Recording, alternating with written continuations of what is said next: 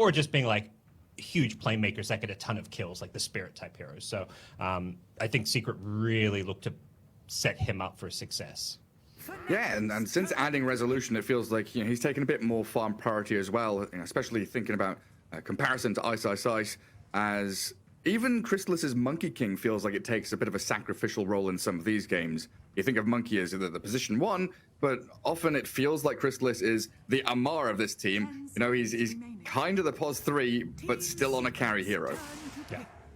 Oh, we're going to get things underway. The draft has begun, so we'll see which of those heroes come out here. We kind of touched a little bit upon the Silencer having been a key hero. I think the other one, when it came to Secret during Lance Chat's qualifiers, we saw them a bit, and Nyx Assassin for Zayas was just, he was so good on this hero, and Secret was so good at playing around the vision he gave and the initiations that he could set up. Yeah, and the Silencer you talked about, first phase priority now, banned out in the first phase there by Fnatic, and Primal Beast, the hero that we've seen so much play through LCQ and into the group stage, and pretty decent flexibility, but I've got to say I've enjoyed it much more from the 2 and 3 roles than anywhere else we've seen. Yeah, I think the core role is where this hero looks best, but the fact it can be played in the support, it adds a little bit of extra value if suddenly you get later on in the draft and something really stands out as like a key hero to win you the game, whether it's a core or your Primal Beast you feel like is being countered and you're like, okay, we need to put this on a support so the impact is minimized. Is this Morphling time for Fnatic? We've seen a lot of these first phase, last pick of the first phase Morphling picks into the triple. Oh, hello. A bump into Zayas? How you doing? Yeah, come around, getting a bit close and comfy there. Zayas, he's in the good spirits. That's a good sign when I see that. Like, he's nice and awake. We saw Nisha there with his hoodie on. He was looking a little sleepy, like he might need a little face wash. But the rest is Secret. They're looking good. And when it comes to one of the players we haven't talked about, Rezo is a TI beast. When it comes to like players who show up and play well at TI, Rezo is one of the first names I think of. This is a guy who I think stood in for Team Empire like many years back, and as a stand-in, he carried Team Empire to top 8 finish. Like, he is with DC, he had a second place runner-up.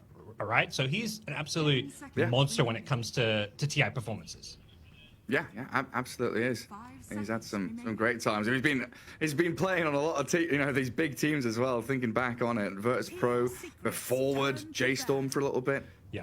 And that's the thing. He's taken a lot of teams that were kind of dark horses or not expected to do well and did well. Like that DC team, a lot of people had like finishing near the bottom. The VGJ team that crushed like their group stage, and then unfortunately Met OG and stuff in the bracket, like they weren't expected to be one of the top teams. So it feels like he's been a part of a lot of these underdog teams who have overperformed when it comes to TI.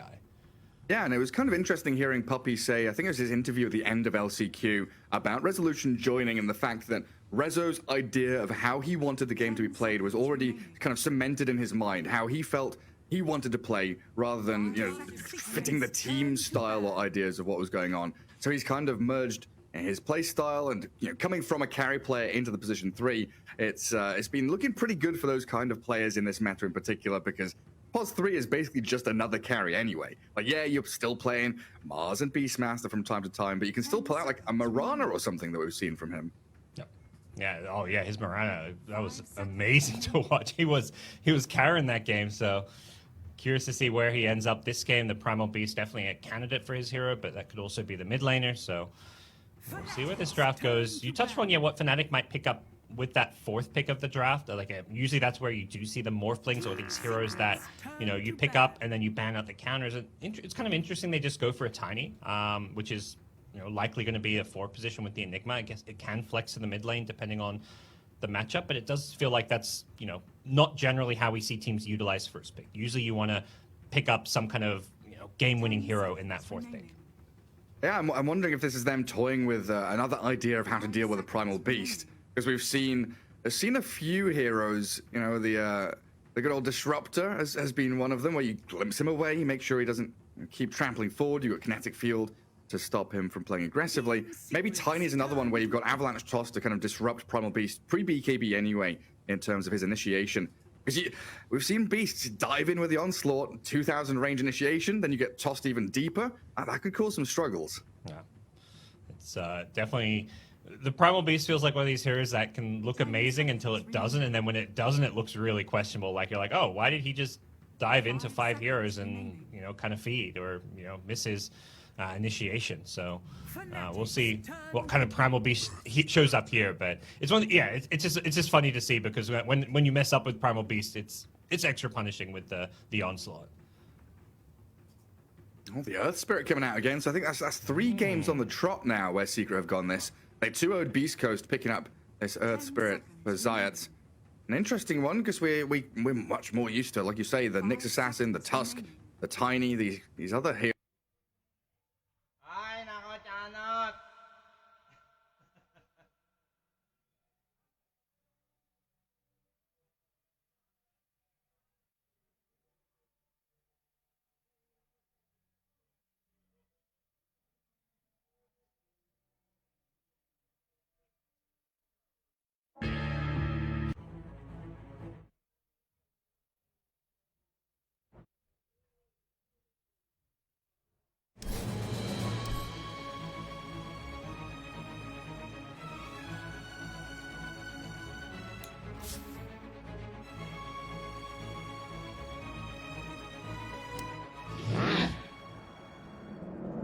Zayat's, he's in the good spirits. That's a good sign when I see that. Like, he's nice and awake. Saw Nisha there with his hoodie on. He was looking a little sleepy, like he might need a little face wash. But the rest is Secret. They're looking good. And when it comes to Secret, one of the players we haven't talked about, Rezo is a TI beast. When it comes to like players who show up and play well at TI, Rezo is one of the first names I think of. This is a guy who I think stood in for Team Empire like many years back, and as a stand-in, he carried Team Empire to top 8 finish. Like, he is with DC, he had a 2nd place runner-up. All right, so he's an absolute monster when it comes to TI performances. Yeah, absolutely is. He's had some great times. He's been playing on a lot of these big teams as well. Thinking back on it, Virtus Pro, Forward, J-Storm for a little bit. Yeah. And that's the thing, he's taken a lot of teams that were kind of dark horses or not expected to do well and did well. Like that DC team, a lot of people had like finishing near the bottom. The VGJ team that crushed like their group stage and then, unfortunately Meadow G and stuff in the bracket, like they weren't expected to be one of the top teams. So it feels like he's been a part of a lot of these underdog teams who have overperformed when it comes to TI. Yeah, and it was kind of interesting hearing Puppy say, I think it was his interview at the end of LCQ, about Resolution joining and the fact that Rezo's idea of how he wanted the game to be played was already kind of cemented in his mind, how he felt he wanted to play rather than fitting the team style or ideas of what was going on. So he's kind of merged his play style and coming from a carry player into the position 3, it's been looking pretty good for those kind of players in this meta in particular, because Pos 3 is basically just another carry anyway. Like, yeah, you're still playing Mars and Beastmaster from time to time, but you can still pull out like a Marana or something that we've seen from him.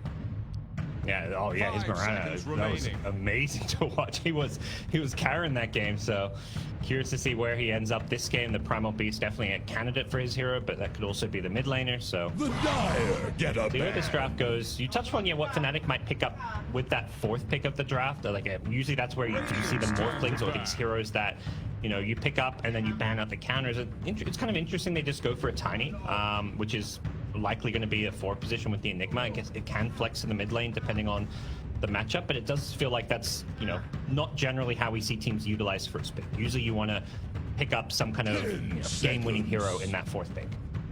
Yeah, I'm wondering if this is them toying with another idea of how to deal with a Primal Beast, because we've seen a few heroes. The good old Disruptor has been one of them, where you glimpse him away, you make sure he doesn't keep trampling forward. You've got Kinetic Field to stop him from playing aggressively. Maybe Tiny's another one where you've got Avalanche Toss to kind of disrupt Primal Beast. Pretty KB anyway in terms of his initiation. We've seen Beasts dive in with the Onslaught, 2,000 range initiation, then you get tossed even deeper, and that could cause some struggles. Yeah. It's definitely, the Primal Beast feels like one of these heroes that can look amazing until it doesn't, and then when it doesn't, it looks really questionable. Like, you're like, oh, why did he just dive into 5 heroes and kind of feed or miss his initiation? So we'll see what kind of Primal Beast he shows up here. But it's just funny to see, because when you mess up with Primal Beast, it's extra punishing with the onslaught. The Earth Spirit coming out again, so I think that's 3 games on the trot now where Secret have gone this. They 2-0'd Beast Coast, picking up this Earth Spirit for Zayat. An interesting one, because we're much more used to, like you say, the Nyx Assassin, the Tusk, the the Tiny, these other heroes that are very adept at kind of rolling into team fights and starting things off.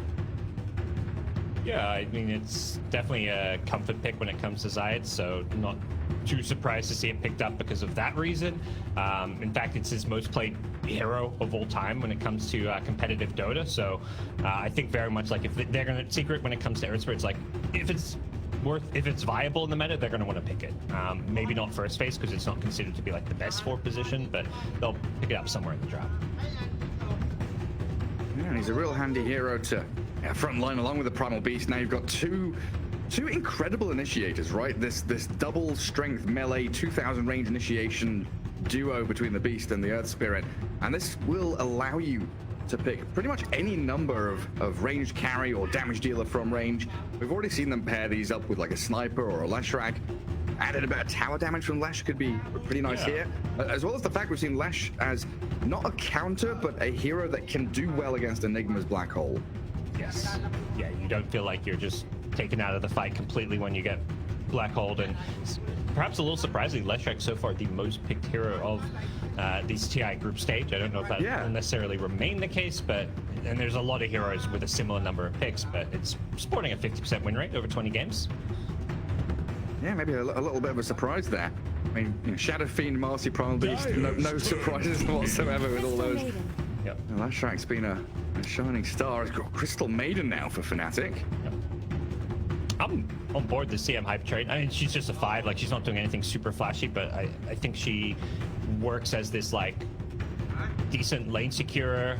Just has kept receiving these little mini buffs over time. She's still squishy, she's still slow, but as far as securing her lane, particularly with carries who have like a lot of kill potential. Like, I want to see CM paired with a kill lane. You don't pick CM to me with like your super hard carries. Like I was about to say, if they pick a TB here, I'm going to look really dumb, but I don't think you want to play your TB type heroes with CM. Yeah, having a Bloodseeker is much nicer. So now you've got Blood right into Frostbite. Lots of abilities there to kind of catch out a Primal Beast or an Earth Spirit and make sure that they're not diving you. And if you're outputting damage onto your opponents, they're going to be a little more tentative with their own aggression and temper that a little bit more. I also like the Maiden just with the aura here with Enigma and Tiny as well. If it is a 4 Tiny, you know, we've seen a lot more of this phase boots build going for phase then into the blink, so having that mana regeneration just running around the map, you know, spamming Eidolons on the Enigma also helps out tremendously from that Maiden's aura. Yeah, a lot of these side lanes are going like casual bassies and stuff, so CM kind of, you know, means maybe you don't need to get that casual bassie. At the same time, I don't know how early this aura comes online. Usually you want to go 1-1-0 first, so the aura doesn't come until level 3 at the earliest. So I feel like in the past CM aura was like super sick and it just got nerfed too much, and it hasn't really been since CM, you know, got dumpstered. All the buffs to make CM relevant again, none of them are really on the aura. The only aura buff CM has gone was like when they increased the effectiveness on yourself with the aura, but like I like the spell as like this team thing. Like I think it was good when the aura like really helped out your whole team. Well, what was it? The aura gave like magic resistance or something a few years back, right? Oh, there was. Well, you used to have the. I don't know. Do you still have the talent where it like has the mana cost reduction talent? I think they got rid of that, right? On the aura. Because it used to be like you'd pick CM with like a Storm or a Tinker, and they had this like mana cost reduction. That was like, but yeah, that's gone now, I think. Yeah, looking at the talents of CM, it's no longer there. Yeah, I mean, for an aura, it's been changed quite a lot over the past couple of years. Yeah. 7.32 self bonus factor increased from 3 to 4.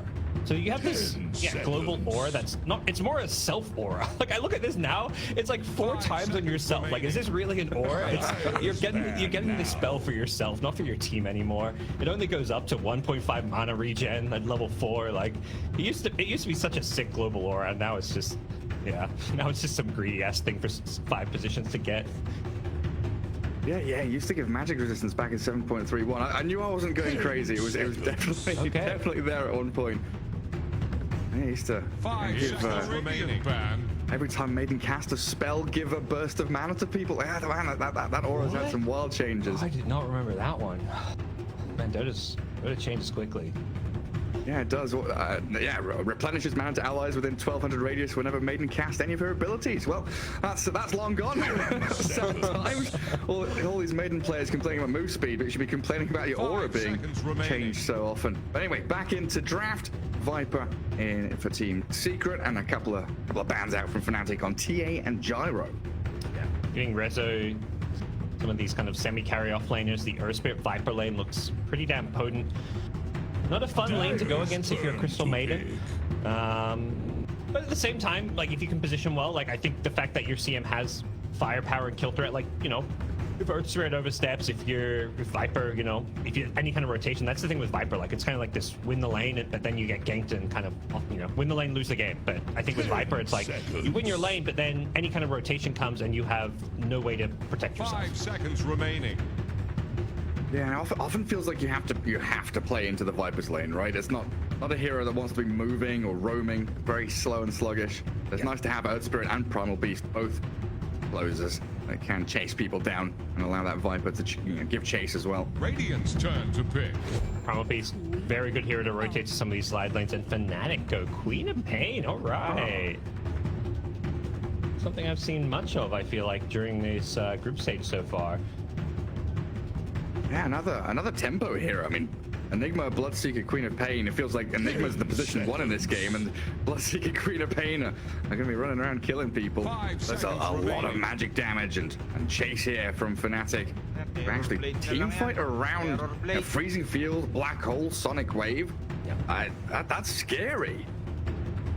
Yeah, I feel like they're going for this very mid-game centric draft. There's no scaling, there's no real late game. I mean, yeah, Enigma is late game, and Quad Bloodseeker, they're at least semi-carries of sorts. But now with this sniper pickup, they don't want to go late game, and Secret have picked this hero that kind of just hurdles it up. And they actually did this before. They're going to do safe lane Viper. We've seen this during the last chance qualifier, where they have like 2 side lane like heroes that are kind of both offlaners, and they put Nisha on this mid carry. So safe lane Viper for Chrysalis. Cool. So that's how they're going to pick up the tempo then and actually try and fight back into Fnatic. I mean, how does Viper do against an Enigma lane though? It's going to be with an Enchantress, I guess. Yeah, I think you kind of win the lane, but it's just annoying because Enigma's just going to keep denying your creeps. Like, I think Enigma has to be pretty careful not to get caught out there, because I think Edge Viper have a ton of kill potential. With that said, it may be Earth Spirit with the Viper. I think the Enchantress going to the offlane with Rezo's Primal Beast maybe makes more sense. It's, you know, let's put range support with the melee, you know, core, and put melee support with the range core. I think doing double range and double melee is just weaker, so we'll see. And I think if you're anything, you want the Earth Spirit playing with Viper, because you feel like that's a lane where there's some serious kill threat, and Earth Spirit maybe brings a bit better initiation compared to the Enchantress. Yeah, and having displacement as well. Yeah, I think you're absolutely right there. Roll in, you kick back, you make sure that whoever's being gone on, if it is that Enigma, gets stuck inside the Nether Toxin or just dragged back into more poison attacks, as game 1 between Secret and Fnatic nearly ready to get underway here. First group stage match of day 2 for TI 2022. We got ourselves prepped for this one. Guards, are you leaning one way or the other? If this was blind and you just saw drafts, which one do you favor? Ignore the team names. Ignore the teams. I would say Secret. I like that. Like, you see the Fnatic draft and think, to me, it doesn't scale that well, and it's like, okay, well, how well can they kind of crush the game and snowball and, you know, take objectives, go high ground? And it's not that well. Like, this sniper pick feels like this pick that gives Secret better late game and a way to go into the lane. So you think the sniper's like a gotcha pick right at the end? Yeah, I think it's, I mean, as far as 10th pick heroes go, it feels perfect. I think often these teams who play with 2nd pick, they get to 10th pick of the draft and are like, oh, there's, you know, we can get this and it's good, but it's not going to win us the game. I feel like Secret have managed to really nail the draft with the sniper. Yeah, it looks incredibly good. And then if you add in team names there, does that just add to Secret's cause? No, I actually think the teams are pretty evenly matched. I'm a big Fnatic believer at this TI. You know, every LAN event Fnatic goes, so I'm a Fnatic believer, and then they kind of disappoint. But, you know, I'm ready to be hurt one more time. They're kind of the Quincy crew of SEA, where, you know, they're consistent, they do so well online, and you get hyped for them at LAN, and then it's like, oh, they didn't actually do that well. But, you know, let's go Fnatic. but yeah, I think team-wise, pretty even. How can you not be hyped with a DJ Tiny? Like, okay, it's not DJ Enigma like we used to see back at, like the middle of major or whatever it was. It's going to be the Jabs Enigma here. But we'll see how they do as Idol game on James, underway. shoutout Fnatic ulit sa'yo. and Lagi Secret ka already nanonood. smoking Thank themselves you. across the map James for these Monteverde. early observer wards. Try and get a bit of intel to start off this game. It's going to be very important for them. I mean, it's also an Armel Queen of Pain. This lad over the past couple of years has absolutely proven that he is a top tier mid, and Queen of Pain has been, one of his signatures for quite some time.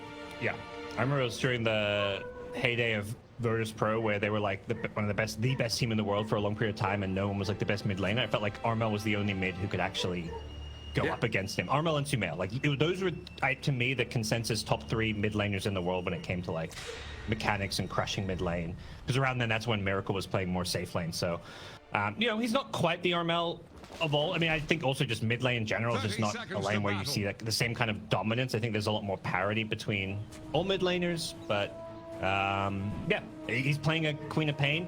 He was hoping, I think, for the Primal Beast mid, which is, I think, largely why they went for the Queen of Pain. And that's the other reason why this sniper is a bit of a gotcha pick, is because Fnatic had this idea where, hey, we get Quap versus melee mid, we crush the lane, we win the game, and all of a sudden you've got Quap versus sniper, which is not as good a lane. And Quap probably kind of loses this matchup. Yeah, especially once we get these Wraith bands going for the sniper, things get very challenging for you. And just thinking back to what you just said, no one, Sumail, Armel, I just couldn't help but think about Storm Spirit and where that hero is at the moment, because all 3 of them back in their heyday were exceptional Storm players from the mid laners, and one of the key elements for them. Don't worry, Storm will make an appearance. EG, let me tell you, they're 6-0. They're one loss away from first picking Storm Spirit for the rest of TI. All it's going to take is one loss, and they're first picking Storm for the rest of the tournament. So Storm will come. We'll see it. Bulba just dumps 1,000 pages of draft notes, and he's like, "This is the only page we need." Panic. Storm Spirit first pick. Yep. EG. Great stuff for them. But right now, Secret and Fnatic. What's Jabs doing? Lane swaps. It looks like. Okay. So you look at Secret. Their cores are kind of chilling in the jungle too. Looks like supports are getting lanes. DJ's like, sweet, I'm a tiny, let's play core now. I'm going to tell you, gods, Jabs is not lane swapping. Jabs is jungling. Oh, level 1 jungle, even better. So hell yes. This is the one thing I've been saying for a while. I'm like, Ice Rogue, please bring back junglers. Level 1, like Chen and Ench, they're no longer jungles. That's like, to me, such a classic quintessential part of Dota history is just having junglers, and Ice Rogue's like, nah, we don't have that anymore. Legion Commander doesn't make a comeback in that arena. No Iron Talon. No Iron Talon, yeah. But I fully agree. I miss the days of Enigma, Chen, and Chantress. Even like, you think back to Puppey. He pioneered a lot of these Storm Spirit or Shadow Demon, smoke jungling, all these little tricks you could do. Jungling was a fun little part of the game. As Crystal is taking a lot of damage down bottom. 3 heroes going to come in. Think about diving. The Crystal Nova slows him down. He pops his stick. 50 HP remaining. Raven giving chase. The wall connects from Zayat. Holding back Raven, but the Blood Right. Crystal is trying to dodge it. Gets to the distance. Turns on the Raven. Blood is there for Zhao. Raven going to get himself away from Puppey. An impetus shot is coming, and a kick from Zayat. Takes down the Bloodseeker in that 1-for-1 trade, and Jabs a little stuck under the tier 1 now. But Zayat's with a missed roll, and Zhao coming back in with a mango to cast some more spells. Might be able to do a bit more damage to Zayat with these Eidolons. Still pumping the right clicks into Puppey, and that Frostbite's there. Hold back the Ench. A close fought battle. Who came out on top? I don't know. It didn't feel great for Fnatic. I mean, they get the first blood, so I think that evens it up a bit, but they committed way too hard, used a ton of regen, missed a few spells along the way, and it just took way more effort than they had hoped for to kill Crystallis there. So I'd say it didn't feel like a good move, but first blood gold just making it a bit more even. So let's just say no one. It was a trade. An even trade. I mean, do we get our lane set up as they want now? No more jungling Enigma? Oh, poor Tiny. DJ's like, man, I was having such a good time. 13 last hits, and now he has to give up his lane for a core. Sad days. So what were they trying to avoid, or who was trying to avoid what? The kickback? Yeah. Zayat. He's level 3 on this Earth Spirit, so he was able to get in on top of the Maiden and unlock this Puppey, the carry Enchantress, playing from this bottom lane. Yeah, I think it's so they really wanted this like I think for Fnatic they want this safe lane Bloodseeker versus the Primal Beast, and Secret are trying to get the Viper versus the Bloodseeker. You can see the lane swap happening now. Chrysalis is walking top to meet the Bloodseeker lane. And that's why you had Enigma wasn't like the plan wasn't to jungle. It was very much just like let's make sure we get the good lane. So I'm going to start in the jungle, and giving Tiny some early farm in CS isn't bad. Like DJ getting a super fast blink or maybe phase boots he's got queued up could really help him get off to a good start. Yeah, sure could. And Crystal is still level 1. He needs a bit more experience here, and DJ gonna spot him, but Resolution nearby, and Zhao coming forward as well. The level 1 Viper gonna get broken, beaten down by Fnatic, and they're gonna go for the Primal Beast as well. Onslaught gives him the distance he needs, though, away from what is now effectively another tri-lane from Fnatic top. I think just making sure Raven has a good time on this Bloodseeker, chasing around some of these easy to kill cores like the Viper. So this is, yeah, he's bottom 2 when it comes to last in CS and bottom 2 net worth. That is sad times. Not ideal for him, but I guess he can look into the mid lane, and Nisha's saying everything's fine. Don't worry, Chrysalis. I'm a sniper. I'm 24 and 12 in this lane 5 minutes in. That's the thing with Secret. We touched on it a bit during the pre-show, is like Chrysalis is not really played as the carry for this team. We've had games where Rezo's playing Mirana and stuff, and more often than not it's Nisha in the mid lane playing these more kind of scaling heroes. So this is kind of, at least on some level, typical for Secret. Oh, Armel back to Fountain, well down at bottom. Jabs, the Centaur stomp here. Gets the Malefice in onto Chrysalis and tries to dip into the trees, but DJ's arrival. They turn back to Puppy, and a 5.5 minute rotation from the mid lane. Now looking for Chrysalis. Bonus kill potentially for Armel, as DJ does have a toss. Looking for the Viper and finds him. Throws him back into the Queen of Pain, and his level 2 Viper, not able to withstand the damage, just stands his ground, accepts his fate. And Fnatic, trailing bot in the trailing top, in the trailing bot again, while top lane, Zhao is all isolated now. Zayas and Resolution pairing up to kill the Crystal Maiden. There's kill after kill in both of these side lanes.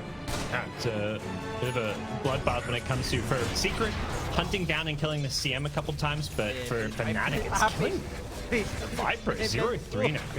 Like you're shutting down an enemy. It just feels like Fnatic are in a much better position because of this exchange. And now they're playing with this Castle bottom.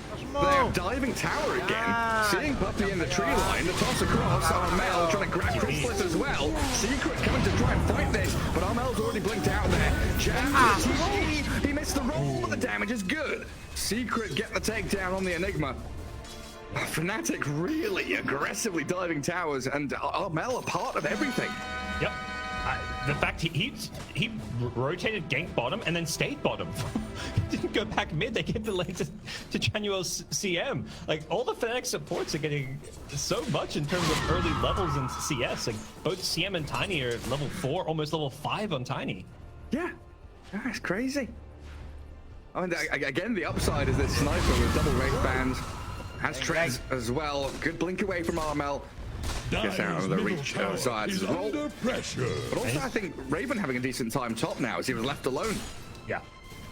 Been given a free farm lane essentially, playing against just the Primal Beast. This is the lane he wanted from the start and why things were so wacky. It's a pretty much a lane where he's going to go uncontested.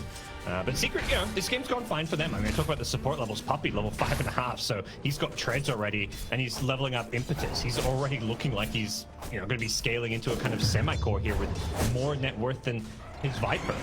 So Puppy, I think, happy to play Dota this way. I mean, what happens to the Viper if he's meant to be win the lane, lose the game? What happens if you lose the lane? Do you win the game? Let's hope so. I support Viper. Yeah, you know, they're losing this lane, but they're not losing all the lanes. I think that's the big thing. Another toss back bottom, though. And once again, it's Armel here, ready to find another kill. He's got Sonic Wave if he needs it. He's going to kill him off. Go on, chuck it at Chrysalis. Does pop his magic wand, but it's not to be. Another death, 4 on the board now for this Viper, as Armel 3-0-1 on the Queen of Pain. And really making things work and leaving that mid lane where he was suffering. And look looking at the mid lane actually. The Rocha comes. Raven hits level 6 and rotates in. Aggressive play on to Nisha. Resolution with the onslaught. Yeah, not enough space for him. We'll get on top of DJ here with a trample, but he's held back by the Malefice. Frostbite now comes, and Resolution's gone too deep. Jabs has the black hole to hold him in place. While Puppy skirting the edges of this fight and trying to chip away at Jabs, but trapped in the Frostbite and dead. The Hellbear though, Tomato comes in and slaps down Jabs at the end. Oh, yeah. Secret losing 3 though. Great fight, the high ground black hole, and Puppy a little unlucky. He actually had an impetus miss from the low ground, or that would have been a much quicker and easier kill on the Enigma. But that's partly why Jabs was playing on that high ground, and as a result, yeah, massive fight. They do that without the Queen of Pain, who's kind of been their big rotating playmaker. We'll see it all again here. Just a great rotation, great use of this early rupture, knowing that there's no way for Sniper to TP out with the CM there. Yeah, that pushes Raven now right up at the top of the net worth. 4,200 for him. Sniper was looking like he'd be the king of this game, but getting taken down a notch there. As Diamond's middle tower is under really kicking it into 5th gear, breaking down his... There wasn't really a laning stage, was there, guys? They broke down the lane stage. Yeah, mid gonna get picked off with a nice rotation from Zayat, but yeah, this has just felt like constant action and movement all around these different lanes.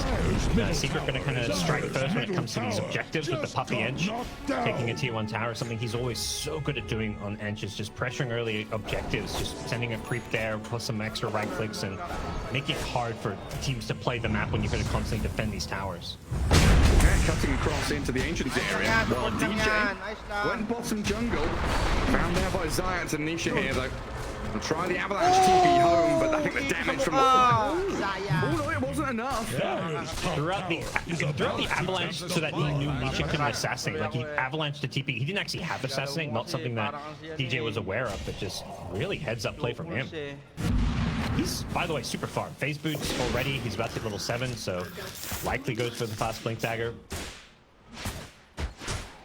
You're gonna have some incredible item timings on some of these heroes. There is DJ. I mean, yeah, look at that slow motion replay. 18 HP. Not too sure, but they're rolling into mid. Onslaught and trample on the Queen of Pain, who is silenced. The Sonic Wave to push and kill Resolution, while the Rupture on Zayat allows Raven to get the bonus kill. Another 2 down on the side of Secret. And it's Fnatic defending their mid lane and rallying around Raven to fight back.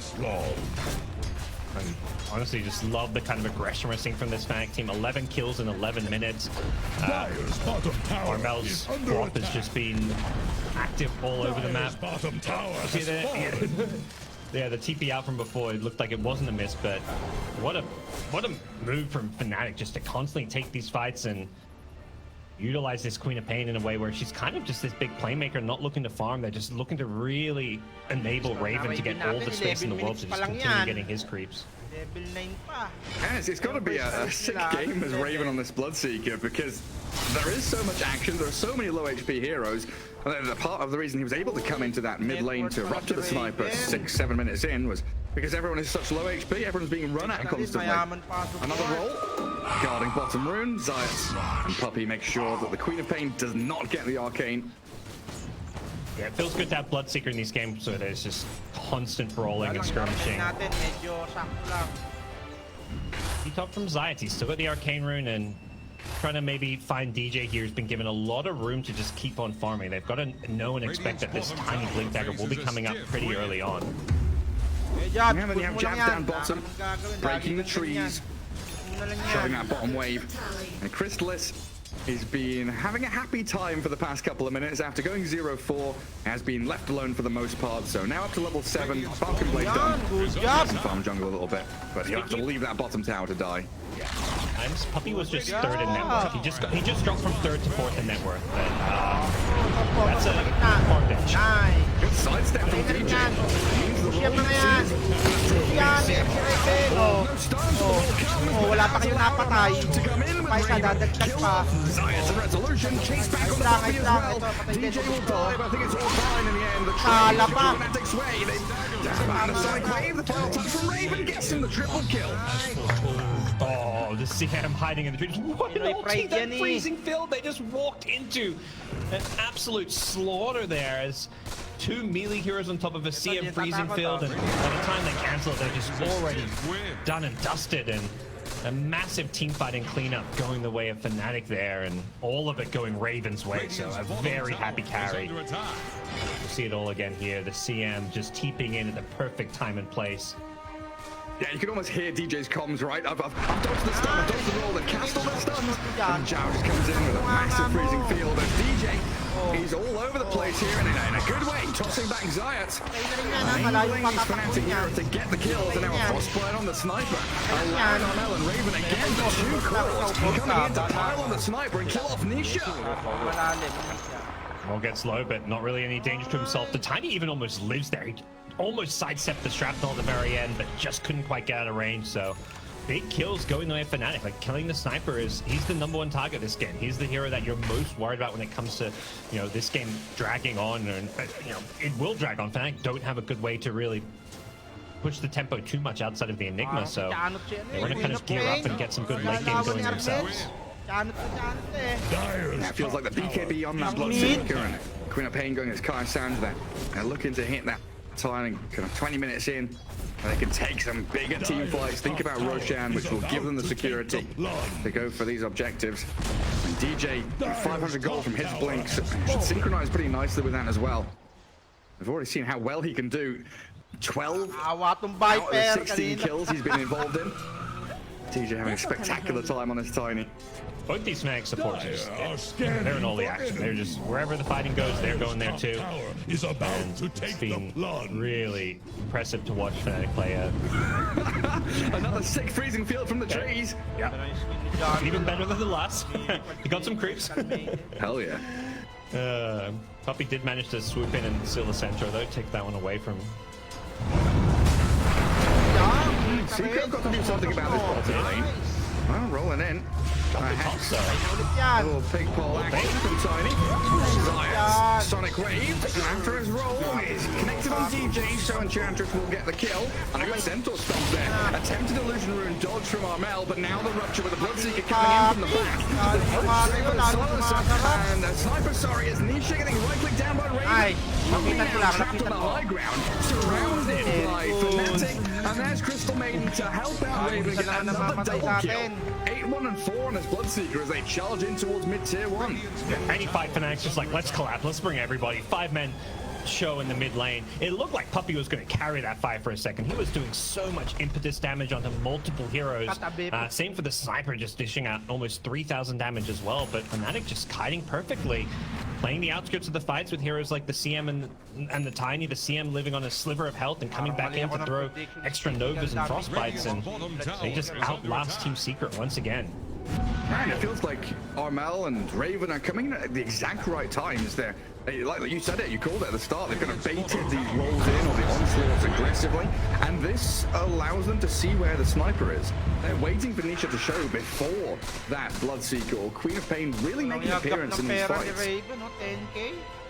Take these 5v4s any day of the week, and 19 kills to 9. This game's still far from over. I kind of touched upon like the general strategy for Secret, which I don't think has really been what they've actually done. Is, you know, if this game goes long enough, they've got Sniper. They should outscale, they should outcarry, and picking Sniper to guarantee it goes late game. So if this game kind of slows down, and as long as Secret aren't too far behind, I think particularly you're going to compare the Sniper's net worth to the Bloodseekers, which right now is maybe not a pretty sight.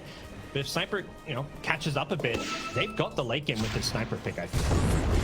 Yeah, we've seen time and time again, all it takes is one team fight, one, you know, sloppy mistake or execution error, and all of a sudden that 3K gap becomes nothing.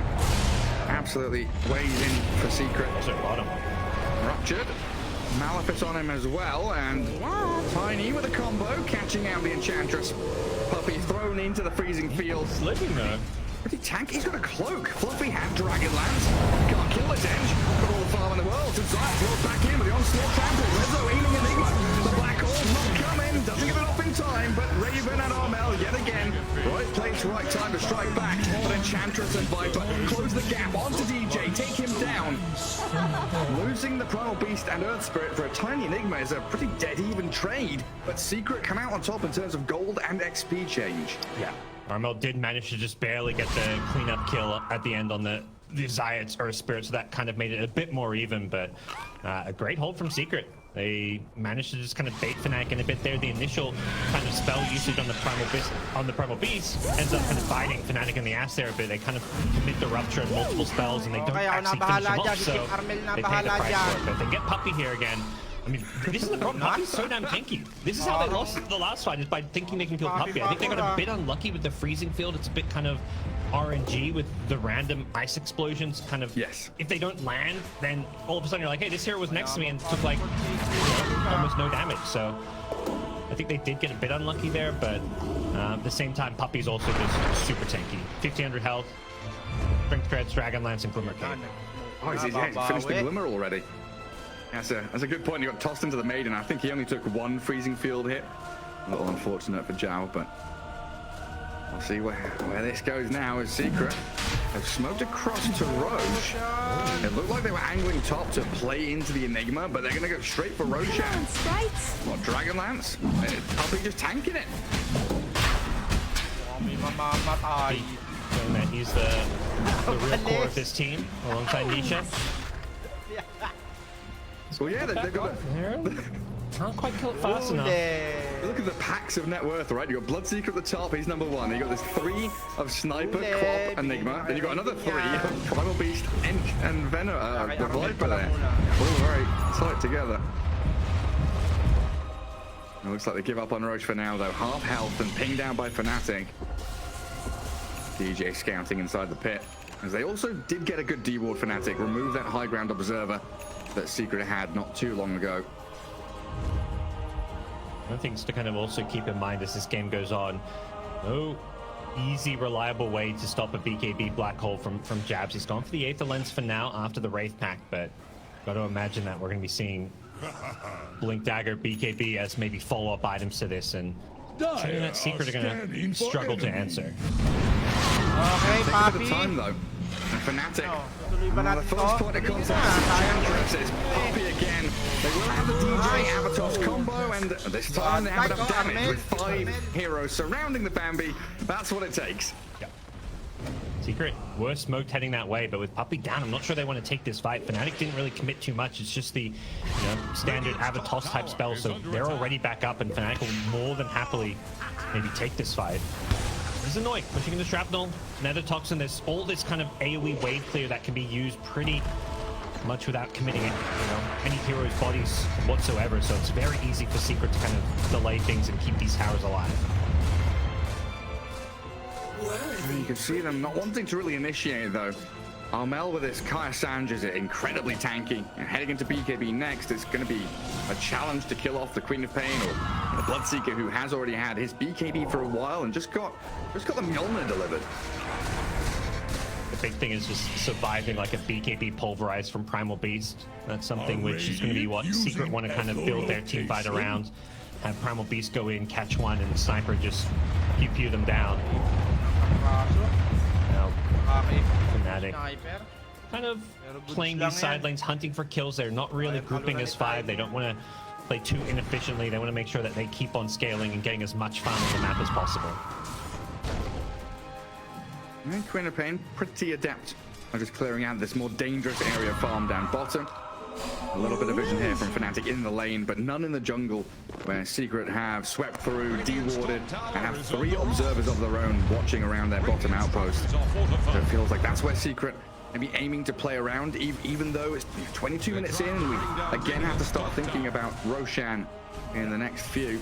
Fnatic right now are just playing the map really well. They have like multiple heroes, 2 heroes mid, 2 heroes bottom, and then they had like Enigma solo pushing top with Eidolon, so you're not really Enigma's alone, but isn't showing. It's just the Eidolons pushing this lane, and also he's microing them. He sent one to scout Roshan to make sure that Secret's not in the Roshan pit. So just honestly very great micro and kind of map awareness coming in from Jabs. Yeah, controlling multiple zones on the map at the same time. Fnatic are going to bring numbers top though. TPing DJ. They know he's up here alone. It's very frustrating to play against this Enigma who just like solo pushes a lane. They know he's nearby. They'll see the aura on the Eidolon if they clicked it. They were pinning it, and there's the roll onslaught in. The rest of Fnatic were heading into the triangle. So Jab's dead top. This might be a good spot here for Fnatic if they hold this high ground plateau and Secret come back up towards them. They've got so much damage to throw in. No Secret vision in this area. I think Secret know where Fnatic are, and they may just get jumped in the rotation, but there is a buyback on Enigma too. The TP to the outpost here. Tiny Tree Ball, they kind of revealed their position here, but at the same time, they've scouted out Team Secret. Dire's top. And now Secret a little afraid. He's charging it with the buyback. He knows how tanky he is, but there's a lot of damage from Fnatic. Not enough to finish him off though. Bobby's still alive. The Sonic Wave required. And Fnatic, yes, they get the kill on the edge. They lose their maiden and now they're on the run. The roll in from Zayat, finding the Queen of Pain. And Secret, they defend their half of the map. That was so cool from Puppy. He's absolute Chad mode, just chucks his heal on and runs up blindly onto a high ground. I thought he had buyback. He was 30 gold short. So even willing to make that play with no buyback, because he's like, okay, it's a 5v4. We have no vision. I'm going to go give vision and set up my team to, you know, basically win this fight. Even though he throws away his own life there, he's the reason that Fnatic are able to, are getting caught out there and losing the Queen of Pain. Nisha, how much gold did Nisha just get? 1,000? That Queen of Pain had a massive streak. Oh my. Yeah. That was a Beyond Godlike streak. Okay. Yeah, Queen of Pain unkilled until that moment. She got BKB combined after she died, so, you know, back in Fountain, finished the item. Maybe a bit of unfortunate timing there for Fnatic if they'd been able to get that to her before the fight happened. Maybe a different outcome. Secret starting to feel themselves again around this Roche. And they know they can head into the pit once more, force Fnatic to fight around it. Don't think Fnatic have any smokes left though. They're just walking on over. Neither support with a smoke in hand, and just gotta charge in at some point and maybe send some Eidolons out for vision, but Jabs isn't quite there yet. Push is incredibly low. Too late, yeah.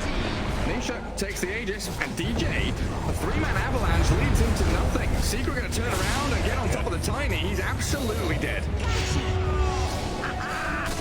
Raven tried to get a toss back. Raven just has to BKB TP. He has to. Didn't want to. Needs must though. That's a bit of a tragedy for Fnatic. Can't contest Roche, waste the BKB, lose the Tiny. And now Secret with all the space in the world. You see how forward the Zayas and Puppy get to play now. D-Ward, take control of the map. Super heads up play from Secret to force that Roche in. Yeah. He's everywhere. He's not done. He's Found it. Hey, lands the second. And the rest of Secret, they are coming slowly but surely, trying to build on forward to connect in with this. As Jabs, he's solo Black's holding that. Calls the Earth Spirit, but that's just not worth it whatsoever. Queen of Pain's gonna Sonic Wave, but again, Zayat is not dead. Earn charges, heals from Ench, Glimmer Cape, and Holy Locket from Puppy. Tons of heals and sustain from Secret. Keep them alive. Yeah, and for Fnatic, you're thinking, oh crap, we have no ult. Radiant's bottom tower is under attack. Invisibility.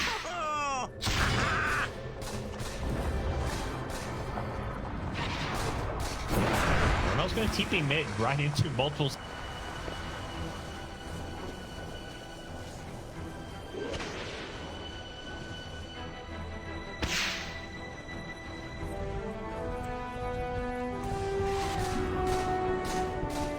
Earlier on, Zayat, similar story.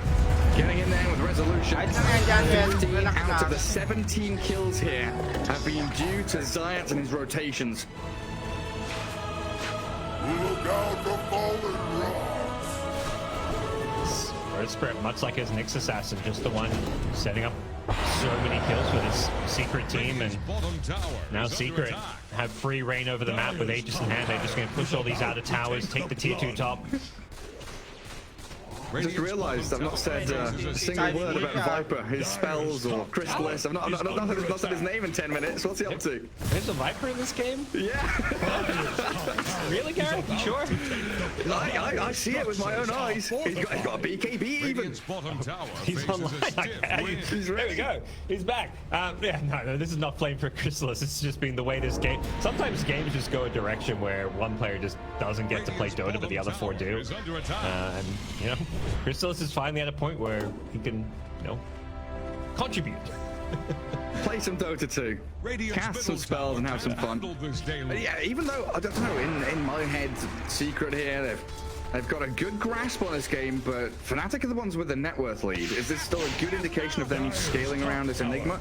Or do you think the fact that Sniper is so big now that secret looking good? Yeah, from my perspective, they're definitely at a disadvantage, like just going into late game. I think the Sniper does well against Enigma, even though they don't have a reliable answer to the BKB Black Hole. I think it's just very hard to ever get Black Hole on Sniper because of his range. So, and if you Black Hole someone else, Sniper is just going to Mask Command just right click you down, and Enigma's going to basically die during the Black Hole. So, I do feel like the Sniper is kind of the X factor of this game. But Blink Bloodseeker, he's itemizing on top of Sniper. They do have, you know, they're trying to find ways to deal with Sniper and get on top of him. It's just, it's hard. Like, Secret have, to me, a 60-40 edge. Okay. And they've even got Tiny building into Aghanim Scepter. DJ looking to scale hardcore.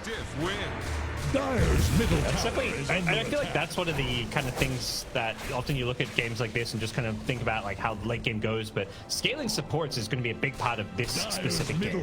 Edge has almost 10k net worth. The Tiny you mentioned almost has an Ag Scepter, sitting on 7.5k net worth. We're only 30 minutes in, so super rich supports are going to be impacting this game way more than they normally would in terms of actually being carries as well. Yeah, absolutely. Fnatic, just keeping that bottom lane pushed in for now. Try and contend with that mid-wave push with Queen of Pain just blinking and screaming. Well, this is absolutely secret, planting themselves in the top third of the map, making sure to cut out mid and top waves, using the remaining seconds of this Aegis just to try and outfarm their opponents across multiple lanes. Whereas Fnatic kind of heavily grouped in that bottom jungle, getting what they can. And now TPing back. There's a long lane to shove out here, down bottom. Yeah, I think for Fnatic, this is kind of what you wanted, just to not have too much action during the Aegis timer. They didn't really want to fight into it. Not to mention, as earlier, their cooldowns, they were missing their Black Hole and things, and they're probably thinking like, let's try and play around our, like some of these late game timings, to blink Black Hole a bit more now. Up until now, they've not really been trying to play around Black Hole, but I think it's time that they start thinking of it as more as their kind of win condition. Huli ka, Balbon! Wala ka ng AD! On the ward, on the outpost. Destroyed. No one from Secret anywhere nearby to help him. And Zayas with Chrysalis, they've got to smoke and try and run away. I mean, they saw him on the ward, but also he just kind of solo tries to take an outpost. That was Very risky. another Black Hole for Viper. Thinking about it. Might have to with a BKB up. Raven, DG to come back in. They've got the right clicks and a Sonic Wave to secure it. He went for a BKB TP. I guess they Black Hole there, but because I think Viper, knowing that, doesn't want to go for a BKB TP. Probably worth it just to force Black Hole out. But either way, Fnatic find 2 back-to-back core kills. And that's a really nice find. Like showing, I mean, I don't think that's really showing they have an answer to Sniper. I think that's just like a great smoke move from them where they catch him out. But I'm curious to see how things go from here for Fnatic. Yeah, I'm curious. Did you see if Puppey had the gem before they swept through bottom jungle, or has he just picked it up now? I don't know. Yeah, it felt like maybe they could have de-warded their jungle before, because there was a pack of 3 in like the bottom right corner, whereas Sniper was at the outpost. And maybe that Observer ward's gonna get cleared out now by Puppey's Enchantress, I'd assume. Both teams probably start looking to set up around this Roshan pit. Radiant Sentries have already de-warded most of the area. Both teams know Roshan is going to be the next key objective for this game. Yeah, and BKB not far away from Enigma. Very curious to see what that timer on Roche is and whether or not Jabs has the time he needs to finish off that key item you were mentioning. There's no way to cancel the big Black Hole with a BKB up for him. Getting closer and closer to it. Such a nuisance. Yeah. Eidolon's the ghost push, the Phantom push, whatever it is, just shoving wave and Enigma hiding in the trees. Secret paying it no mind though, playing top. It just doesn't feel like, okay, they'll TP someone back now to push the lane, but it's definitely not worth like trying to hunt the Enigma. I mean, they made it work once in the top lane, but that's because it was in the top lane in an area of the map they want to play in. If Secret don't want to come down bottom, but with multiple heroes when Roche is respawning soon, you kind of just have to let Jabs keep on solo pushing this lane because you're just wasting time. And there's a chance, hey, he's positioned on a ward, he pops your smoke, blinks away, and gets out. So if you send multiple heroes bottom and don't kill him, you're wasting so much time. Labang naman tayo. There we have it. Puppy gets the observer ward at long last, while Zayat's deep behind enemy lines, TP's back to rejoin his team. Enigma has BKB, so Fnatic are well set up for this next Roshan in a minute's time. Zhao buying a smoke. That's what's going to give them the edge. Raven. Sorry, Armel. He's got fnatic.armel.raven. So I look at the Queen of Pain. I was like, yeah, Raven. Nope. Nope, that's Armel. Yeah. He's got a DD rune, but that will unfortunately likely expire before the Roshan fight really begins. Touch upon Rezo, his TI performances. Raven's been another guy who's gone beast mode at multiple TIs.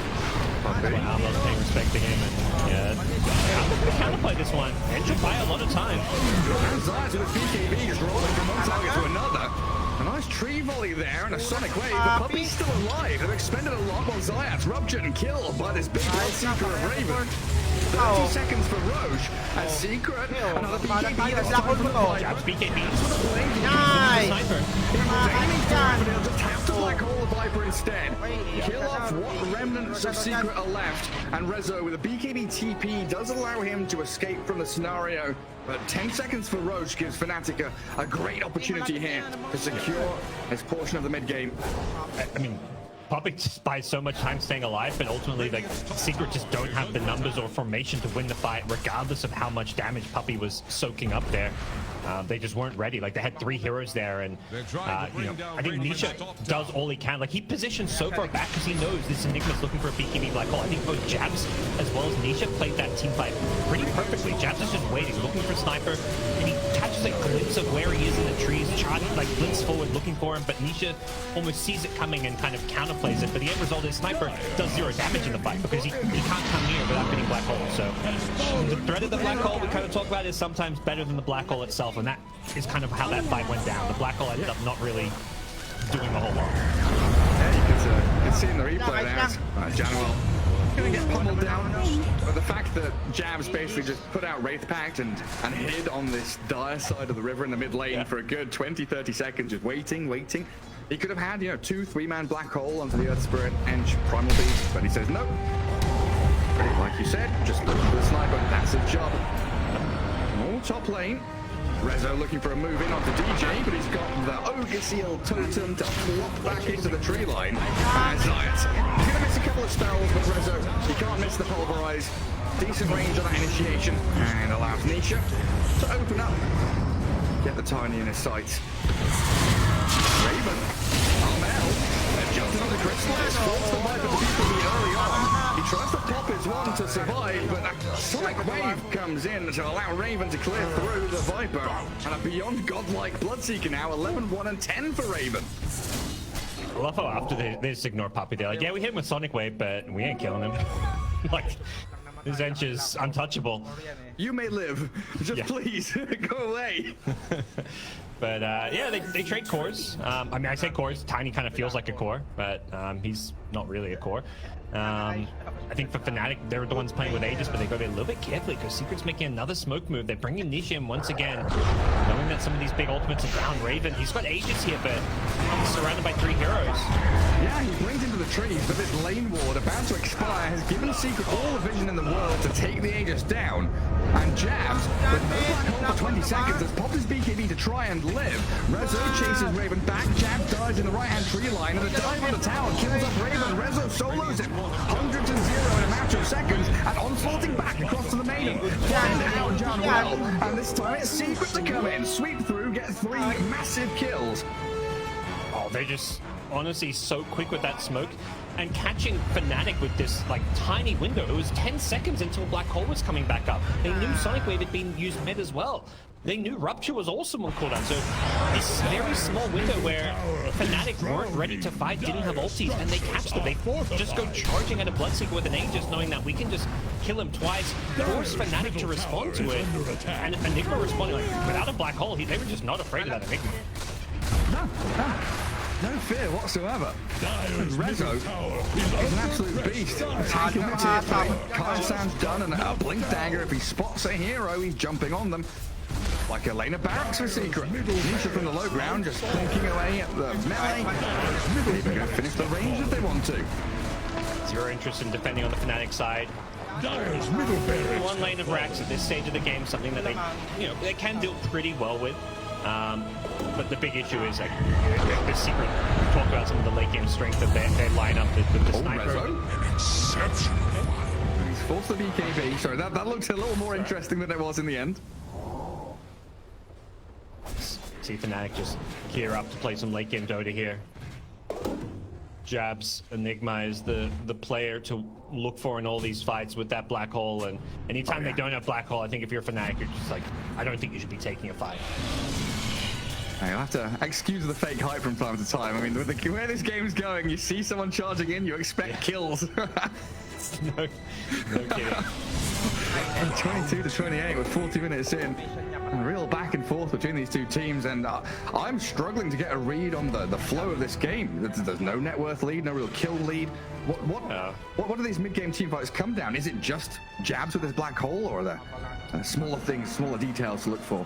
I think it's this, there's this little battle going on between Jabs and Nisha, where Nisha just has to play really far back and hide from the Enigma.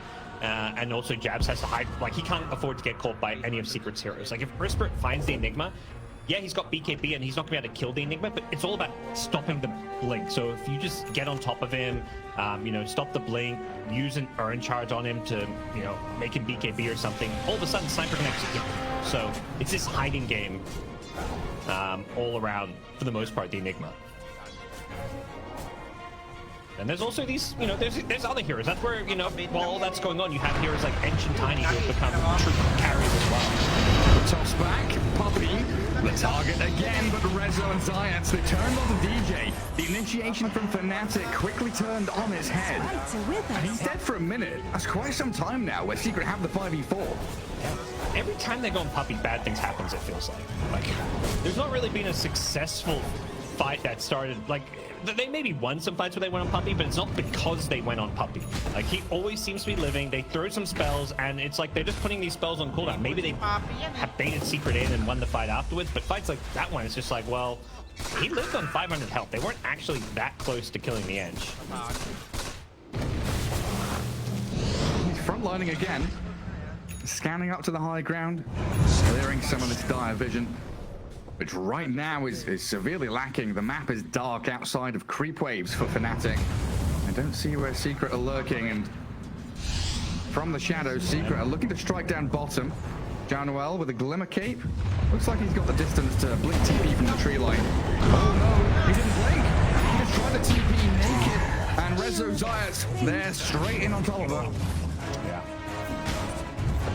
He thought he had a nice little hiding spot, but it's like a pretty common hiding spot. And Earthspirit knew when he rolled to the right, he didn't find him, so he kind of knew the only way he could have gone is into those trees. So definitely a scenario where, like you say, should have blinked, but pays the price. Fnatic only a CM kill, but does mean every time like a kill happens, it feels like they're giving up ground on the map, and Secret are just pushing forward, taking more farm and taking control of key areas where Fnatic want to be farming.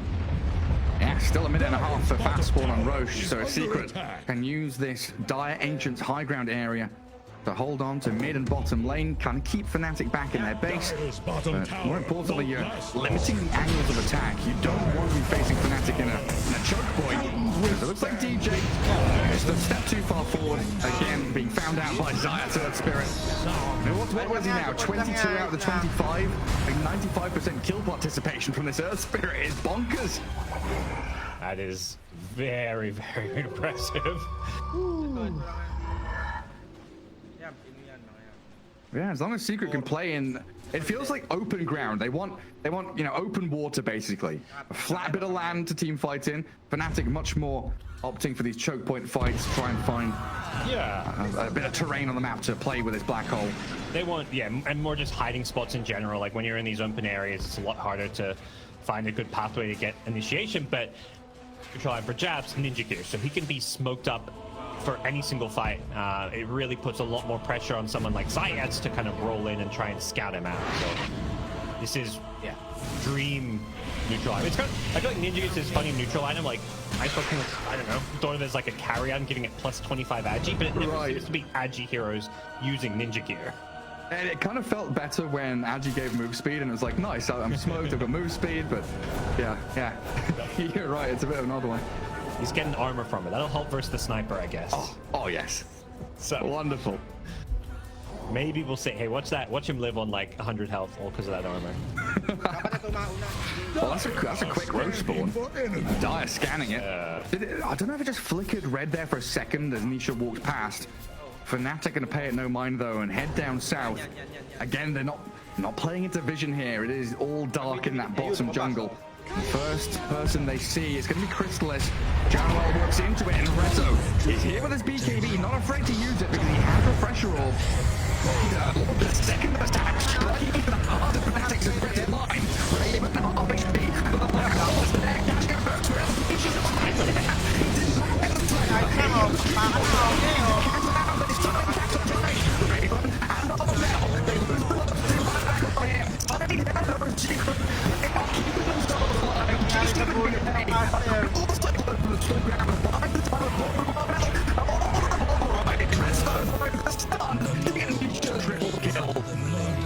The spell prism, the 21-second cooldown pulverize with a refresher orb as well, the third pulverize of the fight, and a fight again comes down so much to can you catch this sniper in black hole, and Nisha's positioning was just out of range. He just stood his ground.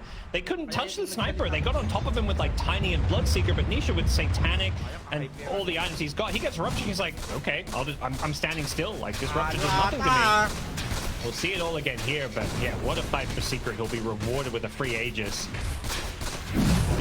It starts badly, losing the CM, and Rezo is having these free initiations. The refresher orb being such a key timing for him and Team Secret. Finds a haste rune as well in the middle of the team fight. I see that jabs. This sniper just never gets below half health. Just stands his ground, the auto turret, whacking away at people. Now we have it, Aegis for Nisha, Cheese for Crystallis, and Fnatic, well, they spent a couple of buybacks for that. Raven probably the most important one. So losing out on his timing for that Lincoln Sphere, delaying his item progression. The scarier thing is you're losing your buildings very quickly. Puppy, he's tanking up on the front lines, high ground shove, Nisha in behind him. And Fnatic without Black Hole don't have a great way to make a jump here. They need refresh on this Enigma. He's got the double perseverance, still doesn't quite have it. He's ignoring buyback as he should. 40 seconds until Black Hole. I think you just give up lanes of Rax. You want double Black Hole for the fight. I feel like he needs to use his Ninja Gear to like smoke around from behind, even if he does so solo, and it's super risky. Like you run into heroes, you may just die in feed, but you're now down 4 racks in this kind of desperation place. I think Jabs just needs to take some chances when it comes to trying to catch this sniper on the back lines. Drastic measures needed, especially if Nisha gets his hand on this DD rune that spawned down bottom. Zayats looks like he's going to scout it out in a sec. No, I don't see it. Secret opting to just keep on pushing out these waves, keep Fnatic hemmed back in their base. I mean, Rezo now with Refresher Shard and Refresher Orb, multiple BKBs, so many forms of initiation. He has been a nuisance this game. Yep, it's a farmed up Primal Beast, level 27 as well, so pulverized piercing magic immunity just making his game easier. Everyone's buying Refresher Orbs. Bloodseeker's got one. You mentioned the Enigma, very close to his, can now buy the recipe. All the nerfs in the world in this item still is the item that like Game Dota has played around. You know, it's nice that the item isn't quite what it used to be and has that big mana cost and all that, but see, if these refreshers are going to be what takes Secret over the finish line with the Primal Beast, or if Enigma finds a way to get off these double black holes. But just look at the chat wheels there, the pings, right? It's exactly what you've been talking about. DJ saying, hey, Spirit's missing, look out for Syats, watch out for him. Secret thinking about the Enigma. Yeah, Enigma's missing, be careful. And I just feel like seeing where Jabs is positioned now, like just sitting behind this tower smoked up, it's kind of like a predictable place to be. I mean, at the same time, Secret out pushing high ground, but I think when a fight's happening, he needs to be like looping around to the left, he needs to find some kind of entry pathway that's just a little bit unorthodox, because right now it just feels like everything he's doing is a bit too telegraphed. Yeah, it kind of feels like with no buyback on Enigma or the Bloodseeker, that it's down to Armel to kind of blink in, you know, overzealously almost. Yeah. Play hyper aggressive, then use his buyback as that kind of dogpile mechanism where Secret have jumped the quap and open up a black hole opportunity for Jabs. Yeah, I love that idea. I think that's baiting with buybacks is so crucial for late game Dota, and I think Armel, yeah, definitely the perfect hero to do it with. I guess Bloodseeker, once his buybacks back up, can kind of do the same, but Pop just feels like a more natural hero to kind of charge forward. It's the big problem is you just get pulverized by this Primal Beast, and you don't really have the most reliable of saves against that. The Tiny, he went straight on in towards Lucia, but he's just being annihilated. Has buyback on the Tiny, and he's going to have to spend it. This final lane of Barracks Secret, they're chipping away at him. And a move has to be made. Armel makes the jump, gets back to high ground. They're trying to bait Secret a little bit deeper here before making the jump. Fnatic just want to tick away at this Aegis, killing the sniper twice, getting double black hole. This is so hard to do,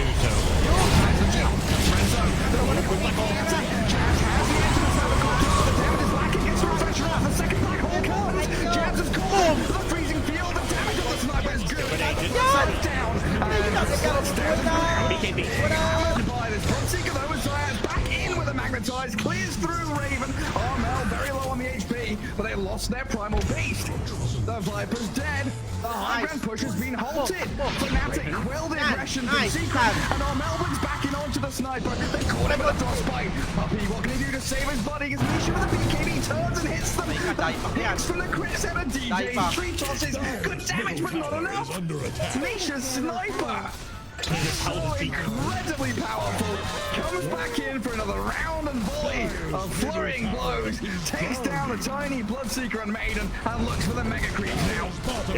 Honestly, I spent that entire fight just watching what Nisha did, and he just single-handedly plays that team fight perfect. The fact they have to double black hole just to kill him once wins Secret the fight and the game. He comes back, blinks immediately away, and just repositions. Doesn't rush his BKB to get rid of Frostbite or anything, just positions and just keeps right clicking. And there's no answer from Fnatic if they can't get on top of this sniper. He's just outranging everybody, and 4 dead, GG comes out.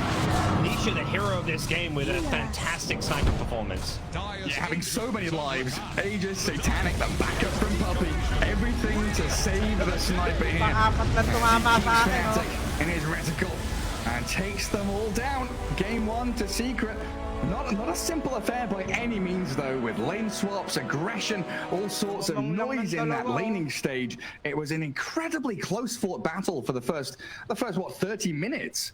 Yeah, this was a... Prediction.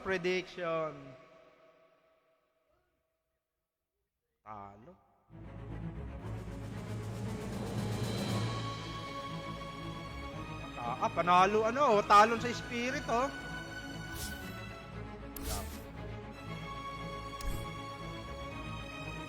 Panoorin nga natin tong Aster.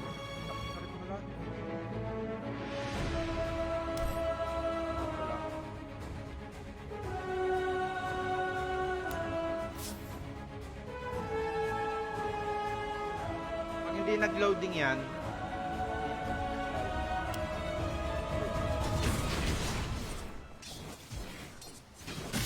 panalo Aster.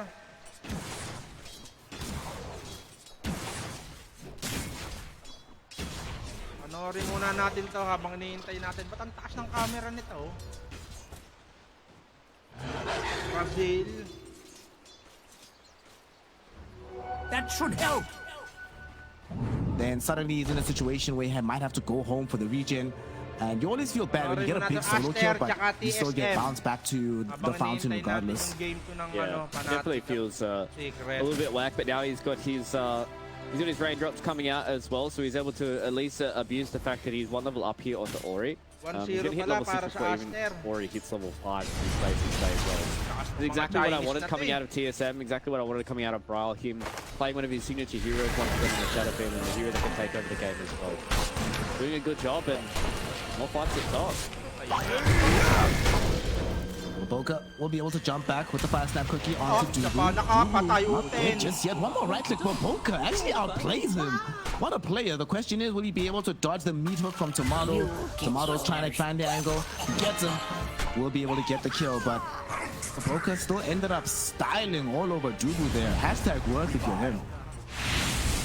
Yeah, feels good to be able to get that little bit extra kill, and you're going to see like how much more aggressive that a lot of these lanes are being, and I think TSM understood that they really couldn't get any counter punches back in that previous game, and now this time around, relatively similar lanes coming in from Team Ass. They've got very, very aggressive lanes. They got the stun. Fire snap cookie threw out onto Brile, but because Dubu is here, they don't really want to jump him, and already just run out of mana. Couldn't keep the chase going. You were mentioning earlier that Brile has the level advantage, and it actually came out here because he doesn't have the extra point into 6, so for the Pulse Nova, they didn't have the magic damage, so they're forced to let him go. But they almost threatened him. They brought him down to half HP. That's just a, hey man, just remember, you know, you're styling right now, but things can turn in a hurry.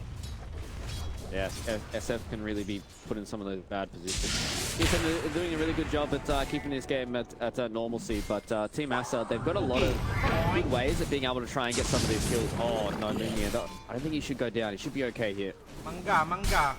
Work is fast.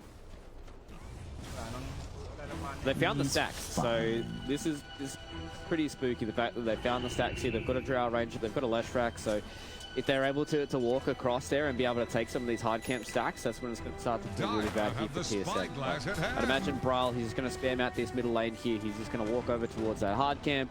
He'll hit the double raise, and then he'll walk in and be able to attack them down. He's going to be a pretty happy little boy. He's going to be pretty happy and healthy with the way that this game is going, albeit he's not at the top of the net worth right now. And he's taken up by Monet as well as Tomato, just slightly behind the Drow Ranger. But he's definitely feeling good with how this game is going, and I think that's the big thing for TSM. There's still a lot of Dota we've played in this group stages here, Sniffer, and if they get a little bit of extra confidence back in their heroes and some of the styles and identities that they want to play for the rest of the group stage, they can start to turn around some of their favor. You know, being at, they end this at 3-3, it's not the worst. They could be 0-6, but, you know, they're definitely starting to figure out the way that this is starting to work for them. And the point of group stages, right? Trying to figure out where everyone sits, where everyone wants to play Dota, and who has the better ideas. Remembering that Dota is a marathon at TI rather than a sprint. Taking your time, trying to ensure that you put yourself in the best possible position to end up winning the whole tournament. In the last, since TI 6, only 2 teams have won from the upper bracket. So that should tell us a lot about the fact that it's not just about winning extremely quickly and being dominant early on. It's about peaking at the right time. Right now, TSM still trying to make sure that they are able to peak. Down bottom, we might lose Saberlight. He's taking quite a bit of damage from the Frost Arrows. Got stunned up, but Moon Meander yet again on hand with the telekinesis to ensure that Saberlight does not get completely killed. But he's certainly being bullied, and he might have to go all the way back to base. He's really struggling in this game here, Saberlight. Not that much net worth to his name, the lowest of all the cores. Still not that close to what is that? Poker! What? Damn, I'd be very upset if I got hooked like that. All right, Tomato's out here, man. That was a sick hook. That was a nice little read that came in there from Tomato. They knew that the broker was up on the high ground there because Brile did hit him, but a nice little shot there coming in from Tomato, and getting the kill there on a Berserker is big for them because we can see now that he's falling back into the jungle. Massive stacks coming out here from Mr. Dubu. And this is what I love I love watching about with TSM is Dubu is one of those very traditional position 5 players, right? Like he's not one of these players that likes playing the groovy 5s and doing all this stuff. He's more than happy to play for the team. Thought there was going to be a fight towards bottom, but Dubu being these classic position 5s is always nice to see, and that's why I think, you know, TSM can play this game. Well, the fight is coming bottom here, Fluke, but it's coming in the form of Ori, who made a big rotation. But Boca is not scouted out just yet. He would like the fire snap cookie. Find Ori with the Browse here as well. Brown gets off the Requiem, but unfortunately, with this 4-hero Requiem, can they get the follow-up kills? They've only gotten the 1 out of Ori, but that was wonderful. Bryle. Oh, we need to see that again. We need to see that again. How much damage did he do there? 1,500 damage coming in. Nicely done with the Invis rune. Just sets up perfectly. Oh, that was lovely. And that was also going to punish the first big rotation coming out of Ori. He was already falling behind the SF. That's going to put the SF even further ahead than the Lash. Yeah, they set up nicely with that Invis rune. They wanted to see if they can get the kill there onto Monet, but as soon as we see this fight going in, Saberlight is pretty tanky. Comes in with a big old Requiem, hits onto 4 of these heroes. Bra would have loved to have been able to get the second kill hero in a Siamese cat, but he had a big old wand, so a little bit hard for him to get that extra bit of damage going through once you've already used that triple raise. And doing a good job here, TSM. 10 minutes in. Relatively even on the net worth as well. They haven't lost all of their tier 1 towers just yet. They're starting to get towards their own arms. Tomato has now set up for his Aghanim Setsu that's going to be able to come through as well. Last time we saw Tomato play this fight, he went for a very early Crimson Tide, I believe it was. And just tried to play this very kind of tanky Pudge, but now he's getting to the point where he wants to play the carry kind of Pudge, where you go for that Aghanim Setsu and just be this annoying damage dealer inside of the game, and Bryle's starting to hit his stride as well. Very close towards that Dragonlance. Supports here for TSM are also just finally starting to get their levels, and that's kind of the one positive for playing Rubik and Ancient Apparition. Neither of these two heroes really care all too much about getting items, and they're able to get this initiation and get this rolling. Get very, very close to level 60 onto Saberlight, so as soon as they have that roar, could be a kill here on that. Might actually try for the easier one onto Siamese Cat, yeah. Funnily enough, Dubu has level 6 before Saberlight does, and they will commit the ultimate with the Ice Blast. Be able to bring down the Sven. They brought Bryle over down to this bottom lane as well, so they're going to try and make this push happen at the same time as Ori is moving top with the Diabolic Edict. So the usual maneuver around this point in the game, swapping sides, trying to push. But down bottom, looks like they want to defend here for Team Master. XXX comes in. Brewmaster split is on. He really wants to try and find this counter initiation. Beautiful gust onto 2 heroes. The more these kids just follow up onto Bryle, he will end up dead though. Unfortunately for him, Cyclone was up onto Saberlight. He comes down, gets rid of the primal roar, but unfortunately it's not going to be good enough to save him. Loses his life too. The final Cyclone was committed onto the Rubik. Can they catch up to Moon Meander in time? Boca has 5-snap cookie in 10 seconds and Scatter Blast for the slow in 1. But Moon Meander stole the cookie. He gets himself deep behind the tier 1 tower. Let's get slowed down by XXX. Between the Thunderclap and some right clicks, Moon Meander should end up falling. So 3 heroes get taken down bottom. They don't get the tier 1 tower. Ori does get punished in the top lane because TSM notes that, well, he's actually all alone. He can't make that jump onto him, so Tomato hooks him, does bring him down solo. Nonetheless, though, T-Aster overall happy with this map trade. They get 3 and a tier 1 tower in this bottom lane. Yeah, they're definitely happy with how that trade did go, and I was wondering whether or not we're going to see TSM or Aster make the first defense for these tier 1 towers, and it looks like Aster, they were more than happy for them to try and split. Couldn't withstand now Aster taking control of the map once again.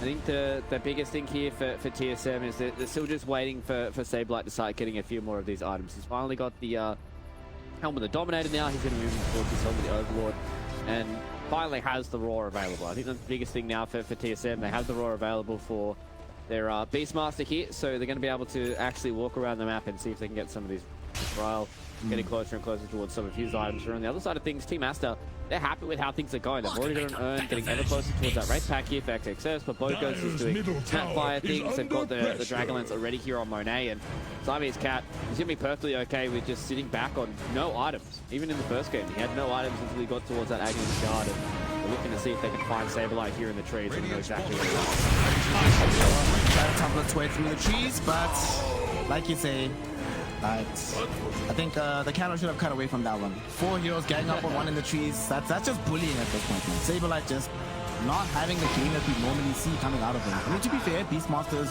have a tendency to just lose their lanes and then have to recover deeper into the game in the jungle, but the way Team Master are playing, looks like they want to deny him every opportunity to do that.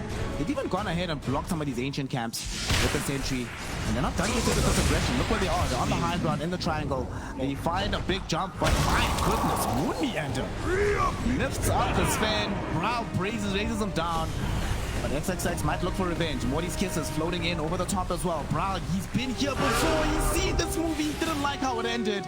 And unfortunately, it's going to end almost exactly the same way. One more rough throw, but he's still alive for now. Juking through behind the trees. He gets to live. Tomorrow, though, might not be as lucky as he's caught between Ori and the boys. He actually gets a hook onto XXX, who thanks him for bringing him closer to his squad. And Tomorrow will end up falling. Brow somehow lives, but Team Master, they'll still take it. It's like, well, we didn't get the primary target, but we still get a core kill out of this triangle, and we still get to push on middle if we want to with Ori. Dyer's Yeah, I think that's the biggest thing there is you're throwing the AA Ice Blast on towards the Panda. As long as he has splits, he's going to be A-okay. If he gets Chainstone done, then yeah, it's going to be scary, but the way that works out, he just gets the split off, and then you basically nullified one of the big ultimates that come in there for tier 7. He did a good job to burst down Siamese Cat there on the fed. But as soon as we see those team fights really start to fall back to normal, that's when it starts getting hard. XXS did a beautiful micro job to be able to save Monet as well. Monet was getting run out by the Pudge and didn't have gas, didn't have any ability to try and get away from the Pudge, but nice little tornado just kept Tomato out of the fight for long enough for them to prowl around Monet, and now Team Astra are getting out on top here. They're getting closer to some of these items that are going to allow them to have these team fights going forward. Ral getting closer towards that BKB. Nubu as well as Moomian are finally starting to get towards some of these support items with stuff coming up. Catch out Aura here. This would be massive for them, but I just think they have the vision for it. Radiant's middle tower has handled this deluge. A big item that's going to come soon, though, is that they're going to have access to Ags on the Pudge in a very short order. Ags plus Blink feels very scary. Once you get that AoE rot with Ice Blast, that does feel like a pretty good combination pre-BKB for any of these heroes. But still a little bit of time before they get there. The very scary item that has just emerged is Ori has now picked up the Bloodstone. We're going to see in the upcoming fight whether or not Dubu is going to reserve utilizing Ice Blast for the activation of Bloodstone, which has to factor into the decision making as to why they picked this hero. We shall see, though. And, another big item for XXX is the Wraith Pact. We've seen generally that once Team Asta picks up the Wraith Pact, they want to try and go and make something happen on the map before the enemy team has any kind of item that can deal with the damage mitigation. And so far they are stacked up as 4 here in the Dire Triangle. They're thinking about a smoke and they are going to proc it, going for a fight here, Fluke. They really want somebody. Fortunately for the side of TSM, there's no Blink Daggers available just yet on the side of Asta. And it's still a scary place to be. Alright, Nate, you know what it is. You know what it is. You said it earlier. The traditional +5. And the job of the traditional +5 is to attack the gank. Doing his job right now. Yeah, sometimes you just gotta bite the bullet, but now it means that Team Asta, towards Roche here, they can definitely do it extremely fast, even if Ori wants to make his way over towards this site as well. So, you can do a lot of damage up against the Roche. Not going to be as fast as what we've seen in previous games, but it's definitely going to be one of those scenarios where TSM go, okay, you guys can have the top side of the map, let's have the bottom side of the map and see if we can get ourselves, you know, they've got the Agni Scepter now up on Tomato, Morale's getting close towards that BKB, about 1400 gold away from that.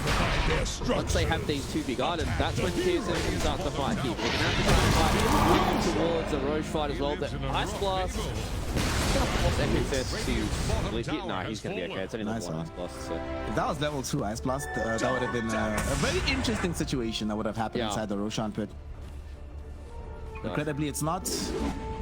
The Aegis goes the way of Monet right now. He's just chilling. Like you said, though, they were able to finally push the tier 1 tower.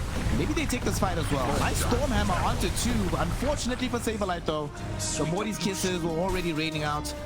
So he ends up dead regardless. He can't turn around with the Primal Roar to save himself. That would have been such a sick play. Lumiander did his best, but unfortunately the woes of Saberlight.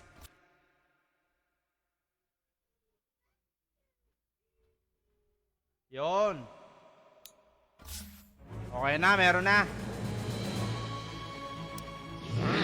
Yon, meron na. Is there flexibility with Pango here? You know, in the past we've seen a bit of pos 4, but it's mainly the 2 and 3 roll, isn't it? I think so. Radiant's turn to Surprised if they did anything else. So does that lock in Enigma as 3 and Pango as 2, or do we have the chance of like Enigma 4? I mean, it's DJ, so it's always a possibility, but I just feels like Enigma's, when it comes to the standard meta, it's pretty locked into being 3 position with Pengo mid. I feel like that's the most likely. I mean, at the same time, I think actually, if anything, Enigma's locked into 3 for me, and then Pengo flexes between either 4 position or mid. Okay. But who knows? 4 position Pengo pretty weak, but that's where Enigma comes in. You just kind of, deny creeps and pull the lane back and just play very passively in that off lane. 5 seconds remaining. Yeah, we'll see where they head. Team Secret opting to start Radiant's banning some of turn these to 4 ban. heroes. A Tiny, followed by the Shadow Fiend. Still leaving a lot of the Zayat heroes in there, though. I feel like Fnatic could, give a shout out to his Earth Spirit, give him respect. They've already taken out the Nyx. You get rid of Earth Spirit, I guess there's still Tusk in the pool. That's one of the difficulties with banning. It's like, okay, I ban his signature hero, but he's still got this pool of 3 or 4 that he's very good on still. Like the 4 pool is pretty deep compared to the 5 pool nowadays, it feels like. The Dire get a ban. Hard to ban out a lot of these 4 players. I mean, some have like a preferred couple of heroes, so you maybe can ban out their best ones, which is kind of what Fnatic's doing with the Nyx ban, because I don't think you're banning against Nyx against a lot of teams. But if you start thinking of banning Earth Spirits and stuff, you're just like, well, is Earth Spirit really worth the ban? Yeah. He's still going to get his hands on like a Tusk or Clockwork or 5 something. seconds remaining. Yeah, Clock was the other one. Yeah, you're right. I'm wondering here about a Rubik for Secret.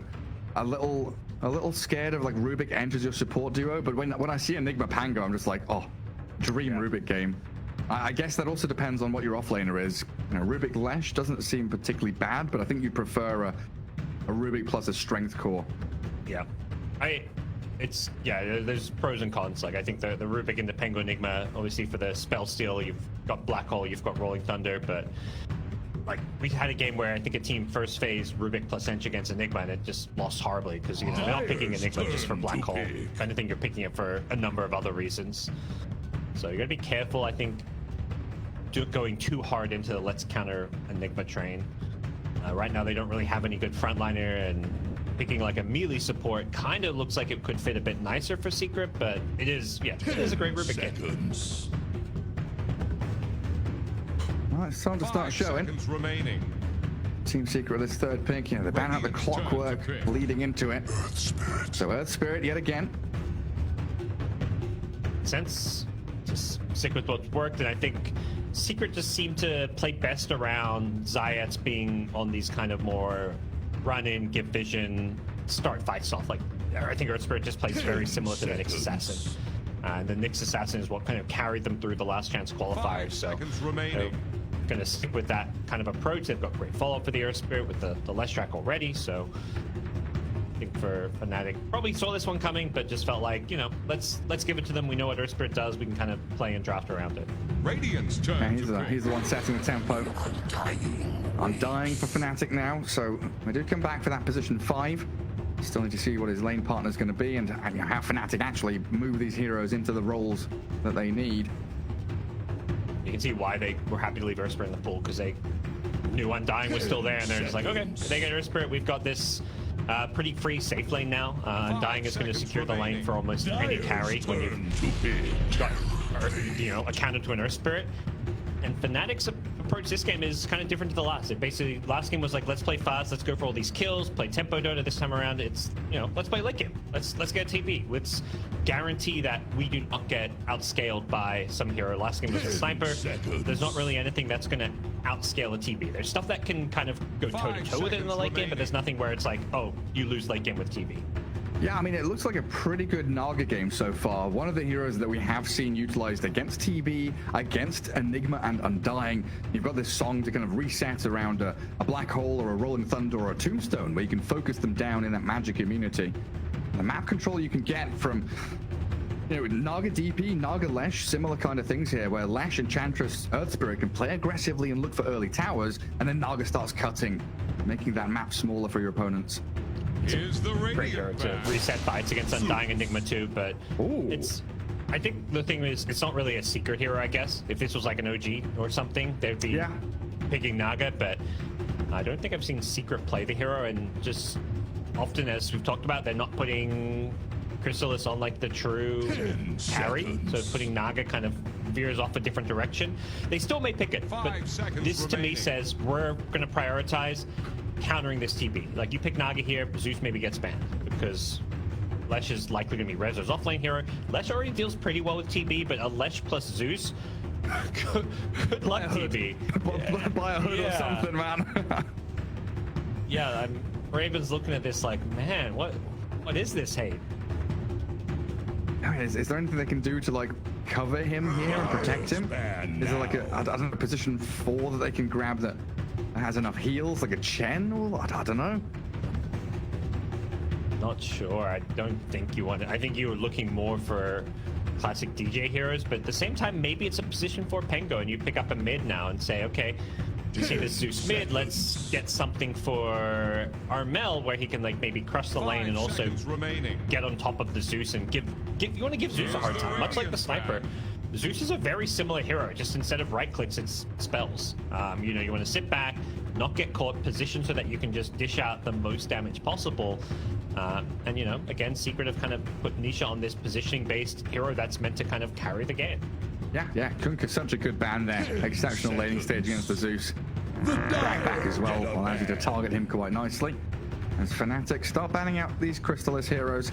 And the Faithless Void, good pairing with Lesh and Zeus, those big damage heroes can pump things into the Chrono, and Razor as well, the stock standard really. Yeah, I think as far as mid laners here, if that's what Fnatic want, they're looking at heroes that get on top of Zeus, or you know, a Kunkka type pick forces him to maybe go BKB, which is a win in itself. It means he's not getting a damage item, so we'll see what that may be. Some of the spirits could still be effective, like an Ember type hero. And now, yeah, Secret are expecting a 4-position Pengo, or maybe even 4-position Enigma with 3 Pengo. After the last game, maybe DJ's saying, okay, it's my turn to play Enigma. Yeah, let's show everyone how it's done. Oh, this last pick. Fnatic going blind into it, so they don't know what Team Secret's carry is going to be. Yeah, with Secret, and there's also the chance it's Lesh pos 1 as well, right? Yeah, that's exactly what I was thinking and going to mention too. You don't really know. They've had Crystallis play a variety of kind of selfless heroes that don't need to scale. So if they see a hero for Rezo, they could go that direction. Oh, okay. So it is going to be the mid Pengo. They decide, you know, I mean, Secret were expecting a mid pick to come out last, the Kunkka bans, but then they just pick up Tusk, which I don't think is a mid Tusk. It has been played before in the mid lane by Fnatic as well, but I don't think so. Yeah, probably the Pango mid. 3 Enigma, 1 TB. Yep. The DJ Tusk. Probably going to want to redeem himself after last game. He had a great start, but then couldn't quite make the same caliber of plays later on in the game.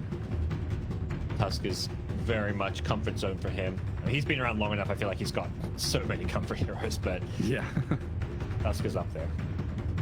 So if you've got answers for TB here, do you still want answers for like the Rolling Thunder and the BKB Black Hole? Is there a hero that you want that pierces magic immunity, or is there a grander scheme here for Team Secret for this last pick?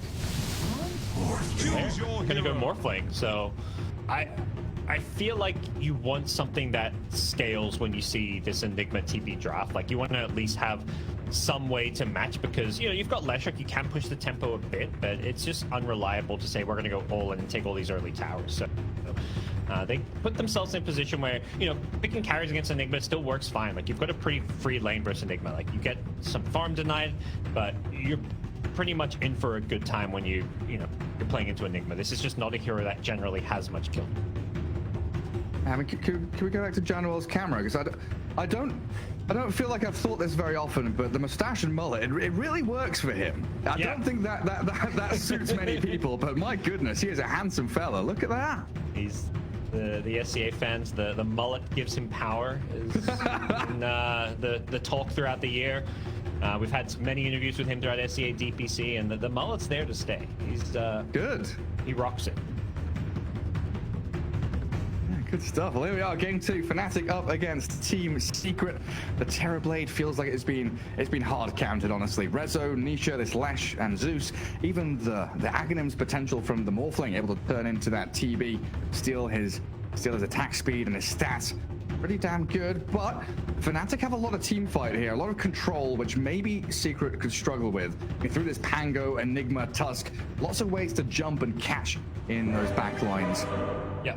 And that's really the key of this game, is catching and jumping those back lines. This time around, it's going to be Armel playing the mid lane Pango, as well as DJ on the Tusk. These are the heroes that need to address and keep the Zeus away from the TB. I'm curious to see how kind of going to play this one. They can kind of use the TB kind of more in the mid game and try and build this team fight and play around like the early Wraith pack, because as you mentioned, their team fight is pretty damn scary. Tombstone, Black Hole, Wraith pack, TB meta, like they can fight with TB hitting like a fast BKB. And I don't think Morphling's going to be ready to kind of join engagements as early as the TB is. Yeah, needs a little more ramp up time to get his items going.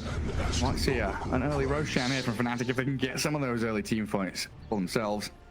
Really got to consider these early catapult timings as well, because you've got Enigma TB able to push towers, but equally Team Secret with his Lesh Enchantress. If they dive a tower with an Earth Spirit, find a kill, they could very quickly, with Diabolic Edict and just an Ench creep, kill off the tier 1 mid with a catapult wave, move into that enemy safe lane, and get these early objectives to make the map smaller for Enigma TB, who can be pretty greedy in terms of farm. They need a lot of that jungle and space to themselves. And DJ. We'll see how early this TB gets pushed out of lane. Playing against a Lesh plus Earth Spirit lane does feel pretty tricky for TB. The Undying, definitely good at securing this lane, but to be very careful and make sure that you get a lot of value around the early Metamorphosis usage. Zayat walks up into that Undying TB and gets bullied away. Yeah, absolutely curious to see what Januel decides to skill up here, because he's gone boots level 1, maybe expecting some lane dragging. Definitely wants to create a gap between himself and the Earth Spirit Lesh when he gets gone on. But maybe even like a 2-2-0 build here from the Undying. Just have more heals, have more sustain, not focus on Tombstone until the laning phase really breaks down. Really just going into the K, of course, and his job is going to be trying to make Raven's life as easy as possible. Rezo getting decay spammed and harassed right off the bat. Yeah, both of the magic sticks already prepared for this, knowing that the reflection is going to come out at the same time. As we take a peek across all 3 lanes, Nisha and Armel keeping our eyes on that one. The battle between the Zeus and the Pango, already both pretty low on HP and burning through tangos quickly, trying to rush into their bottles. Continually clicking away at each other. And up in that top lane, DJ blocking small camp and having a battle with Puppey. Tough battle for DJ. Luckily gets the uphill miss there. Level 1 impetus still hurts, and DJ with the boots is trying to just avoid Puppey as much as possible. Down bottom, Rezo getting so low here. This is just level 1 TB with reflection. And Januel, he dives in and kills off the Lash. Great body blocks from Zayas, but Fnatic with the first blood. That's the boots on Undying, paying off big time. Yep. Got his win late, spent his money, has a couple mangoes to come back to lane, and all while that's going on, TB's just hitting creeps, so you feel great about that. You're kind of distracting both heroes while getting a kill, and your TB gets free farm. Yeah, wonderfully done. Man, every time I peek in mid, they're both like 200 HP, and I'm expecting someone to die. The bottles will arrive now, so they'll have a quick sip, closing it on those water runes, so they'll be fine. Rel started the lane just like running at the Zeus, but back down bottom, they've got Metamorphosis now. They're going to get more kills. Oh goodness, he does go for Tombstone level 2, and that's unlocked the kill threat here with the zombies. Chasing Lash and that Earth Spirit. So it's going to be Zayat left to lap up the experience from this wave, crashing onto his tier 1. DJ in trouble top. Dyer's bottom tower won't last long. Survive. Yeah, already a bit of tier 1 tower damage done bottom lane, not something you usually see. And Rezo, no TP, so the long walk back down to the bottom lane. It's a struggle for him with 2 deaths already to his name. I think Fnatic is showing such familiarity with this TB Undying lane. I mean, they've been playing Raven TB has been a classic all year long, and Zhao and his Undying is something he is also very comfortable on. And the laning prowess is just what's winning them this bottom lane right now. Yeah, like Secret have this ward in the lane behind tier 1, looking for courier snipes, looking for pulls, but there's been no pulls. There have been no opportunities to go for courier snipes because of how forward Fnatic are playing in this lane. Incredible stuff so far. Looks like a bit of calm now, though. Rezo's going to be soft dragging waves back towards range creeps, trying to get a pull with Zayat. Oh dear. Blocked up as top Puppy dead to the tag team of DJ. Chrysalis has waveform and adaptive strike. Struggling against the Eidolons, though. A lot of damage from jabs. Gonna force him back. The Enigma lane's not really kill lanes, but already burn charges for the Enigma. Neil does a good job sidestepping that rolling boulder, and again, they've just got this lane set up where TB's just freely hitting and farming all these creeps, and all Secret can do is try and avoid fighting into them, go for these side pulls, but every time they try and get this pull off, Daniel's there to kind of prevent it. Yeah, he's everywhere. And you do have Poppy going mid to refill the bottle of Nisha. Body blocking Armel as he tries to retreat away. He is straight up dead. They were even thinking about TPing a +1 for Secret. Didn't need it in the end. Yeah, gets the help, and this is the key thing with some of these mid lanes where both of them just seem to constantly like trading blows and harassing. Any kind of support rotation to secure a rune, deny a rune, or refill a bottle just makes such a big impact when they're playing the mid lane as if it's a pure 1v1. Yeah, and again, it's that emphasis onto Nisha, giving him the best time you can in this laning stage. He's the big impact hero here, especially if he can crack level 6 early. But again, it's this play bottom. Raven and Januel trying to dive the lash, but turning quickly in onto Zayat. As DJ slays Puppy elsewhere on the map. Is under attack. Ports down on the side of Secret, and Fnatic are again on this tier 1 tower, whacking away at buildings 5 minutes in. Yeah, the early Metamorphosis unit being used and actually getting building damage is pretty unheard of these days. Usually you're not pushing your safe lane, your carry's tower. This is like 5 years ago something you would do, but is under attack. bringing it back. Fnatic just having such a good time that they actually get to push it tier 1 early. Yeah, Lash with 12 last hits. They're trying to drag Wave back, but half HP on that tower already. Yeah, not being quite the game Rezo would have hoped for, but still across the board, not a disastrous laning stage for Secret outside of this bottom lane. Zeus coming out on top of the mid lane with the help of that kill. Crystal is doing good on his Morphling up top. Not quite as well as the TB, but his lane, despite the Puppy deaths, has been pretty uncontested. Puppy just trying impetus, steal attempt on that creep from Chrysalis. It's definitely curious to see how much emphasis they do put on this Morphling in terms of farm priority. As everybody's saying, Crystal's taking the back seat in a lot of these games as a sacrifice. But he is the hard carry this time around. He needs the space to be created by Nisha and Resolution. Armel getting his Rolling Thunder cancelled out the first time will actually land a few stuns in onto this Earth Spirit. Bringing Januel and DJ mid. Maybe considering the go on Nisha there, but it looks like Armel is going to fall back on the bounty rune. This feels like one of these plays you often see now. 6 minutes in, supports rotate, deny the rune from the enemy mid laner, but then die in the process. But it almost feels like an okay trade. Or at least teams have shown that they feel like it's an acceptable trade. He gets to respawn and then he TP's mid and refills Nisha's bottle. So, you know, there's still value being made by Zayats despite dying there. And making sure that DD doesn't go in the hands of the Pango. It can absolutely cause issues.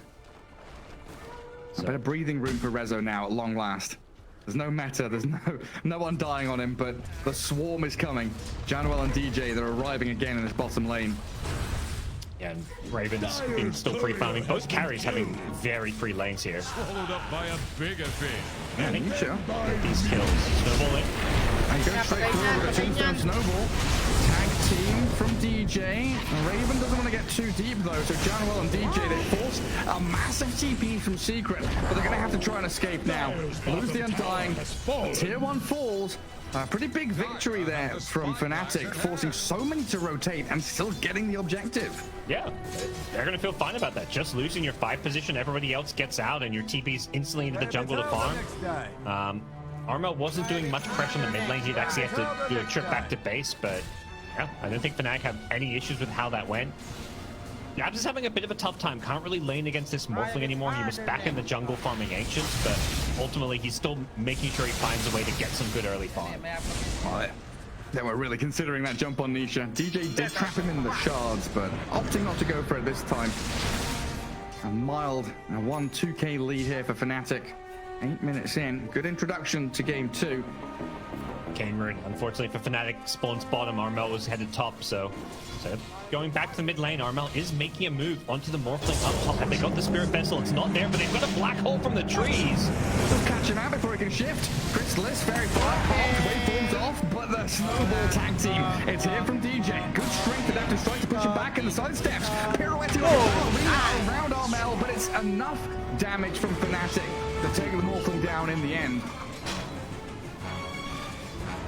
They're just willing to, I mean, they get a decent chunk of damage off before the morph strength starts, so once he starts morphing, it feels like it's almost too little too late to save his life, and the response from Secret is going to be going for a smoke play here. The Arcane Rune Zeus, this is a lot of damage that Nisha can dish out if they catch anybody, but it does seem like Fnatic are wary. They've already vacated this top lane. Quick evacuation. We've not seen a Thunder God's Wrath yet, I don't think. Very useful ability here to Radiant's bottom tower scout people out and get that damage going early on. Nisha just going to get a D-ward in the mid lane, though. Keep farming away. So no real play comes out of that smoke from Secret. And it looks like their ward does get scouted as well, as Zion was spotted going into that bottom jungle.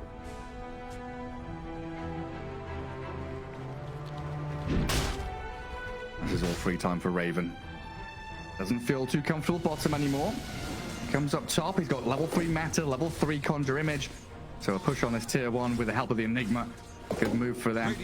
They can actually collapse top with the rest of Fnatic, Armel and DJ. They're mid currently, but not too far away to go and start a fight there. Feels like these two heroes alone, unless Secret bring numbers, should be enough to get this early tower. Even committing the Metamorphosis, so Fnatic making their intentions pretty clear that they want to use this TB with the tempo, not play greedy Dota. They smoke to top, then move back to mid. Tag team with a swashbuckle. Good on the puppy, but again, they've targeted this Enchantress, not got the kill. Losing DJ in the process, and Armel having to spend the Rolling Thunder and a few swashbuckles just to get away. Secret. Well, they bring all 5. Everyone's here to make sure the puppy stays alive and even transfer this into a tier 1 push. Yeah. It's kind of similar bottom though, where it feels maybe a bit of an overcommitment. And if they get this tier 1 mid tower, it's going to feel more worth it, but 5 heroes just to make that play happen. Wow, Tombstone's dropped on the tower, but they're aiming Armel. Has the swash to turn onto Zion, Johnwell and DJ. Blow up resolution of this tower. Secret just didn't have enough to combat the Tombstone. And Fnatic's response, TB didn't even come to get involved. He pushed out top tier 1, keeps on farming, and Fnatic with a firm grasp on this game, they're going to swing back into the mid lane and look for a tier 1 of their own. Yeah, amazing fight for them. Secret, I think, approach was like, okay, we brought 5 here, we've got to get this T1 tower, but they just kind of dove and overcommitted a bit too hard, and once you overcommit against an Undying and you get the Tombstone down, things go really badly for you. Armel, the hero they really wanted to kill there on the Pengo, but he gets away with the swashbuckle on like 100 health, and at that point Secret have just overcommitted and bit off more than they can chew. They're gonna have another crack at Puppy. Oh yeah, they got the Vessel, you're right. That's enough. That's the tipping point, but they do trade DJ again. It's smart. I think this is a big item for Jabs to get, and touch on, you're not really usually drafting the Enigma so much for the Black Hole and going Vessel. He likely still goes for the Wraith back, we'll have to see. Unless he wants to prioritize Blink BKB, but this is an item which is just going to be really nice against the Morphling, the Ench, and just make all these Secret heroes just a little bit more killable in the early game. Zions finds the roll. Pango has Swashbuckle though, and a Rolling Thunder gives him that immunity against the Magnetize. DJ also arriving, but he won't quite get the catch on the Zions. The roll was well timed to get to low ground again. I feel like pro players have gotten so good at dodging Rolling Thunder. We saw top lane early with the Morphling, and we see it there with the Earth Spirit. All these Pengos get made to look a little bit silly at times when they Rolling Thunder gets dodged, but players are just so good. Zayats is really trying to make life a little bit painful here for Armel. Every time he sees the Pango, he's rolling on him, no matter how many teammates he's got behind this Earth Spirit. The Pango, level 4 Swash, got himself a Ladder Pursuit, and he's only 1,000 gold away from that Diffusal Blade now, so looking for that big key item. Still going to smoke up with Raven, DJ, Janwell, heading into enemy Ancients. Spin Tower dropped pretty fast. Edge creep does a decent amount of damage here, so this smoke needs to come soon. Radiant's bottom tower. Trying to launch into the back. They see the Zeus, a snowball. DJ can't catch up to him. He's got the top of the turret to make a bit of a gap, so they turn instead onto Puppy. Zaya throwing away, and the tombstone, it's there and stolen by Crystalis. 2 tombs on the ground, but Fnatic have killed off the 2 of them. Zeus in the end did get tracked back by DJ. Was that just a solo kill from the top on him? He's going to die to the lash, but no. He may not die. Snowball safe. Buys the time he needs. Rezo trying to push himself to high ground. The snowball off the creeps, but the lightning storm is there. Armel still able to crash in with the rolling thunder. Now he's up to high ground with a nice play on the ledge, but Armel has the swash to close the gap again. Middle tower is under attack. How did that just die? He just got solo killed by Tusk. Like, phase boots, tag team. He got on top of him and just kept right-clicking. The fight not over here. Science wants Armel, but then, TP out, not in time. Zeus with the ulti, the Thunder God to finish him off. Gets a little bit of revenge, but yeah.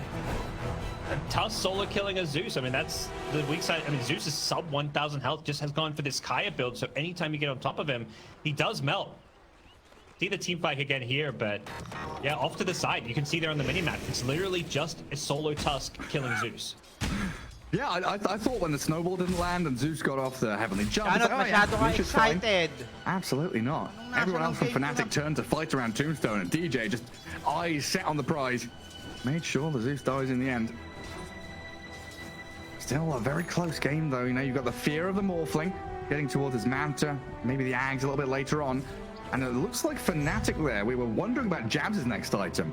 You mentioned the Wraith Pact. You know, the possibility of BKB Blink, but he's got a Hand of Midas. And Midas. That was not on my bingo card, but No?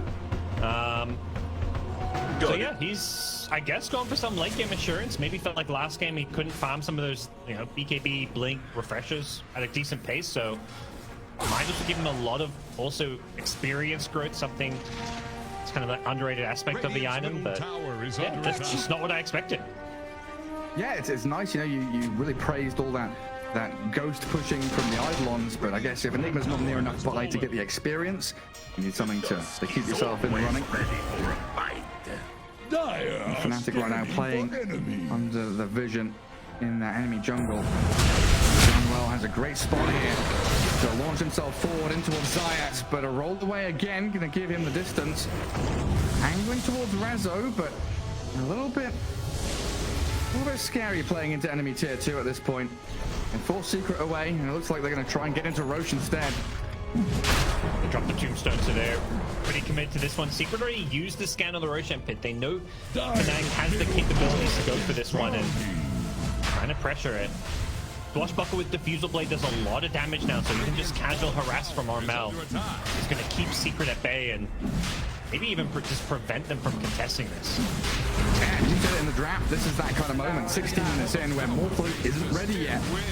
Take with this meta, with his tombstone, and Golem giving amplified damage. Get the Aegis over onto Raven. Pivoting up towards high ground, they see Puppy. Get the shards block on him. Aura Sponge, DJ, but it was a delayed animation, but they'll shred through the Enchantress. Move on to Rezo now as well. Secret getting caught a little bit with their pants down. Not expecting that hyper-aggression from Fnatic straight after Roche falling. Now Rezo, he doesn't have an escape like an Earth Spirit there. He just needs to be, if you're not contesting Roche, which I think pretty clearly they're not. You've got Morphling elsewhere just trying to farm and come online. Someone like Leshrac just needs to be vacating the premises and giving up that part of the map to Fnatic. We want to go for this T2 tower, but here comes Secret. They want to fight this. Zayat rolls in, gets a jump straight onto Raven. Sunder's back, and he's taking a lot of magic damage. Goes to Magnetize and the Zeus zaps, but Zayat has gone a step too far. Blown up by the Waller Sponge there. Tower defended and held by Secret, but they needed everyone to come, and they needed Zayat's life as a sacrifice. All the sustain from Fnatic, even without the Soul Rift, they've got a mech on Undying, they've had the Seeds of Serenity for some extra heal on the ground, and just so hard for Secret to finish off some of those kills. They do keep the tier 2 top tower alive, but it's not going to feel particularly good about it, I don't think. How hard do you think this game's going to start snowballing for Fnatic with this Aegis? I think pretty hard. Like, the way they're itemizing and playing, it's very early mid-game centric. Like Pengo going for the fast diffusal. Undying's now got a hood almost. We could see a fast pipe from him, for example. And just TB hitting Manta style now is going to be a pretty strong pushing presence. Next meta is kind of, to me at least, tier 2 top, maybe even tier 2 bottom during this Aegis time. Sorry, tier 2 mid, not bottom, but yeah. Yeah, so this is now down to Secret kind of looking for smoke gangs and pickoffs, because again, it doesn't feel like they've got the 5v5, you know, 2 teams clashing head-on, big teamfight ultis they need. Yeah, I think a big part of Secret's game plan is going to be delaying. Like last game, they had the sniper. This time around, it's Zeus plus Morphling. They're hoping the Morphling can outcarry the TB, particularly with the Ag Scepter build, where you get to steal, you know, his stats and whatnot. And if they can get to that point in the late game and just turtle it up, defend high ground, which is something that, you know, Zeus should be very good at, this game can swing back their way. But they're going to give up a lot of farm to Fnatic in order to do that. Man, they're going to need, what, another 5 minutes, maybe more for the Morphling to get axed, but that's DK. Yeah, getting stunned up by the Lashrak. Centaur was there as well to help out, and Zayat, he's gone aggressive, looking for this Pango, but the Rolling Thunder back. Armel, he's fighting in behind tier 2, zoning all the way with the Thunder. Raven might be spending his Aegis here, 2 minutes remaining on it, but dropping lower and lower, but he's got back into the trees. It's Radiant with the vision up on the high ground and the tombstone to zone Secret. So they come back in looking for Rezo. Jabs, but Thunder comes and the black hole's there, just a solo one to kill off the ledge. Guaranteed a kill, hasn't really had any black hole opportunities. Raven. Would have been close. I don't know, think the Malefice maybe would have been enough to get the kill without hole, so just gets it out and gives Fnatic complete control of this top side of the map. They now control this outpost, they've taken the tier 2 tower. For next Metamorphosis to go for that mid tower as well. By then they are at risk of this Aegis expiring, so perhaps Secret have weathered the storm with another kill on DJ, this time in the mid lane. They've actually found some nice little pickoffs here. Yeah, a great rotation from Crystallis, all the way from like bottom lane where he was farming through the bottom jungle. Connecting with his Earth Spirit. Zayat's finally getting that involvement and impact we saw in game 1. What is it that he steals here? 70 attack speed and 20% of target stats stolen with the Morphling Ags. And that is huge when you've got this basically solo carry Terrorblade. You remove him from the fight for the most part. Yeah, I wonder if they're gonna try to get any kind of like Lincoln Sphere or something for the TB to protect him against it. He buys himself or maybe gets a teammate to do it, but it could become a tough matchup. They're going to have to address the Morphling in other ways. They've got the Spirit Vessel. Morphling, though, has a Manta style, will get a BKB eventually, so Enigma's Black Hole is maybe going to have to be the big answer for Crystallis.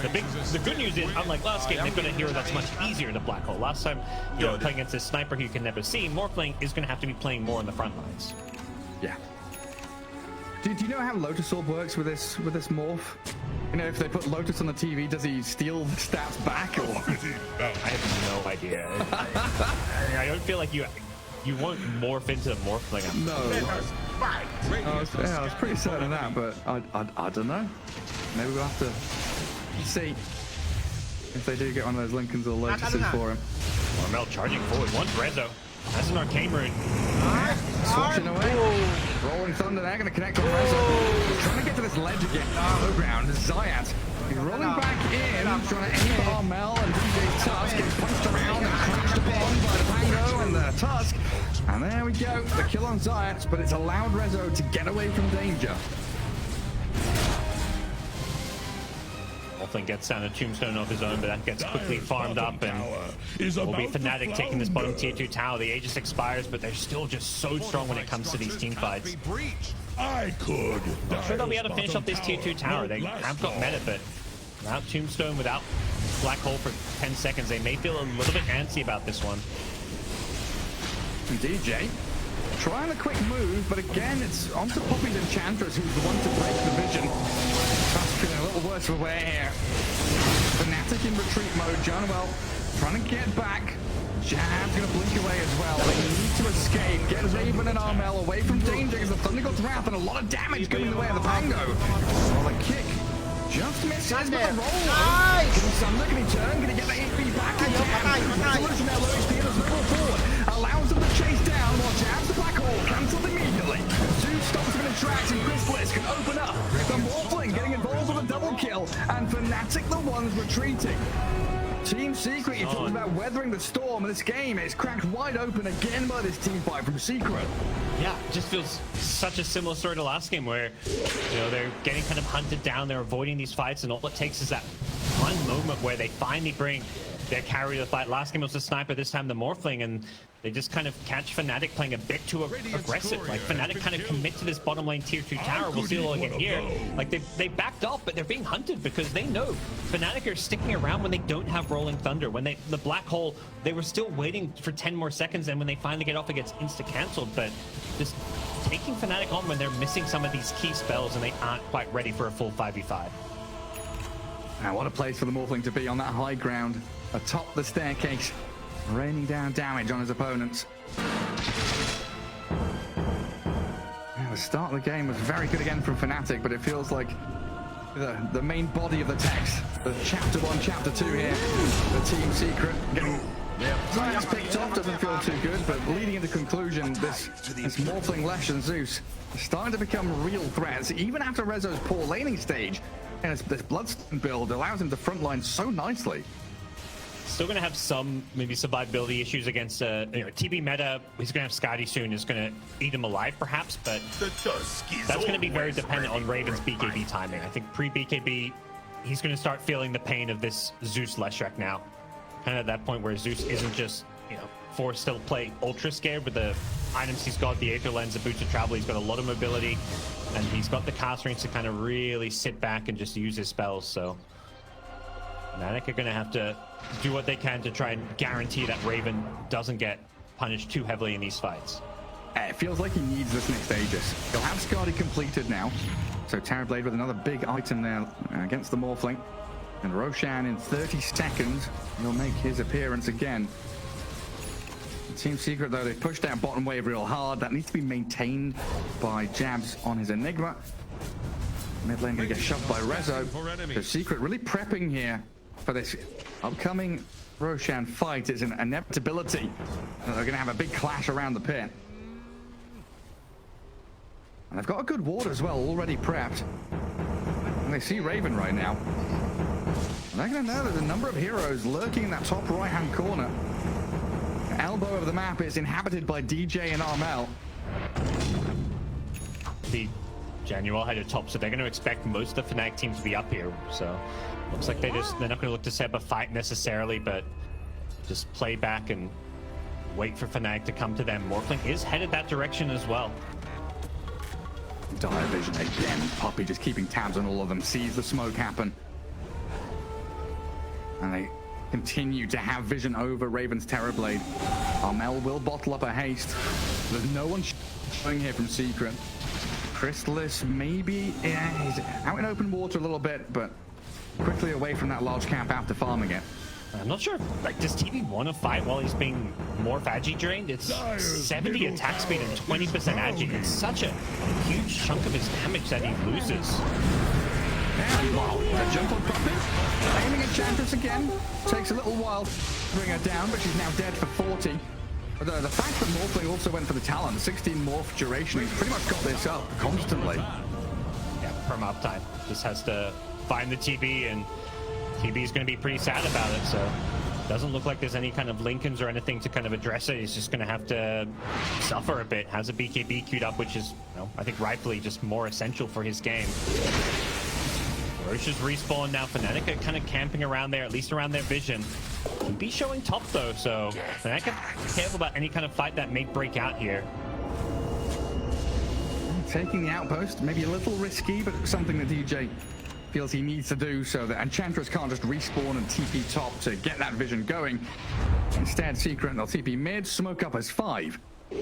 Start walking towards the Roche pit. Close to BKB, but just can't quite finish it off. Is trying to farm back in the jungle and mid lane.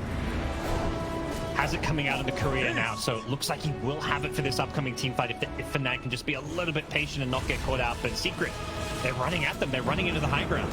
They still have this vision. They still have this water. Two sides will roll in. The smoke is napping broken immediately. The Pango, Silence, double magnetized, and Double backhand, DJ trying to close out Secret from getting up towards the Ancients as Raven clears through the Earth Spirit. And Secret, that looked like a good initiation, but nobody can keep up with the Earth Spirit. There's no blinks, there's no real follow-through. Yeah. I wonder if they saw the... I know they've seen it now under the ward, but I wonder if they saw the BKB on Enigma, and that's why they didn't jump in to follow him up.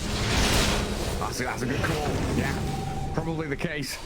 But rather be safe. Going for any hasty decisions. Like, if Morphling commits and follows up the Earth Spirit there, he's just getting solo Black Hole. Like, I think Jabs' only target is going to be this Morphling now. And Fnatic with another smoke. They cleared all that dark vision, but they're playing up with the top jungle where Jabs gets the Black Hole on Zeus. Straight onto Nisha, kill him off with one swift hit from the Terrorblade. And now into Roche they'll head. TV up on Raven. Should make short work of it. Tower is under attack. Secret's still lingering around, but no buyback means they probably can't contest this one. 200 gold short, so it's not like he's going to have it in a second here. No Metamorphosis. Secret, they're charging forward. I think Morphling, knowing that there's no BKB Black Hole on the Enigma, really wants to take this fight, maybe. Where is the Morphus? He's got TV mode, he does. He's got meta ready. And Chantra's tanking as many spells as she can. That's rolling on the Tusk, and they blow up DJ. Buyback from Puppey as well as DJ's Tusk. Knowing how important this Roshan fight is. And neither team want to commit to go into the pit. Yep. I'm a little, like, I think for Jabs, it's like he just saw the core and the Zeus, and, you know, he's like, oh, it's Nisha from last game. I'm going to Black Hole him, but I think not Black Holing Morphling is kind of, I think, playing into Secret's hands there. Like, playing without meta, without Black Hole is so tricky for Fnatic. They cannot force this Roshan. They want to delay it. Like, I think Janduel's just, like, trying to pull Roche out of the pit with some decays here, because he knows that Secret are the ones who actually can go for Roshan here with these ultis on cooldown. Yeah, Chris Buck just has a BKB delivered. So gets straight on top of the Undying and taking him down. In comes DJ, buyback out of Januel. Zayat has a BKB as well, though. Rolling back towards Jabs Enigma. Zayat will sacrifice again. As Team Secret, they force back Fnatic away from the Roche pit.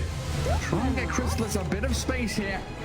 Keep Nisha at arm's reach away from that TV. And they'll walk back into the Roche pit again. They need this meta. It's up in a couple of seconds. Januel, the mech and the tombstone's down on the ground. Saw it himself, but the Chrysalis damage is substantial while DJ's blown up. Nisha force-staffed away, surviving, but the Spirit Vessel's ticking him down. It will clear up the Zeus at long last. Raven with that Skadi, aiming for targets, but Puppey not the ideal hero to be going on. Buying a lot of space here for Secret to reposition themselves and look for another go. Armel, he pulls up, tries to chill crash away, has to BKB to try and dodge away from Puppey's damage. These fights, even when the meta came up, Raven's just struggling to dish out damage. He's having his illusions enchanted by Puppey. He's lost all of his well, a good chunk of his agi and attack speed to the Morphling, and just being kited around. Like, it's so frustrating to be TB playing into this. And he's realizing he needs BKB, he buys it now, but having BKB without meta feels so awkward. Jabs, but no Black Hole is playing to midnight pulses, but the Roshan's claimed by Secret. Aegis in the hand of the Morphling, Puppey shredded there by the TV. Secret with the ability to turn around potentially. Chrysalis is struggling, look, thinking about the way forward. Get Morphin shift into the TV if he wants to. Battle here between Chrysalis and Raven, and the Morphling will lose his first life thanks to Armel's contributions. I think Fnatic want to stick around with the Zeus showing up, but they'll be thrilled about taking out the Aegis instantly. And they did all of that without a Black Hole, without a Metamorphosis. It was all off the back of just fighting around this choke point where they had Tombstone down, Rolling Thunder bouncing around all the cliffs, and Armel dishing out some serious damage there. We'll see it once again. Just wild fights. Yeah. Got it.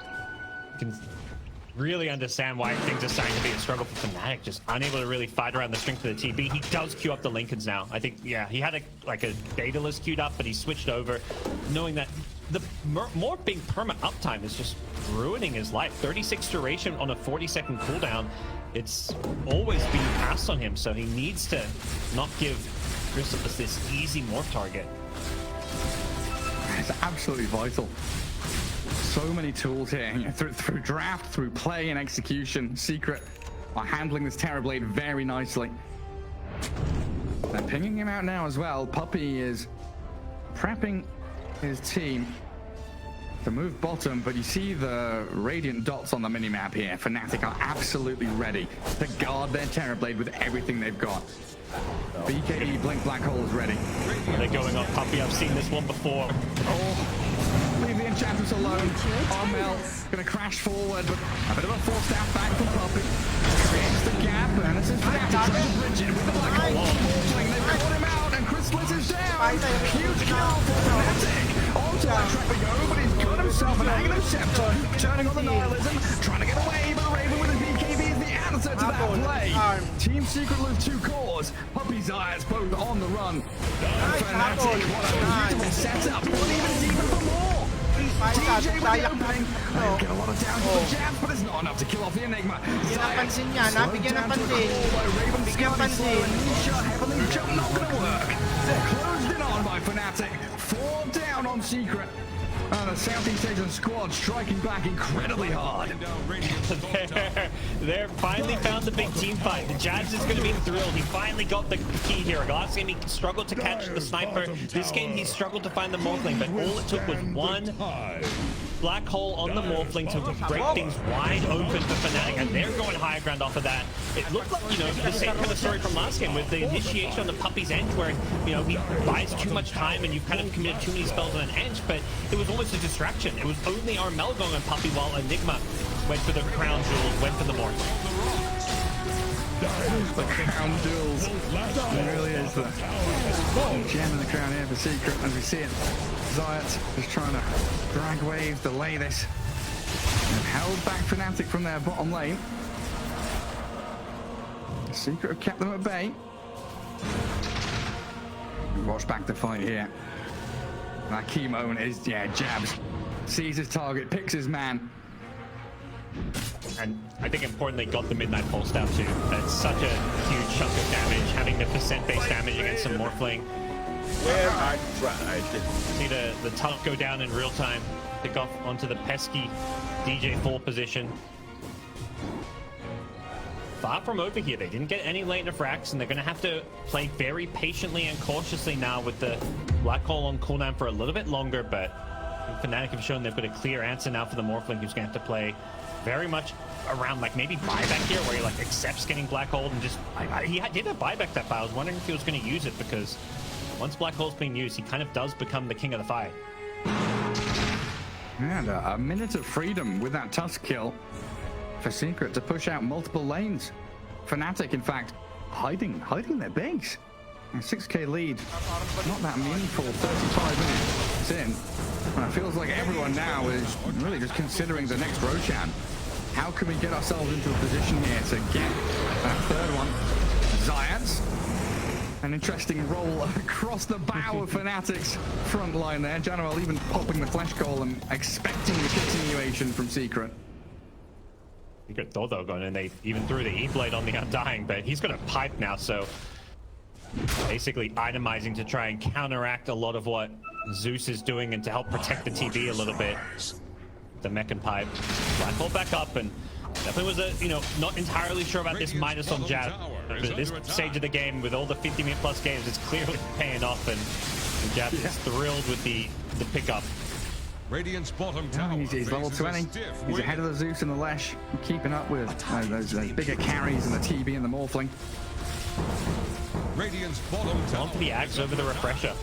The extra damage, wanting to make sure that they are able to kill the Morphling during it.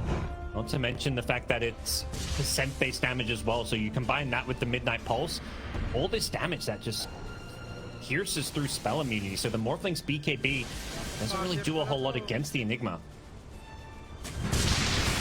Yeah, at this point, I'd love to see Secret grab a gem. We've already got one over on the side of Fnatic. Januel has gone through, cleared the Ancients area. There's no dire vision here. And they're smoking up together. Again, an identical move we've had from Fnatic here to guard Roshan is this smoke from around the mid-tier 1 area. Past through that top jungle, but looks like they're changing tact a little bit. Trying to play into the lane rather than the top jungle itself. I see a couple of more illusions, but no hero from Secret showing until Puppey says, hello, hello, an Enchantress. Yeah, come on, roll it up to me. Try and kill me off, it'll take a little while. Has buyback available if they want to fight as well. Pretty monster Sora up there at the end doing some good damage, and I think Fnatic, knowing they've committed decent number of spells, just with the Rolling Thunder being the big one, aren't gonna hard commit to this mid lane, but Secret don't want to use a buyback at this point. They're more than happy to maybe give up an outer tower. That means holding on to even a support buyback. Speaking of buybacks, Morphling has bought out, so doesn't have buyback for this fight. Finished off his Skadi. So Terrorblade, Pango, Zeus, Lash, Enchantress, Dirt Spirit. All the heroes with buybacks here. The Secret have that slight defender's advantage with the buyback back into the fight. Axe being taken down quickly though by Eidolons and TB Illusions. Complete caution from Fnatic, only willing to send in the summons and the illusions. They don't quite get the range Rex. It doesn't really matter if that range Rex dies or not. It's a bit of gold. The creep pressure is kind of negligible at this point. What matters is whether or not some kind of big team fight breaks out or somebody gets caught. And Fnatic wanted to defend top and wanted to just back off and reset things for now. Wait for that next Roshan. Yeah, another one of these games where it feels like terrain definitely does become a factor. Fnatic want these high ground spots for Tombstone. They want the choke points for Black Hole. They need the vision to see the Morphling. And Secret. They're trying to roll in Zayats again. Get the jump on to DJ. As Zayat's going to BKB and roll back away. A little bit of a poke and prod there from Secret to see if there are any weaknesses in Fnatic's line, but they are a chainmail link. They are all tight, holding together. Nothing could pierce through them. They're using their vision well. Like the TB Illusions, the Eidolons, they're constantly being sent out. Jabs is microing individual Eidolons in certain directions just to make sure they can get any intel about Secret's movements, where they are on the map. And Secret doing similar things often. Puppy with the edge, Morphling with the Manta style. They've got their own ways of making sure that they try and get vision up on the map. 2 minutes for Roche. Secret Swarm bot. Bounty. No real vision for them to play into either, so not going to entertain any smoke ganks or fights here. Looks like Puppy going to go up the DD room bottom. Nice. Still going to get... Oh, Puppy's been found. Yeah, still going to get jumped on by Armel here, and the shards allowing him to just crash roll after roll. As Crystallis, in fact, denying the DD with his illusions. Can't really come in, not when there's a threat of an Enigma Black Hole. They don't know where Jabs is. He's over near the Roshan pit for now. It's Camp Roshan time. They've got such good vision. Fnatic with complete team fight control. And they've got their spells, even if they're missing one like a Rolling Thunder. That's, I think, something Fnatic's done a good job of understanding is that Rolling Thunder can just be used off cooldown. Anytime you see a support to kill, just commit it. Because as long as we've got Black Hole, as long as we've still got meta, we're not afraid of taking a 5v4 fight with Rolling Thunder on cooldown. They're coming for your buildings, though. Tier 3 top. Yeah, protected against that Morphling morph. Resolution going to front line, clear out the waves as best he can. And such a nice shard to have as well with a split earth replicating itself. But again, Fnatic, they've got to come and contend with bottom lane, maintain this creep equilibrium, knowing that Roshan could be up any second now. They need that map state to be in their favor. And does TP bottom, but immediately just drops an illusion and runs back to join his team. Just wants to make sure that these lanes are pushed out. Secret don't have the best heroes for any kind of split push here, so Fnatic get to just camp these wards smoked up. They want to start a fight, and they see Puppy. Yet again, it's Puppy. Glide in. Ghosty ward. Caught out with the Walrus punch. Always funny to see that interaction between the punch and the untouchable. Importantly, Puppy doesn't have buyback, so yeah, like these enchants are like kind of worth it for the vision on some level, but when you don't have buyback, it doesn't quite feel as good. And you know, again, 5v4, no Rolling Thunder. Fnatic feel confident they can win any team fight, and they can also just take a Roshan here. So doesn't look like Secret are going to be able to contest this one. They do scan it out, so they're just going to be way too late. They're letting this one go. This is a Roshan with Ags. If this now Tusk will kick, it is. So DJ is going to have the ability here to blink in and kick the Morphling into the Enigma. So Jabs doesn't actually have to make that kind of first jump. He doesn't have to show. Usually these hacks and whatnot almost always go to chorus just because, you know, they're the greedy ones. They're the ones who want it, but Tusk kick is huge. And they've caught Zion's top now. Going for the rollout, but got the Malefice, he purges it off, so BKB TP, not worth a black hole. He finishes his Ags. That's what he was up top farming for. So now he's got that ability here to save someone, but Earth Spirit doesn't have Blink. There's a pretty short range on the Enchant Remnant. We'll see if he can save someone from Black Hole, though. That's going to be his key role here for Zayat. He's been the initiator, he's been the chaos creator, but now he is the saving mechanism for the Morphling against the Enigma.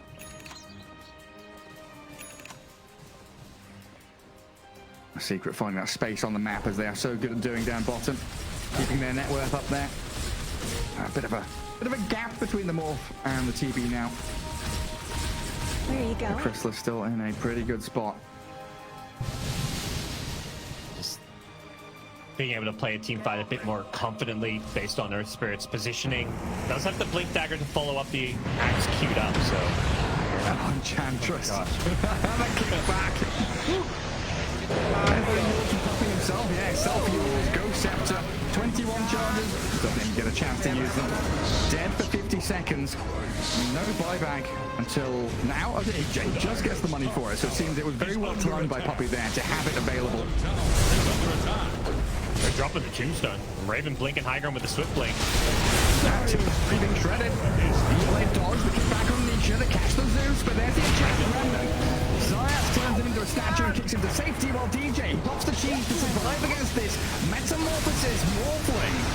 Puppy brought back and he's up in the front lines. Black Hole is on to 3 of them. He's got the perfect initiation. Allow for Raven now to chase on to Resolution. BKB's time to wear off though. He needs a Thunder doesn't get a good amount of Raven's dead for the first time.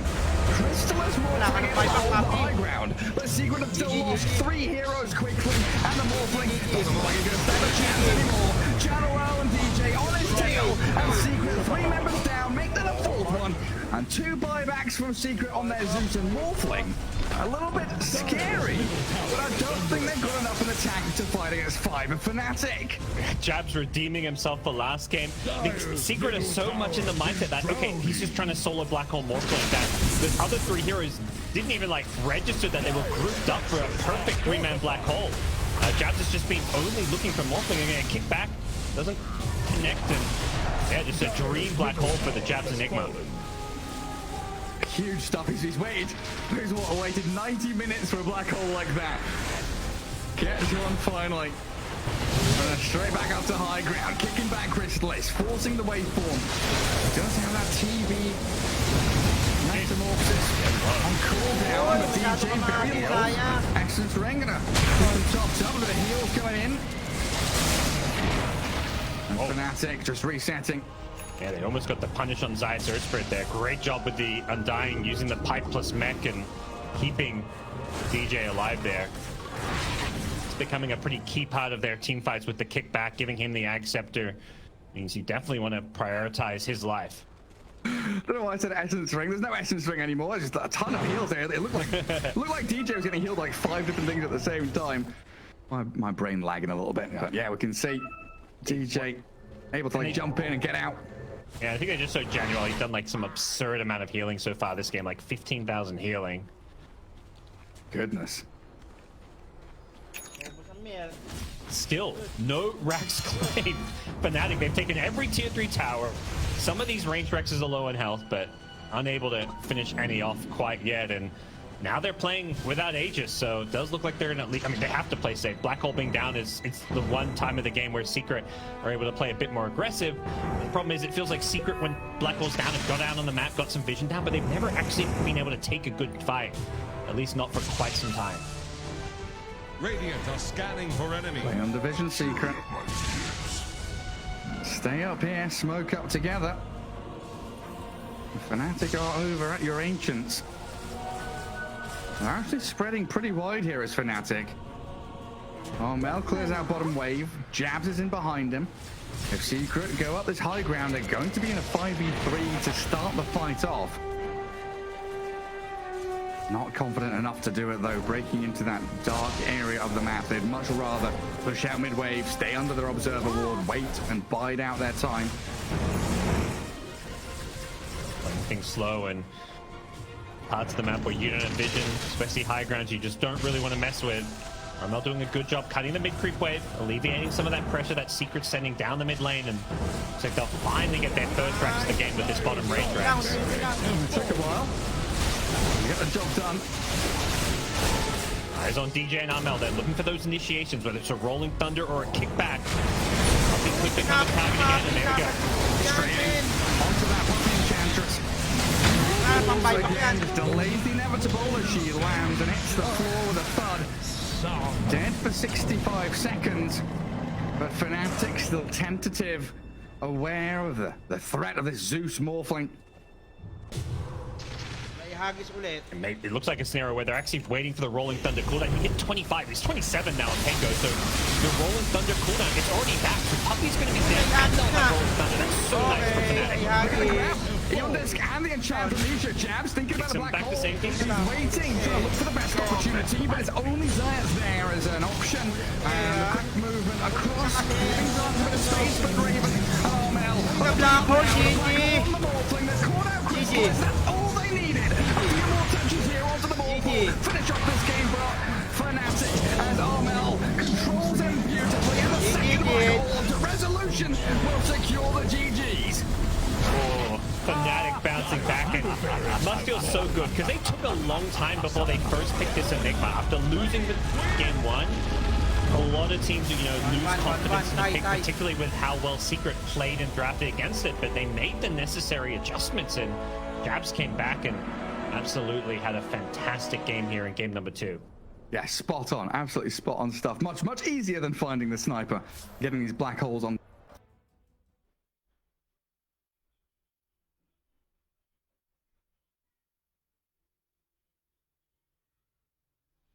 Okay guys, ano kaya ang susunod natin?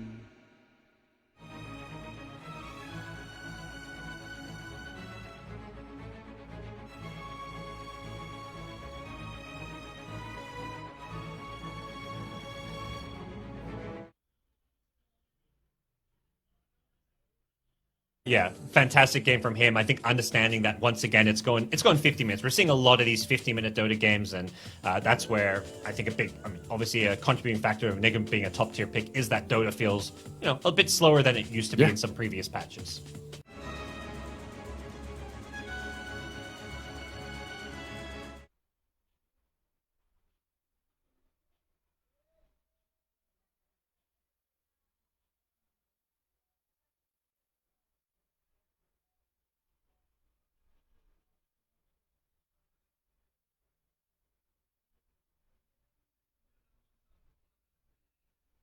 OG LGD. OG tayo, OG.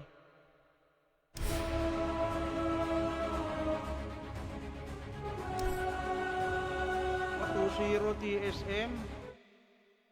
Ah, 27-3. Walang iya nga yun.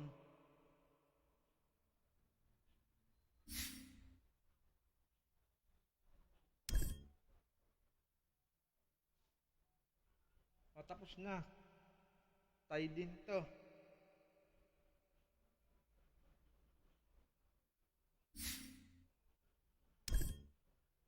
Tay. So, 2-0.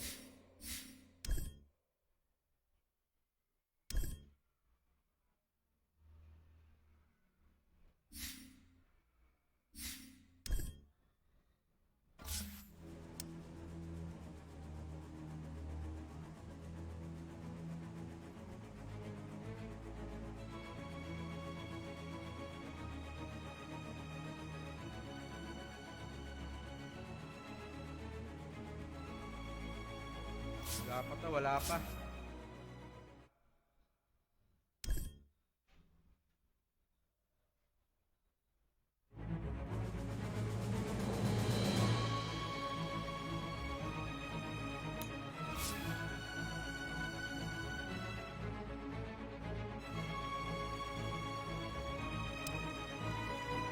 gana el Gen 6 está haciendo bastante bien por parte de Creep. Y ahora sí, mientras tanto en la parte inferior, ya Nightfall está quedándose totalmente solo. They're kind of shining star right now. He's one that's having a good time. Oh, Matu.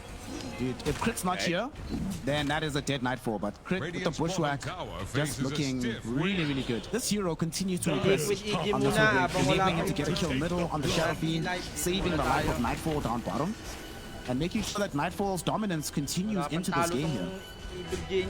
Yeah, I think that's the one thing here for EG is they've at least got one hero that's doing a good job right now. Broodmother was able to come out on top. Arteezy now is just back on jungle duty. I think the biggest thing for me is the fact that Mike is such a dominant force right now. He's going to get an early Dragon Lance.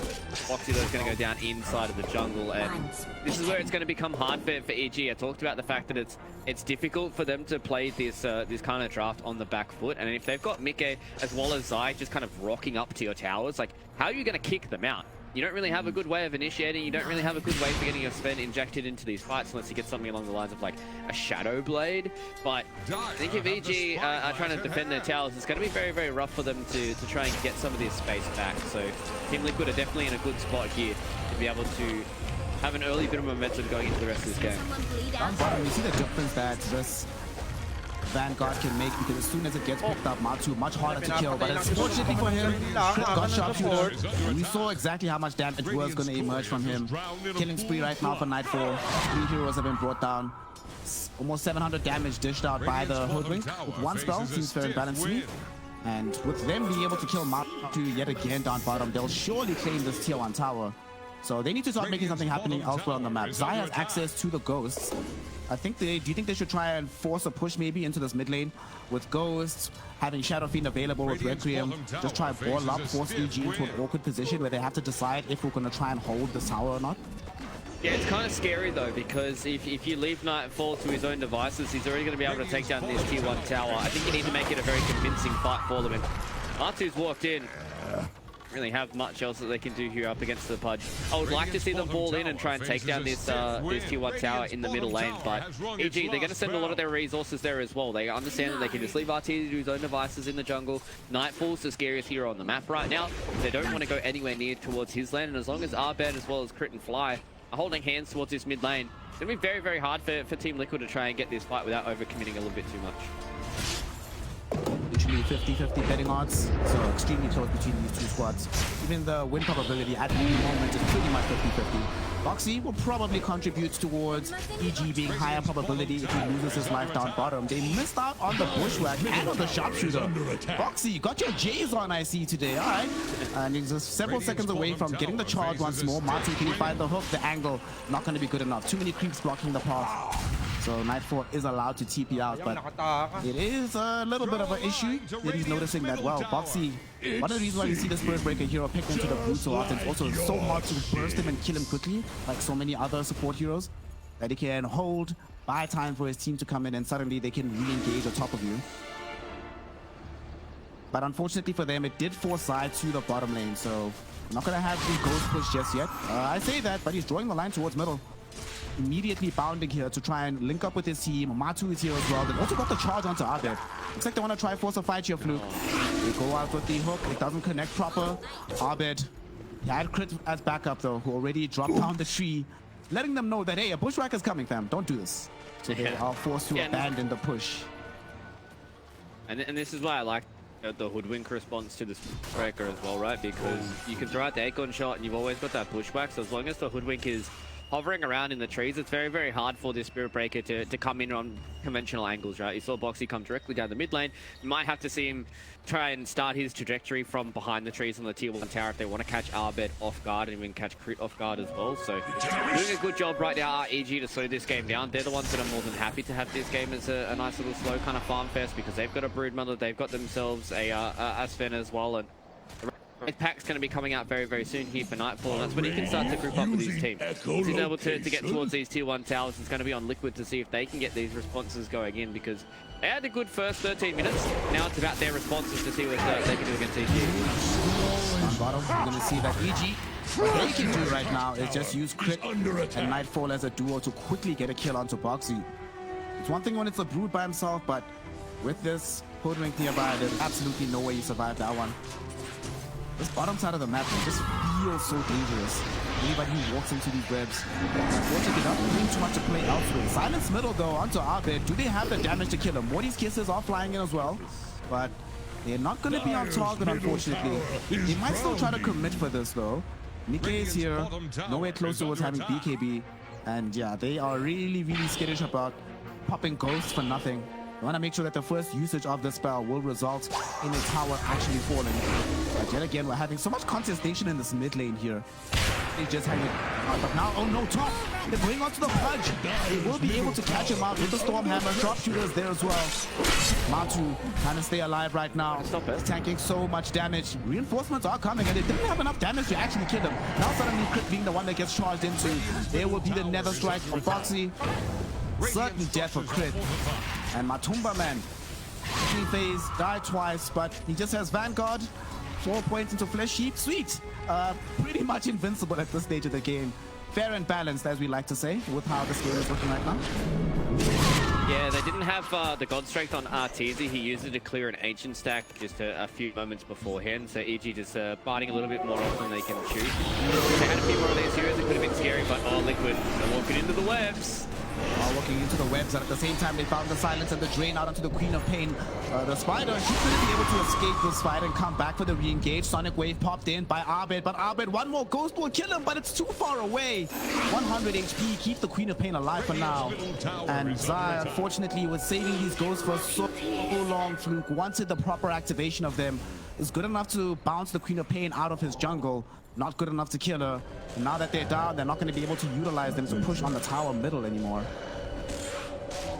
It's a little bit unfortunate when you have this this exorcism and you aren't able to utilize it for a kill there, but I think that just goes to show that that Liquid, they understand that Zai's actually really strong here on this Death Prophet. This Death Prophet hero, I thought we would be seeing a whole lot more out of it. I think this is a very, very strong hero right now, and it just goes to show that how much damage he's able to do. Crit has been found out by the charge, and he caught out big bushwhack. Does he live? No way. Oh, nice. Even when he's dying though, he's busy giving us some highlight reel plays. Shout out Crit. Been a really good player for such a long time. Great bushwhack, forces them to use the Morty's kisses. So there's one less tool in the arsenal of the side of Team Liquid here to utilize against EG. Dire's middle tower is under attack. Rune, oh, it's a double damage down bottom. No cap, if this is a DD for the Shadow Fiends, the way they were posturing, I thought they might actually try to force a roll shot. You see a charge break into Nightfall with the Nether Strike as well. He's stunned up by the Fire Snap Cookie. Nightfall is in danger. Drops the Wraith Pack Totem though, mitigating this damage. Arteezy coming in, looking for revenge. He finds the stun onto Insania as his team cleans up Boxy. These 2 kills on the support. The path to the tier 1 tower is wide open. EG will take it. They're the ones now thinking about the Roshan because they still have the DD going on Abed. Yeah, I said that was going to be bad for Team Liquid there. They didn't have their Shadow Fiend and they didn't have their Pudge there either. Maybe if they had the Exorcism coming up for Zion, that they could have potentially tried to win that fight. But the fact that there's this Wraith Pack here on the Broodmother, they had Abed who was always waiting in the wings. Just to be able to provide a little bit of that extra damage, and as soon as that Wraith Pack goes down on the Broodmother, it is so hard to try and kill her inside of her webs here, just because of the maximum amount of HP regen that she gets. Like, she just turns into this absolute tank where she's sitting on her own webs. She has this Wraith Pack now, he's got a cloak, he's going to have this Hood of Defiance very, very soon here on the Broodmother, and he's just going to sit in these team fights. He's going to spam out the Spawn Spiderlings and spam out these Silken Bowlers. And then it's just going to be really, really hard for Team Liquid to try and commit to kill this Broodmother. Because if you don't kill the Brood, then she's going to build up these baby spiders. And then once the baby spiders are built up, they're going to start to tear people in shreds. And if they haven't been able to kill the Broodmother at the start of the fight, then they've utilized all their damage, they've utilized all their lockdown, and then EG just walk in with the Sven who's got the God Strength going, and same thing with Abed, and they're going to do a lot of damage. So Liquid, they had a really good start to the game, and they had a really good idea about how they were going to play around it, but it's just this mid-game, EG just have too many spells and too many items to be able to kind of play around with them. That's a nice little pick there on a crit, but EG are definitely in the driver's seat right now. Smoke up. So it's easy. Got a Radiant's blink dagger bottom active. tower faces a Activate the squad strength, jump on the hero and blow them up in 2 hits, and indeed, there we go. That hurts. There used to be an insane there. He's gone right back immediately, though he wants to be involved in this fight. But they found the stun onto Mickey. Mickey absolutely cannot die. Get off the Requiem, though. The fear is going to be there. Here comes Zai, activating the ghost. They're going on to Arteezy. Arteezy about to lose his first life, or his only life, because Arbed is the one that's carrying the Aegis. He managed to bring down the spin. Sonic Wave did come out from Arbed, but not enough to win the fight. Zai, the ghost, able to clean up, but unfortunately, the Spirit Siphon not going to be enough to heal him all the way against Arbed, and the ghost do not come back in time. So Arbed will be able to get the kill of Nightfall onto the Death Prophet. This fight ends up being somewhat even here. They get more out of it on the side of EG since they do kill the Snapfire and force her to buy back, but at the same time, losing Arteezy, that is not what you want to have happen here. Yeah, they just weren't able to fully commit onto Mickey on the Shadow Feed. It was a nice little charge through from Box. Just kind of caught them a little bit in disarray. You can see the power of the Requiem just gets the perma fear on everybody, and as soon as Arteezy is running away and not being able to be the one that sticks on the hero, Zai comes in with the Spirit Siphon, burns him to pieces. It was a little unfortunate from Arbed. He only has level 1 in the Sonic Wave, very, very close to hitting that level 2 for the Sonic Wave. That definitely would have been a kill on the Shadow Fiend, and Boxy gets away scot-free. Picking up Boxy, he's unfortunately, he's now dead. No freebies this time around. Okay, allowed to survive that last fight. You know, it's actually interesting, right? You were mentioning just now about this massive army that could emerge from Nightfall. Yesterday, when we saw this Pudge coming in into a sort of pushing style draft, we saw that Pudge, like you mentioned, buying the early Crimson Guard. Could this be a game where that might be an option for Matsu after he finishes his Aghanim Scepter? Just to have that as a way to mitigate the damage output of these spiders, given that nobody's doing a impact. Well, yeah, it feels just kind of bad playing in his Sven, though. Yeah, that's true. Well, unfortunately, Matsu's dead, so he has a lot of time to think about that item decision right now. Yeah, I was going to say, he's got 40 seconds now to be able to think about, like, how he wants to play this. I believe he's ever close to his... Yeah, okay, he's his Aghanim Scepter. Yeah, I would say it is a nice little way to at least deal with the babies, but it feels very, very bad in towards the Sven, because the thing is with Crimson Guard, it blocks a small amount of damage, so if there's lots of instances of small amounts of damage, it feels very, very good. Big amounts of damage like the Sven does when he hits God Strength and hits a Daedalus, yeah, not all too good. So I probably would imagine that he's going to go towards something along the lines of like a Shiva's Guard, just kind of build up this armor, build up this kind of set of items that he wants to send in these fights. Obviously, Blink Dagger, BKB are on the menu as well, but things outside of the regular. They're going to be things like a Shiva's Guard as well. So Liquid, they need to try and fight their way back in towards this game because they're starting to fall behind a little bit. Got a BKB just now for Arbed. Not sure if he'll be able to use it in this fight. For now, they're going to focus all their attention towards Boxy. Also ate up most of the Morty's kisses.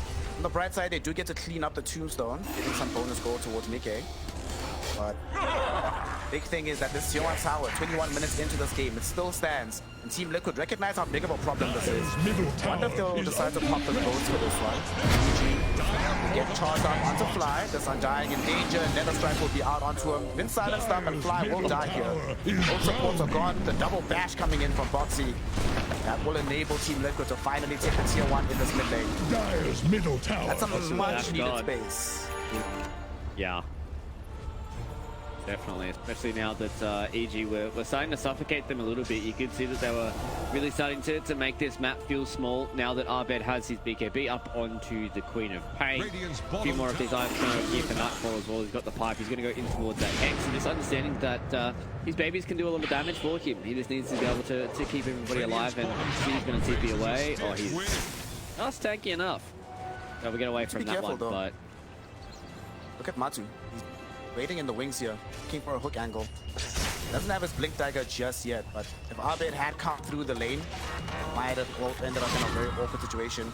Should they try to defend bottom? Because it looks like EG do want to play around that tier 2 tower, but they don't have an Aegis at the moment. Unfortunately, this is a very difficult tower to defend in general, so looks like they'll let it fall, but they're coming for the re-engage. Smoke up instantly. Boxy, who's he charging? He's going for crit. We'll be able to find him and Fly with the charge through there. Silence on the 2 as well. They really want to chase down these supports, but these supports are very happy to be chased down. Gives the rest of the squad an opportunity to escape, and that's exactly what's going to happen. EG get the tower, they get out, leaving behind the Undying, who doesn't live up to his name, but does draw attention of Team Liquid and allow EG to still play the map. EG are perfectly okay with that. They've only really got... It's for them to wait out for the next potential Roshan's for a minute and 30, and then after that, RTZ's in a good spot right now with the spent. Take a little bit of stock of the heroes that we've got so far. So we've got Blink, BKB, Echo Saber, so I'd imagine probably building in towards maybe something like an AC or even just a Daedalus for his next kind of item would be nice for him. I wouldn't hate to see a Silver Edge or something along those lines. Mark 2 has the Aghanim Scepter, doing really well with the Spider Babies, as we've seen. Gonna see if they can kill Mark 2 here though. Oh, more or less ready. They don't have a direct lead on him. I did use it. Finally find him with the baby, but Zion is on the other side of the fight. Dismember going out into RTZ. He can't do the damage. Nether Strike as well as there. BKB wasted. The Requiem blows him up from Mickey. Zai does die, but his job is complete, allowing them to bring down RTZ. And now the chase is on from the rest of Team Liquid. Charge in onto Crit. Bushwhack will prevent it from going all the way through. But Matu, he's now starting to feel himself, getting deeper into the fight. They're looking for Fly. We should be able to also kill the Hoodwink at the same time. Double kill for Matumba Man. And Nightfall and Abel forced to flee away. Team Liquid, they kite around RTZ. That's always been the biggest drawback of the Sven hero. If he gets kited, held in position, he can be killed. And Team Liquid did it in expert fashion here, Fluke, winning a team fight in the process. Yeah, that's absolutely massive for Team Liquid. Not only did they take down the Sven, they just forced their team fight on their own terms. You see here in the replay that they got spotted out by the Spider Babies, but Boxy did a good job. They keep Nightfall at bay. Zai does a really good job at separating this fight as well. Understanding that Mickey and Matoma Man are going to be the ones that are going to be able to deal with the RTZ Sven here. Mickey perfectly timed Requiem as well, by the way. As soon as that BKB gets ended by RTZ, he gets blown up by the Requiem, and Zai did a really good job at being able to disconnect the fight, and then all it was Martu walking in with the big Aghanim Scepter. The power of the Pudge, right? It is oh so hard to try and get in on top of this series when he's got so much of his spell life steal. He pops his flash heap, walks in with the Aghanim Scepter, and it's very, very hard to deal with. Nightfall again. Get it called out. Got himself dismembered. The charge coming through as well from Boxy, and Nightfall certainly gonna die. RTZ coming in though, looking for revenge. He gets used up because he didn't get off his BKB. So Zai and the crew not really in danger of the RTZ Sven just yet. That's God Strength also committed there from the A-God. Well, Nightfall hasn't died in a while. That's his first death this entire game. Team Liquid starting to reverse the odds here. Starting to look a lot stronger in these engagements. Matu starting to get tankier and tankier and tankier. Each time they get one of these pickoffs, that's an additional flesh heap stack. And we've seen what can happen when these start to go up through the roof. Eventually, even the Sven with his massive outlay of damage will really struggle to deal with Matu as this game scales like this. Yeah, and I think this is where RTZ might need to change his attentions to some of these other heroes. Mickey obviously has his own BKB, so it's hard enough for him to stick on top of him, but I feel like if he's able to get on top of Zai, he does have a Lotus Orb now as well on Zai, and his own Blink Dagger, so if they're able to catch out Zai with maybe like a Bushwhack into the Stormhammer and Sven pops the God Strength, then if they can blow up this Jet Prophet, I think it makes the rest of these team fights relatively easy for them. They can keep on top of the Shadow Fiend, they can keep on top of the Snapfire, thinking of the Spirit Breaker. Roxy's in a rough spot. Marco comes in as well to put Abed in a rough spot. Gets the Dismember out. Fortunately, Mickey not there in time, so they can't combo it with the Requiem. Nonetheless, it's a demonstration of the threat that he has to deal with. Foxy's like, whatever. Died, D-ward in the middle. Is about to the frustrating thing is once you draw these heroes' attention back, you can't really make that jump again. Counterplay option, a little bit too scary. Win probability is now at the perfect point of 50-50. Love to see it.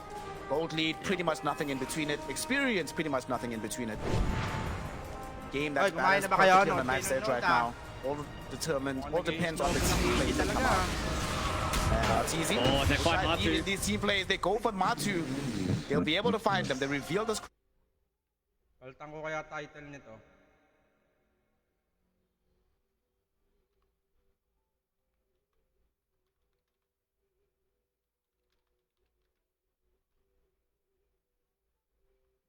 Ay, tanga.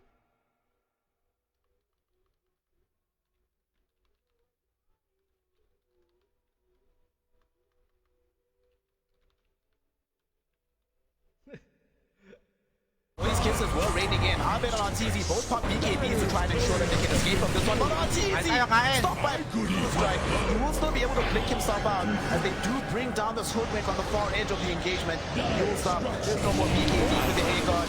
He is gonna be brought down. Matu saying, well, it's nice, right? In the meantime, speaking of Matu, we go out there in the mid lane. We go back to RTZ now as he gets Requiem feared into Zai. Will be there with the bonus damage from the Ghosts. And not only that, Fluke, they immediately bound onto the tier 2 tower in the top lane. Mickey is here. They have the whole crew with them. And Matu is pushing solo through this mid lane. And with 3 heroes dead all across the map, they might be able to put damage on 2 sides at the same time here. Yeah, big team fight coming in there from Team Liquid. Zai is such a thorn in the side of Evil Geniuses. It's so hard for them to be able to walk in towards a lot of these team fights when Zai is just on the front lines. He's getting multiple Spirit Siphons off. He's dropping Lotus Orb on his head. It's very hard for them to stick onto him. And you saw what happened there. They had to commit for the Roshan. As soon as that God Strength was down, RTZ had to pop the BKB so he didn't get killed by the Water of his Kisses. And yeah, he do have the Aegis, but he just blinks away. And that's all that really happens. He tried to get the TP out, but Boxy with the extra bit of game sense was able to get the bash going through it and got that stun there on RTZ. And now you can see RTZ pinging out the punch in the Spirit Break. It's going to be very hard for them to continue this game going the way that it is, because they realize on Team Liquid that EG, they really don't have that much damage. Nightfall has gone for this kind of raid-packed pipe build on the Broodmother, where the only real issue for them is playing around the spiders and playing around these silken bowlers. But at this point, the only real damage is going to be the Sven, and they're always going to have the credibility with the bite that goes through BKB. They've got Boxy that goes through BKB with the ultimate and the Nether Strike. So, I mean, Liquid, they're in a really good spot here. They've been fighting really well. I still feel like this game can be relatively even, though. We've seen what Sven's can do if they just catch out one of those team fights, right? If he bursts out 1 or 2 of these heroes on Team Liquid, you're not going to have a good response for him. But if they're the ones that are on the front foot, if they're the ones that are aggressing in towards EG, still how many issues they have by playing off the back foot and how hard it is for them to get into these team fights and get some kills. Nightfall on the bright side did just finish off a Hex, so that makes it a little bit easier on the control department to give us easy time in onto these heroes. But the A-God's actually being charged into right now. They have vision of the fact that Boxy is... Boxy will give up the Ghost. Dire scan, good game sense. Look where Crit was going as well, in front of where the charge would be coming to intercept it. Crit's game sense sometimes is ridiculous. Feels like he's got map hacks, it's just too good. It's like some of the guys that we're going to be seeing throughout the entirety of TI, they just have that Spidey sense, right? And it's the reason why these guys are sitting here playing TI group stage, and the reason why I'm sitting in my bedroom. So, The reason why they get to play for millions of dollars and I'm just losing MMR. It's always the difference, and that's why I think this game, I'm really interested to see what EG's plans are for the next couple of minutes, right? Like, they did just lose the Aegis, that it's starting to get a little bit hard here for RTZ to play on the back foot, and they understand this, right? Like, they're grouping up, they know that they need to be the ones that are aggressing. It's very hard for them to kind of fall back and peel off for each other and get these kind of counter initiations. What they really want to do is they want to be going in, they want Crit to try and find somebody with a pushback, they want Abed to be able to jump in towards the backline, put pressure on the Snapfire, they want Fly to be able to just control an area of the map by dropping a Tombstone, becoming the big flesh column as well, and then RTZ doing Sven things, blinking in and bursting people to pieces. Liquid, they're going to be the ones that are on the front foot, though. They're going to get the smoke going. If they catch out Crit here, this could be bad. Happy to die for his squad. Very dead. Matu gets the +1. We're at 9 stacks right now. Good times. G. Nothing they can really do to try and defend this tower. Despite the fact that Liquid do not have access to an Aegis, they just are so strong. DK's also finished off a Silver Edge. The high ground. Got a Silver Edge and a Pally Sword. Are you kidding me? It's a little bit unfair. Fly, look at charged into right now. Matu finds him out as well with the blink. DK destroys him with a right click. And 2 heroes brought down. Tier 2 tower middle. I believe it's also going to be in some degree of jeopardy here. Team Liquid. They know that they're playing 5v3 for now before the buybacks come in. And this is not going to take them that long to bring this tower down at the rate that Mickey is able to right-click at the moment. Yeah, Liquid are doing a fantastic job right now. They're just moving around the map as a squad. They understand that it's very, very hard for EG to fight into them if they're the ones that are walking up towards the high ground. They just put low sob on Mike. They just said, hey buddy, just walk up the high ground and see how you're feeling. So Liquid, they're in a really, really good spot right now to be able to hand EG their first loss of the group stage, especially on the Hex. The Hex did come out onto Boxy, but they want to remember onto Arteezy. And again, it's when he kites it to help. Right clicks. He got one right click off in that fight, but a red beam destroys him yet again. The mega kill streak for the Shadow Fiend. They're holding position. They want the additional kill here, and they are going to get it. EG feels like they're crumbling right now here. Fluke as a double kill is granted towards Mickey on his SF, and that is going to be him also cracking level 21 in the process. They could decide what they want to do now. Ghosts are about to expire from Zai, so they could put a little bit of damage onto the tier 3 tower through this mid lane. Arteezy doesn't have buyback. 44 seconds. He has to wait a long way to come back into this game. G will be forced to pop this flip. No other option. Team Liquid will respect enough to back off, but it's a scary man. Yeah, Matu found crit in towards the bottom side of the map. Nightfall's at least going to try and push them away from this tier 3 tower, but Liquid, the way their team fighting is insane. The way that they're just like thinking about how these team fights are going to go. To be fair, it is pretty straightforward now that the game has gotten towards this point. Just make sure that the Svenja and the BKB can't do anything. They don't have a way of stopping Matu biting. I think that's the biggest thing, is they actually have no way of BKB bite stopping the Sven from walking around in these team fights. They've got the Lincolns now. They don't have to worry about this Hex coming out from Nightfall. Arteezy, he has to build a Lincoln Sphere, but he is so far away from that Lincolns that I think this game could just blow out by the time he even gets close towards any of these components. And Liquid are just in the spot right now where they can constantly just take control of this triangle. They can continue to just chip away at these tier 3 towers, and it's going to get to a point where EG have to try and make a move, but who are they really going to go on? So hard to try and kill Zai here. He's got BKB loads, so Blink and a Yules. Like, how are you ever going to Stormhammer that guy? Matu has almost 3.5k HP, his own BKB getting close towards the Shivas, and Mickey's got a Lincoln and a BKB and a Silver Edge. It's like, these cores are going to be so hard for them to kill, and maybe they can get the kill on a Boxy. Well, Boxy's starting to get the kill onto Crit, initiating with the Nether Strike charge.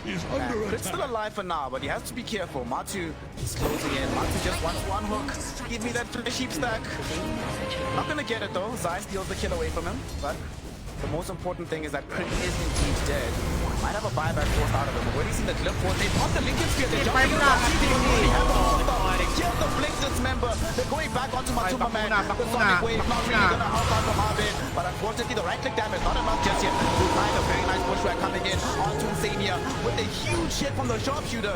Arbin is able to get a double kill by bringing down the punch. But now it's scary because Zai activates the ghost with the BKB. He's going in. Coming in for Boxy. They find Arteezy. They want the damage on the Sven.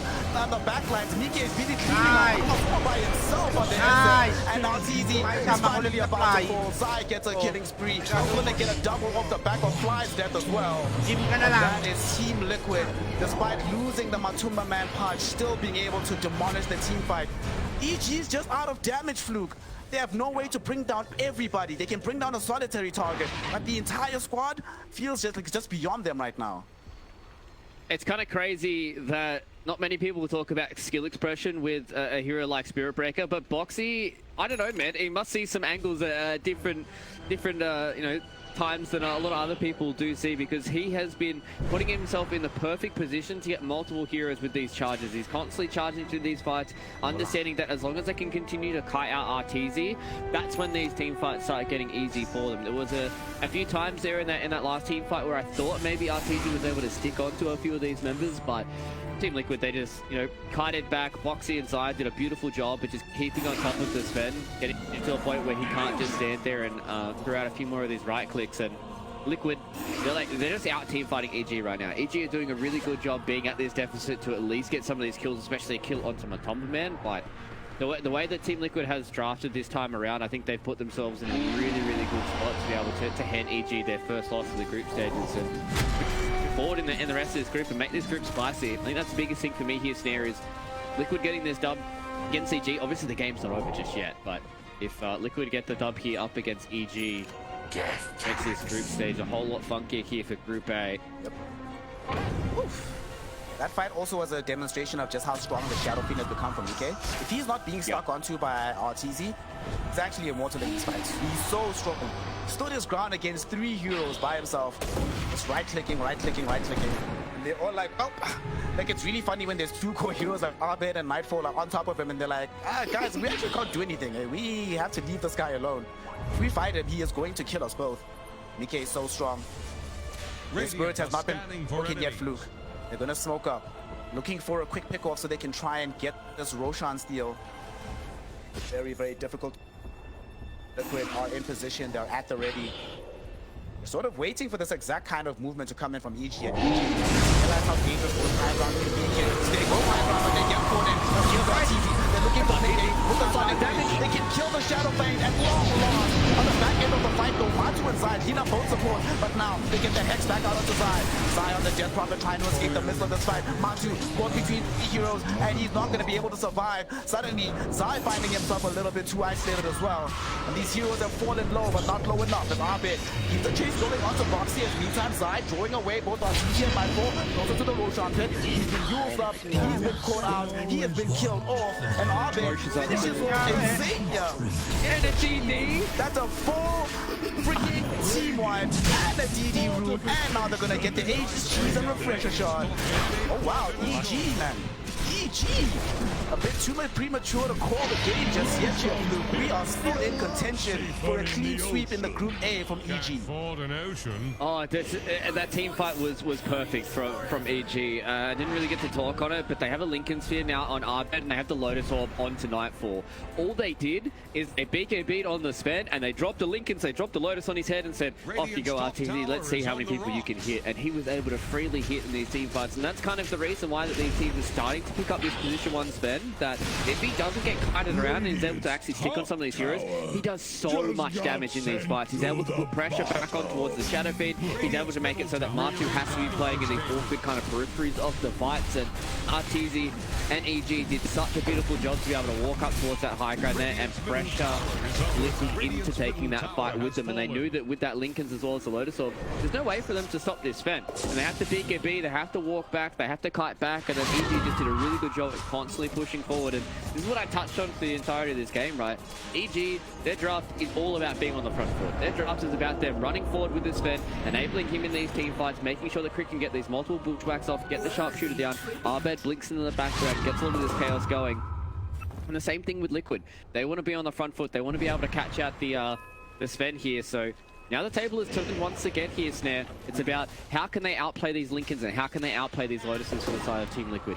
Do they need to start getting some more hexes? Do they need to start getting things along the lines of some of these extra bits of initiation, like, you know, the Spirit Breaker charging in, trying to get that Nether Strike going forward?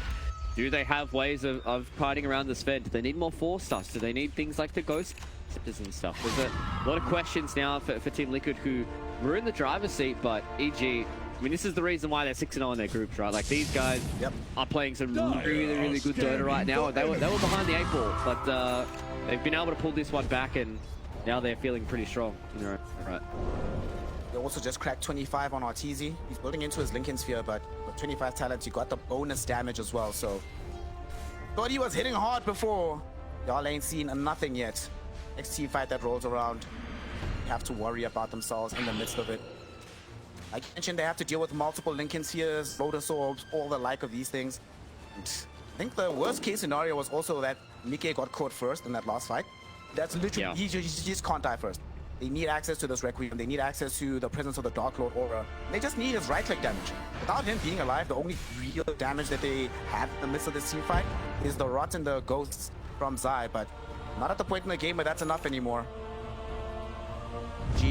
This Aegis in tow on Abed. Gonna smoke up. Just picked up an AC on Nightfall. My god, Arteezy is gonna hit so hard. This next team fight. We need to dodge this at all costs. I don't know if they know this is happening. Zai might be a little bit too far forward here. Does have a blink dagger though. Should be able to get himself out. No, he can't. Abed has the Aghanim shot, so they keep him in position. They can't save him just yet. Not a low drop now. Matu thinking about trying to eat somebody, but unfortunately he won't be able to do so until Arteezy jumps down to the low ground, and Zai has already been brought down. Mickey Abed refreshes for the second Sonic Wave onto Matu, and now they've killed the punch. Insavia not fall with the fire snap cookie, but that's just going to lead to his death.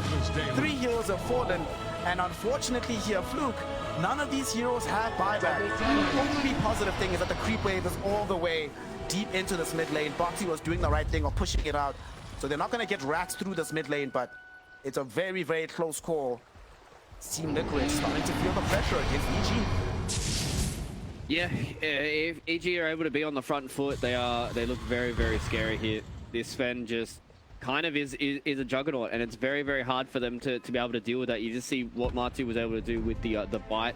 At least they're able to kite him around for a little bit, but everybody else was on the back foot, right? You know, Zai got caught in a very awkward position. They had to force up him down towards low ground, and it just starts getting scarier and scarier here for Team Liquid because EG, they're getting the confidence back in towards their draft. They're getting the confidence back in towards their heroes as well. Artis is getting closer towards that Lincoln Sphere. He builds up his own Lincoln Sphere. He never has to worry like me about being bitten. He can just kind of freely run around these team fights. He can start building damage. Maybe he builds towards an Aghanim Scepter for himself to constantly try and get on top of heroes like Mickey as well as Boxy. What we're seeing right now is EG wrangled this game back, brought it back towards a 50-50 win probability, and now they are in front, feeling scary, feeling strong. Maybe we might see some more of this Sven as a response to heroes like the Shadow Fiend. I mean, Boxy got next. They do not have access to a Lincoln or a Lotus or anything on the Spirit Breaker, so just dies heads up. That's a gem given up as well. To buy back potentially. Like, do not think that EG are gonna not take this opportunity to jump onto the high ground. Aim for Matu. Here comes Arteezy. Look at the Lincoln onto weekend. So back onto Arteezy. Take the BKB now. Zai hexed up. He can't get off his spells, but at the same time they finally dismember onto Abed. Now Matu and the crew, they want to bounce forward. The BKB from Arteezy has expired. Zai with his own BKB goes deeper in the fight with the Exorcism Ghost, chasing down Fly. They've gotten that kill. The lone survivor so far, allowed to TP out on the high ground. I don't think Boxy has the vision here. Oh, he charges through. Realizes where he's at. Boxy, man. What is going on? Matu gets a triple kill off the back of this. Boxy with the reads, understanding exactly what's going on. And EG end up losing 3. And they put back on Abed as well. Just out of the tail end of that fight. No, I need to know what Boxy eats for breakfast because I have no idea how he had that read there. That is some spidey senses, I think, there. And EG now they're on the back foot once again. This is such a back and forth game between both these two juggernaut organizations, and you can just see what happens when they're not able to abuse the BKB that comes in from the Sven, right? When it gets to a position where the Sven isn't able to kind of get on top of the Shadow Fiend, get on top of this punch and really kind of burn them to pieces. See the issues that EG has, and it was a pretty clutch play coming in from Zai. The fact that he bought this Aghanim Shard, and the fear was what caught out Abed. He wasn't able to get his BKB off, he got feared, he got stunned, he got hooked, and that was all she wrote there. And now with 2 lanes of racks going down, EG with no buybacks in their back pocket, that I thought that they were going to be able to bring this one back, but Liquid once again swings the roundabouts, and they are swinging back hard here into the base of EG. They're not going to be able to get mega creeps here with Arteezy respawning in 10 seconds, but man, they've done some damage to this base of EG. Considering that they pushed right after a fight began on their own high ground, this is actually phenomenal. And just shows how quickly that Zai and the crew can get from one side of the map to the other, dish out this damage. Of course, Mickey earlier on did get the 15 talent, so that the presence does affect these buildings, which helps a lot with this push. 8k gold lead right now for the side of Team Liquid. EG, damage is not the issue. It's about control. If they can avoid being controlled up and win these team fights. Really struggling at this point in time.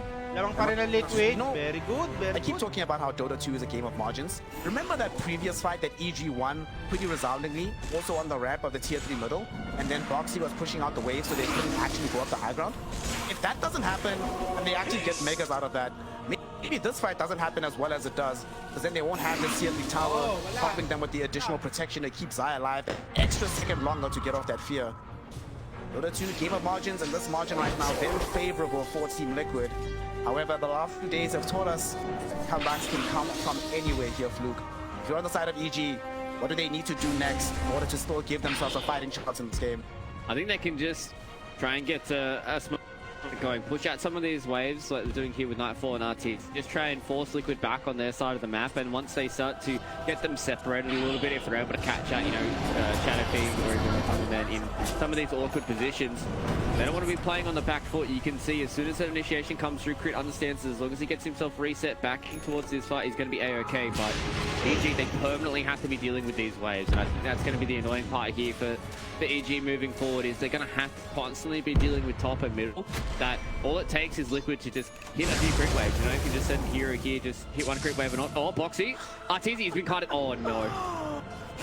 We're going to talk about that one, boys. It didn't happen. All right. Fine. RTZ just checking to see if his R button worked. Still works. You gotta do these checks sometimes. You know, Dota 2 still in beta. Not sure if it might not work. And now they know though. Boxy scouted it out. Look what he's telling his team. He's like, guys, RTZ's on the other side of the map. Let's go force a fight. Matu. Somebody to jump onto it and just let it. Goes into the high ground. Only comes across Crit first. Crit gets stunned by Boxy, who charges through to try and find Fly. Yellow Strike will be there as well. Gets taken out.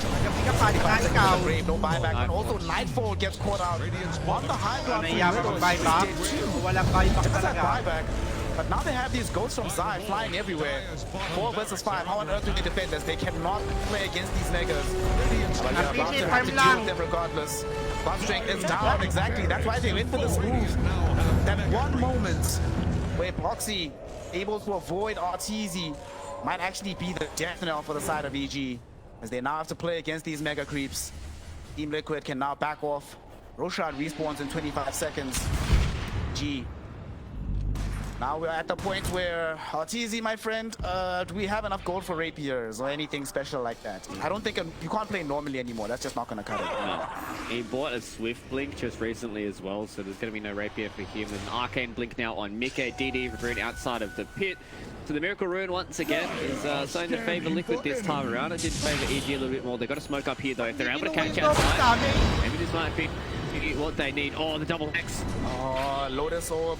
Hex is back, Nightfall, so you can't keep the chase going onto this Death Prophet. Although RTZ was almost able to get the DD. Mickey snuck it in front of his face with the Silver Ray. RTZ got that one. That would have been a huge deal.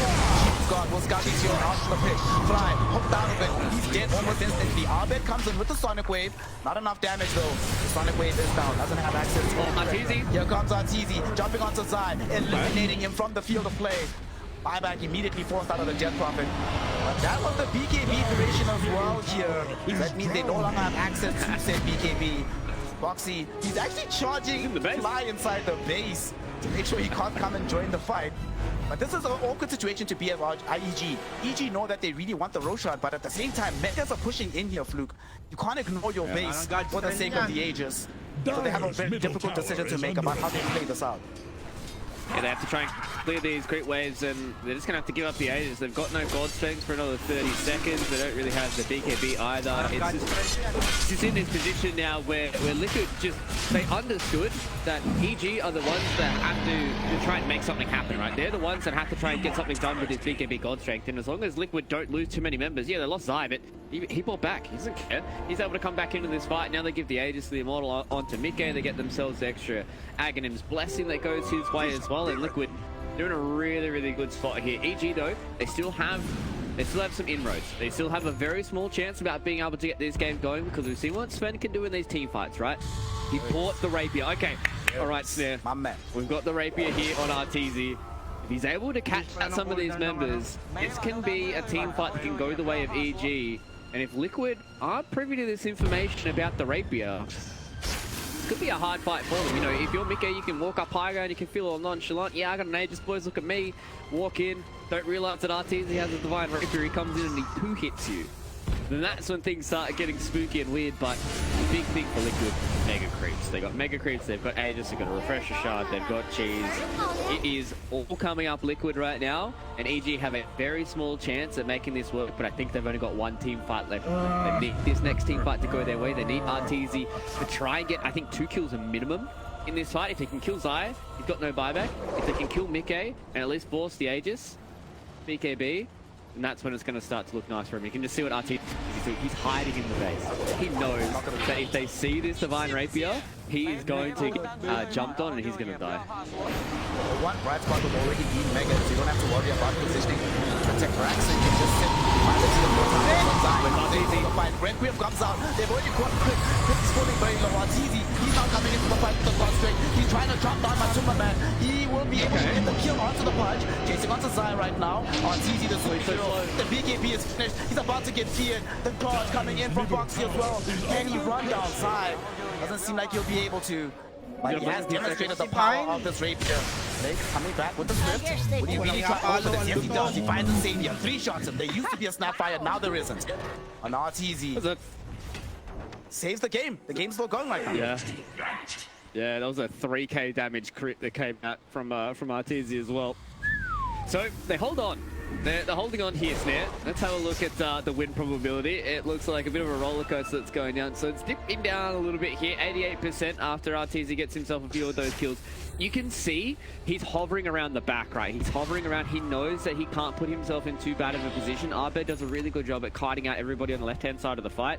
They have to force the buyback here coming in from Boxy. They're looking to try and get on top of Zai, but they just weren't able to connect on that fight. And the fact that Mike wasn't around to be able to help Matumba Man kill this Arteezy as he walks in with this Divine Rapier means that EG are just able to stand their ground and have up the turret at the front. Oh, this is getting spicy, man. We had a 70-minute barn burner to end our day yesterday. Now we've got a 53-minute game here so far between EG and Liquid. Rapiers are abound. Is this the first Rapier of group stages as well? I think it is. That is actually a very interesting question. We must find out actually if this is indeed the first Divine Rapier. Whew.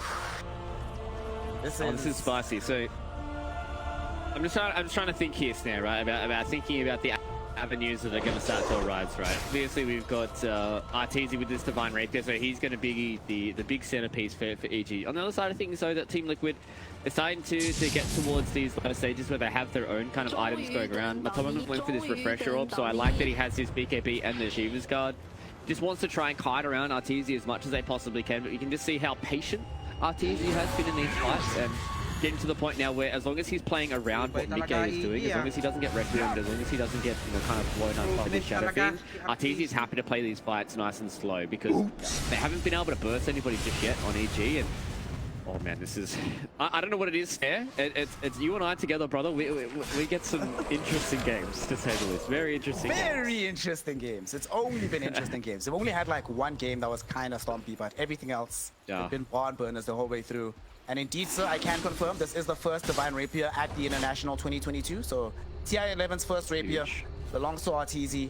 Wants to go himself into this moonshot as well. I mean, he had to sort off the Echo Saber to make sure he had enough gold for the Rapier.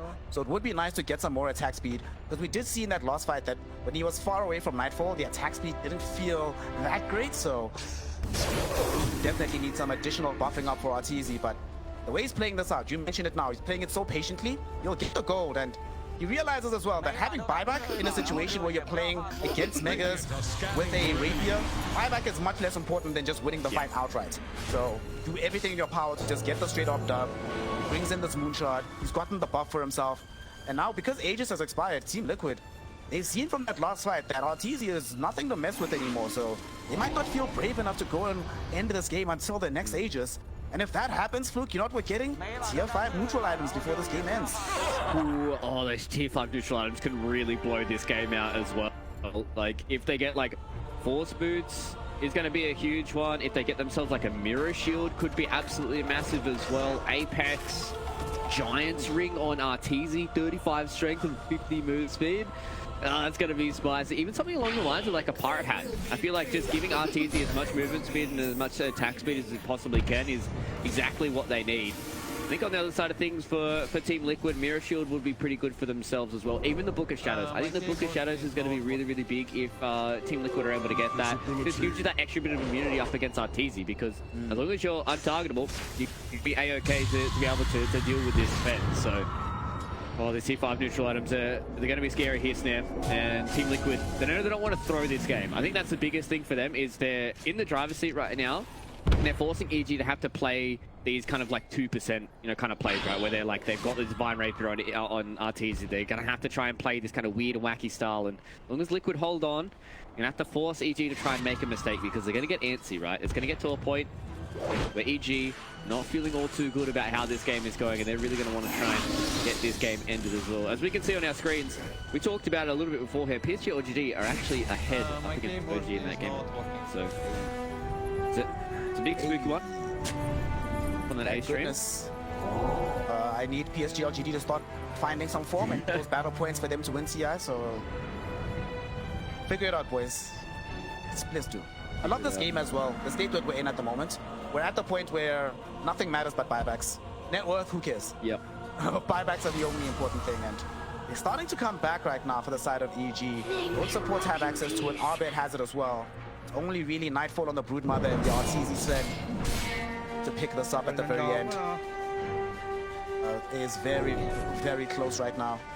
Roshan, 40 seconds will know exactly how long it will take before the big man returns. On the side of Liquid, they want the faster the better. They do not want to be just standing outside of the space. It's so similar to yesterday, right? Where we just see the one squad, higher control of the map, but feeling a little bit skittish about taking a head-on fight because of the damage outlay of the primary carry. G is no up. They're going for the jugular. They're being proactive about this. Maybe trying to catch out to Liquid. They want to catch them out before the Roche starts. But who can they go on here? Crit has vision. He's been scouted out. Foxy comes with the charge, forced to cancel it. And Insania already committed the Morty's kisses here. EG, just get back. They know that the jig is up. They've been scouted. And of course, the jig is up in the base as well. So Oli's going to reveal the fact that they're no longer nearby, given that the Megas are always pushing in. And that's the Team Liquid is they're always going to have these mega creeps pushing in towards the base, and it's always about how EG handle that. Can they find a small little window where they can push out some of these creep waves? The bonus thing for them as well is they've got heroes that can really actually deal with these waves relatively well. Nightfall's able to deal with it pretty well on the Broodmother, and we've already seen what Arteezy can do with the Great Cleave. So it's getting to points now in this game where Liquid to set up their waves, but they don't have to worry about EG smoking out of them, and EG are trying to set up their waves so they can do moves like this. They're looking to see if they can catch out Team Liquid lacking. Team Liquid, they're doing a really good job at just spacing themselves out, just not putting themselves into bad positions, putting themselves in a scenario where Arteezy can blow people up. 1 minute and 40 seconds, Arteezy. Breakthrough in the base though, here's Snap. Somebody has to go back and push it over. This aggression is done. We have to go and deal with this. It's very unfortunate for EG. I think they were hoping for an earlier Roche. The earlier the Roche, the better for them, but a late one. They're coming in another 80 seconds from this point. Liquid, still happy to just keep all of these waves pushed out. Happy to be playing with these megas. And EG, they're so frustrated, right? Because Team Liquid, because they're playing this more split map style so many times, splitting these waves, EG can't find like a direct connection for the smoke. So that's the second one they committed just now in the last 2 minutes.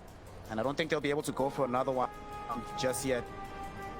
Really can't give up this H either. At the same time, Arteezy about to have money for the full buyback as well.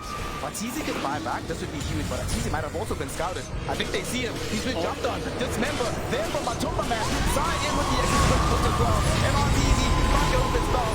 Then by the time though, here comes the Sonic Wave, but the Rapier brings down the Sven. That's a Rapier on the deck, picked up by Foxy. Arben still doing his best to try and find Sonic Wave though will be there. Arben able to reclaim the Rapier. He passes it on to Arteezy. Arteezy might want to re-engage onto the fight.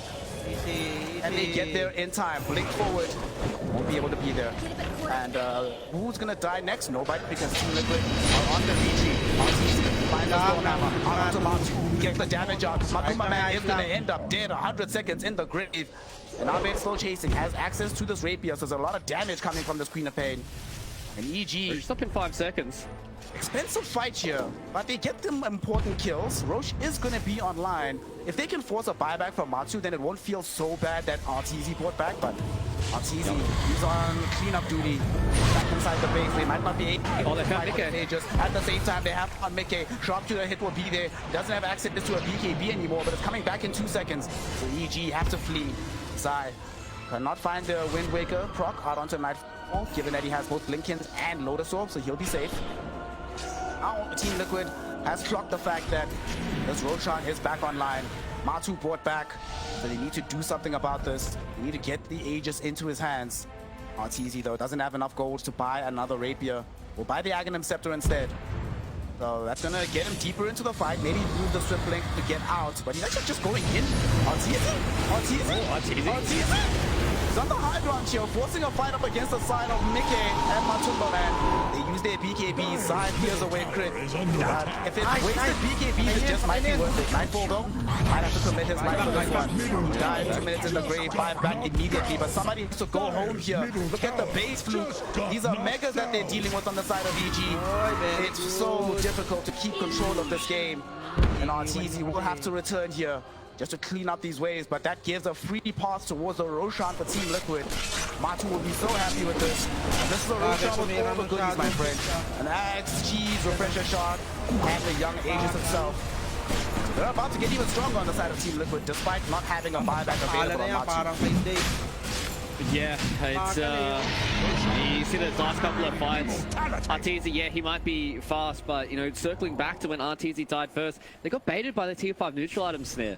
RTZ was trying to get a tier 5 neutral item. He got himself force boots, so he got himself a nice one, but the reason why he was out of the base was because they wanted the tier 5 neutral item. Zai now has the Giant String, force boots are up on RTZ, there's a Book of the Dead on Nightfall, so maybe some of this rat shenanigans. There is a Mirror Shield that comes out onto Matumba Man and force boots for Mickey as well. So the tier 5 items are starting to pile up here for the side of Liquid. They're the ones that have control of the entirety of this map. Oh, Arcanist Armor could be massive against a Sven who does a whole lot of damage. So looking to see if they can connect here onto Matumba Man.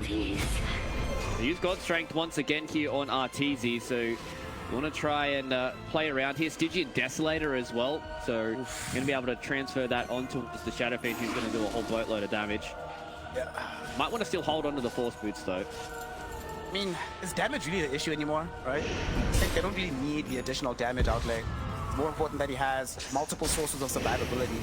So having Arcane Blink, Force Boots, Hurricane Pike, and Silver Edge probably carries a little bit more currency than just having the raw right-click damage. I think they might actually just leave the Desolator. Like, who needs this? They gave it to Boxy. Alright. Yeah. Okay. To be fair, Boxy, there have been times where his 1 or 2 hits have been instrumental. He's sitting here with 30 assists on the Spirit Breaker this game. Kind of incredible. Jump forward for Matu. This is the hook though. No target for the Dismember just yet. Crit, holding them back with the Bushwhack. But with this Aegis in tow, Team Liquid, they're tired of this game here. They know that we've already had a 70-minute game. They want that one to be the longest one. Don't want to extend it any farther. Team Liquid now smoke up on 3. Mickey waiting for the opportunity to go in with the Arcane Blink Requiem. Does he have a chance yet? RTZ started out to the top lane. Is Mickey going in? There's the God Strength. There's going to be the fear onto a bit, but he does get off the BKB. Charge in onto RTZ. Will be hit by Boxy. Activates BKB. They want to force a BKB out of RTZ, but not happening just yet. In the meantime, they'll fly. Will end up the line to the interception. RTZ right-clicking on the end of the fight. Able to bring down the first life of Matu. Already killed Insania. Mickey though, gets off the fear. RTZ, will he survive this fight? He doesn't have the satanic proc because he's feared and he's killed. 2 minutes in the grave, no buyback for the Aegon. As Crit cannot contend with these exorcism ghosts. Gets charged into Boxy, leaving Nightfall all alone to try and defend this. Crit no buyback. Arbit is just on the high ground, but EG, they see the writing on the wall. They acknowledge the power of Team Liquid, and they will suffer their first loss in the group stages as Team Liquid take game number 1 in this best of 2 series.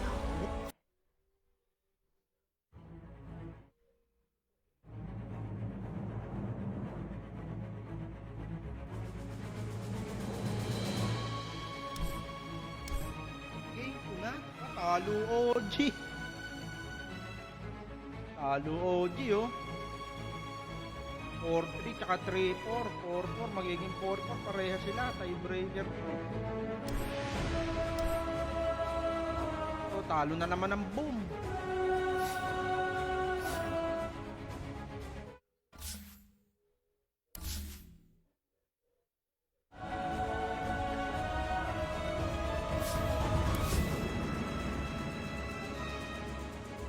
Royal never give up. lang nga naglalaro. Wala ba iba? Oh, nanalo din ng bet boom.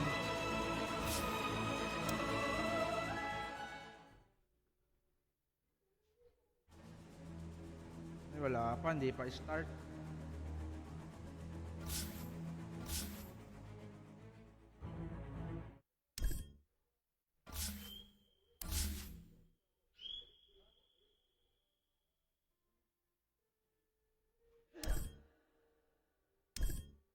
Ano to? Tapos na?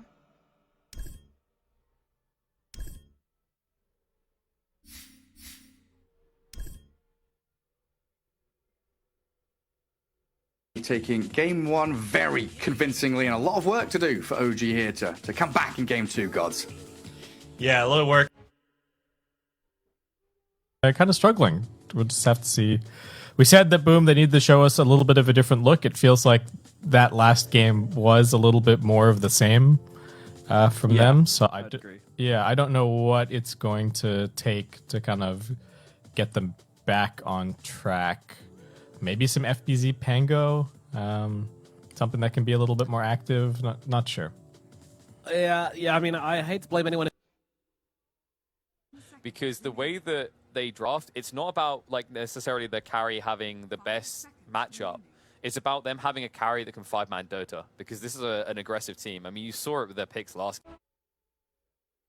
Yeah, that was beautifully done there. A lot of these team fights were very satisfying to watch. RNG have a lot of synergy, and the way they play, their coordination is really good. It felt a little bit more like Sonic's. Were but at the same time, yeah, obviously bottom two is definitely where you don't want to be. Yeah, and maybe a bit more confidence. You know, in Group A, we were kind of looking at thinking there's more of a separation between the maybe tiers or echelons of teams, where you expect LGD, OG, along with your EGs, RNG, and Liquid, who are all performing very well, to be up at the top. Whereas, you know, hoping they're, or glad they're not in Group B, where everyone is very, very tight. Everyone's very closely matched over there. It's going to become a bit of a slogfest come day 3, day 4 for tiebreakers and stuff if we come to that. Oh, it's definitely. Yeah, Group A's, I mean, it definitely started to look like there was a top and a bottom, but then you have teams like Liquid who have really shown up, alongside, obviously, EG, they're 6-0. And then you've got the Hakores and Gaimin Gladiators, who are kind of like, you know, middle of the pack, 3-3. Can take. Very nice positioning, very good place from Marcy. I feel like you don't let Marcy through again. This was also the fight where everything started looking really grim. They got caught out and they get completely wiped. They buy back as well on Lich to try and save Leshrac in the end, but they hunt him down and do get him under his own tier 2 tower, as nobody else had buyback there to help him other than Lich. But yeah, this felt like overall Marcy is still a very strong hero, but it was more the impressive play. The pressure of the fact that you're playing in TI. So, what are your expectations for this game number 2?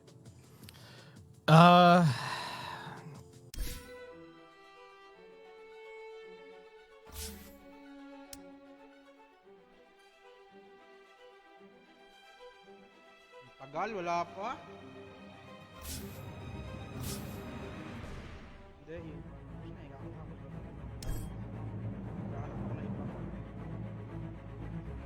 boom na lang kaya, kakawa po matatanggal agad.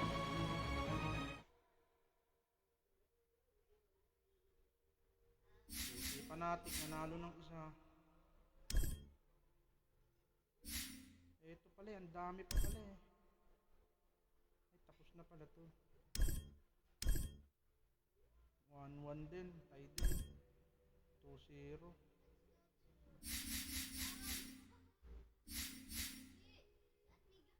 Tundra Talon, Secret, Master Entity, Team Spirit, Boom Bet Boom.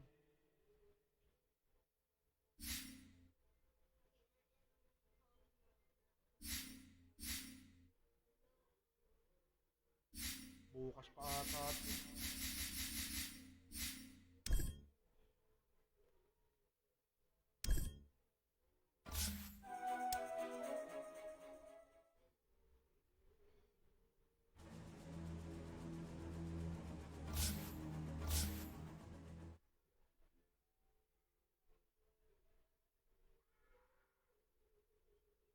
Because Oracle Death Prophet has always been that really sick combo. The frontline DP with all the heals, having that false promise backup, keeping you alive is a scary threat.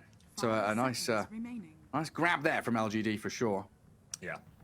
It's a pick that I think also just doesn't care about the Oracle much. You're just going to be looking to run in, and you've got a lot of physical damage coming out. So the Oracle spells are just things that just don't really bother you.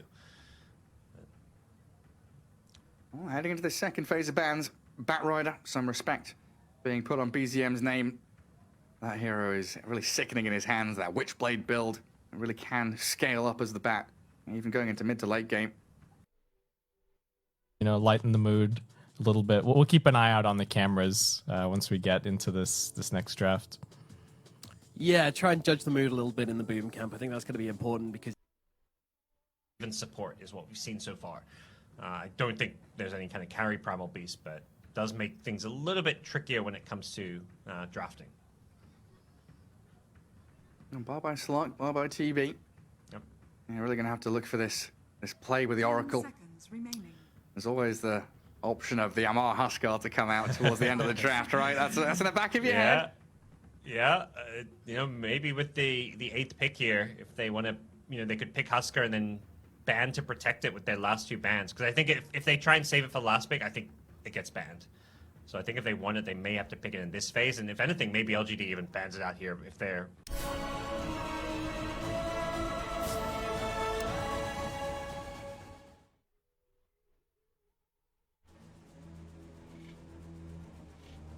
I love you.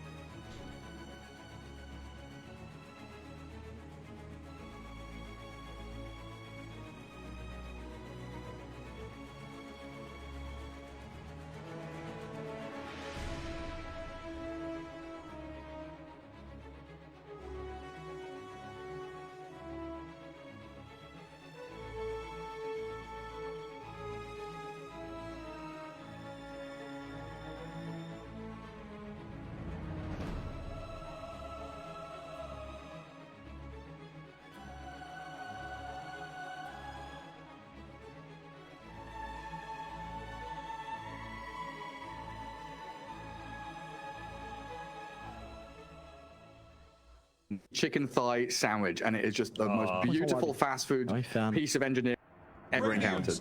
It's so good. I miss it every day.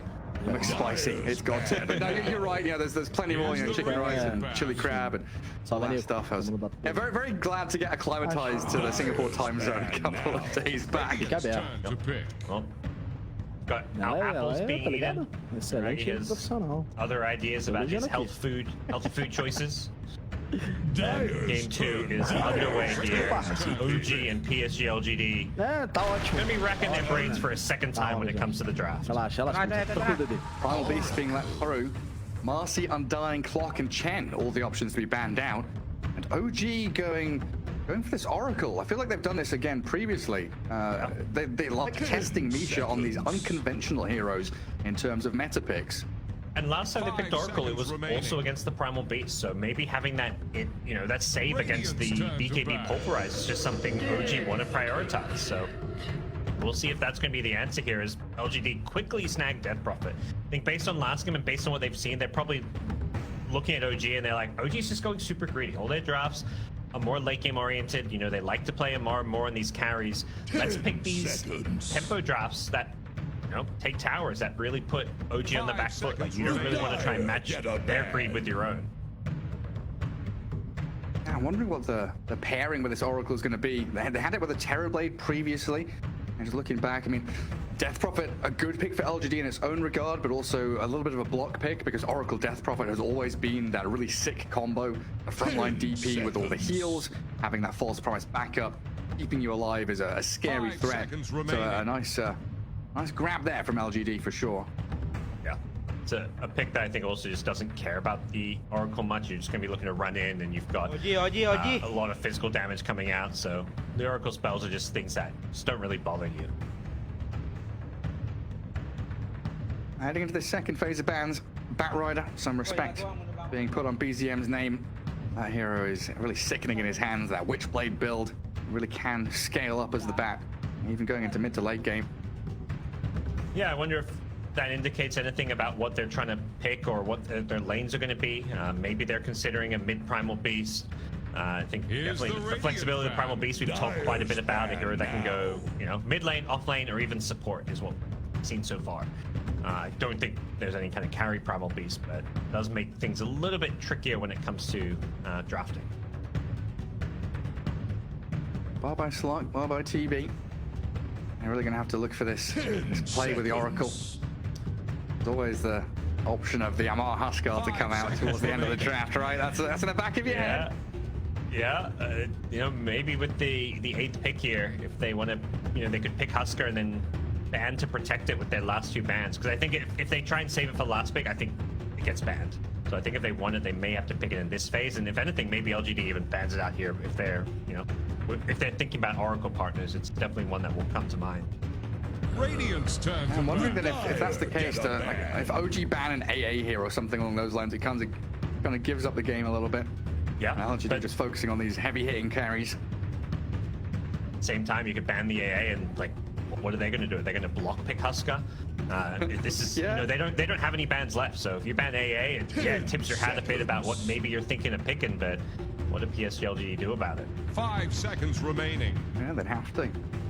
But Oracle's banned out, so that's I think also kind of protecting your basis. Another hero that benefits a lot from the Oracle save. True. I wouldn't put it past Faith Bian to play Huskar though. He's one of those guys that he could pull out any hero and look comfortable on it. Yeah, I guess. Is it good though? They've already picked 2 offlaners. That's the problem. They maybe do a mid, I guess. Or yeah, that's true. With this opener, we're expecting the DP mid and the offlane Primal Beast, I guess. I'm not attached to that. I think maybe even I'd rather almost see Death Prophet offlane and Primal Beast mid, but I think at least on some level right now, this Primal Beast is like a flex hero. Could go to support even. So I think we'll have to wait and see a bit when it comes to PSG LGD draft. The Death Prophet being both mid and offlaners. If you look at OG's bans, they don't really know. They banned a carry, an offlaner, and support. So despite LGD having picked 2 offlaners, they're still banning up Beastmaster. Yeah, and it's not out of the realms of possibility to put DP as like a 5 or something.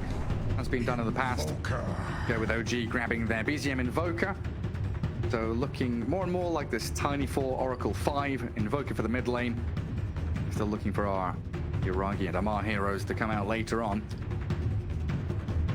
If there's something kind of juicy to pop that Alacrity on, some kind of big super carry. 5 seconds or if they want to maybe play some kind of fast-paced tempo Dota as well themselves, because I think if you're OG, you're maybe thinking we're playing a little bit defensive. It's not the OG that they're maybe more well known for, the run of the enemy, slay, dive their fountains. Like we haven't really seen that quite as much outside of the Gaming Gladiator series where they had like some super bloodbathy Dota. Yeah, that's pretty nutty.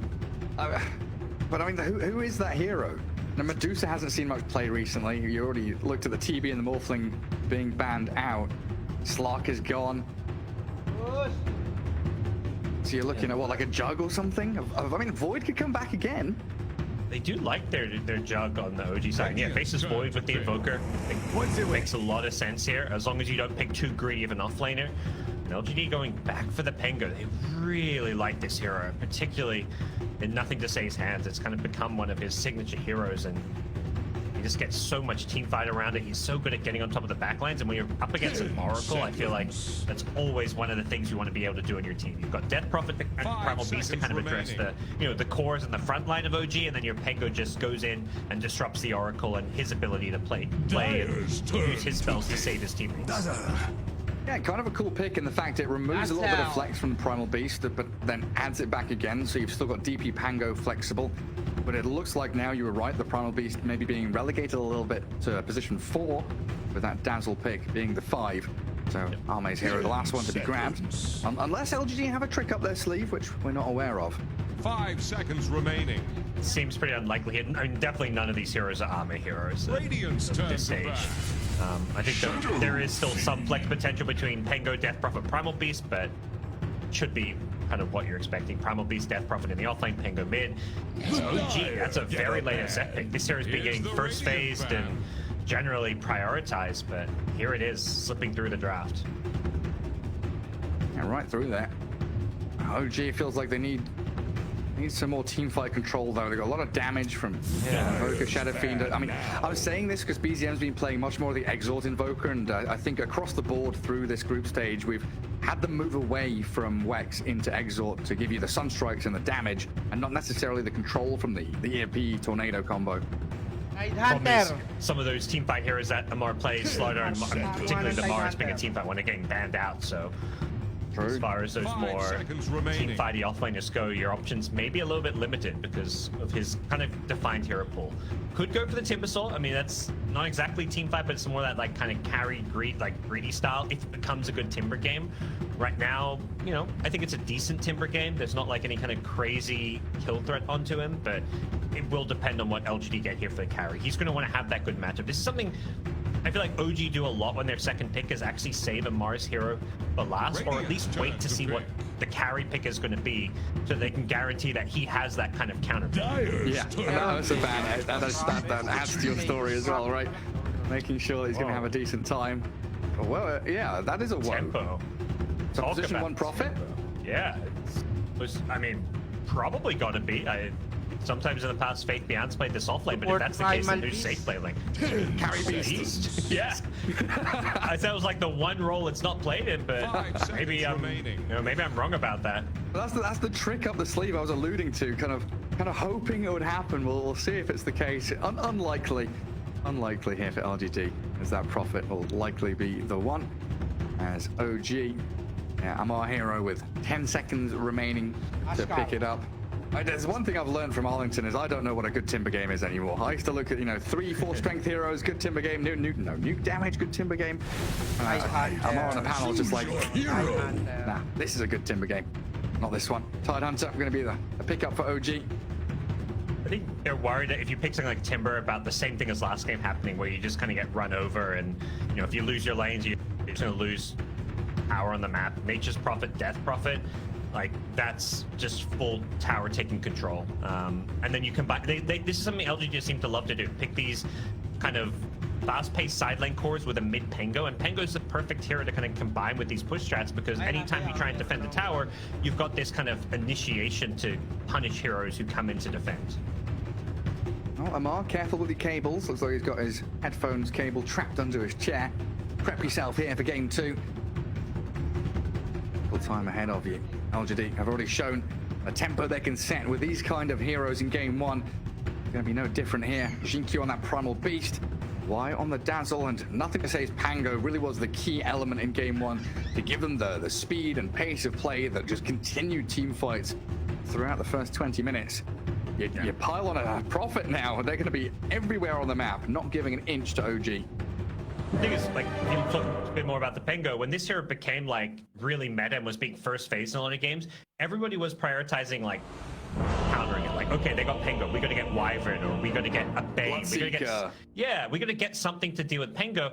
And I think because Pengo is considered in the meta now, people have kind of just been ignoring, at least not directly trying to counter it. And that's why these Pengo picks, like this game again, nothing actually deals with Pengo outside of maybe, SF Invoker just BKBing and right clicking him during the Rolling Thunder, but that's not, that's not really directly addressing him. So if you're getting these Pengo games where nobody finds a way to counter the role, Pengo's going to very quickly become a top pick in the meta again.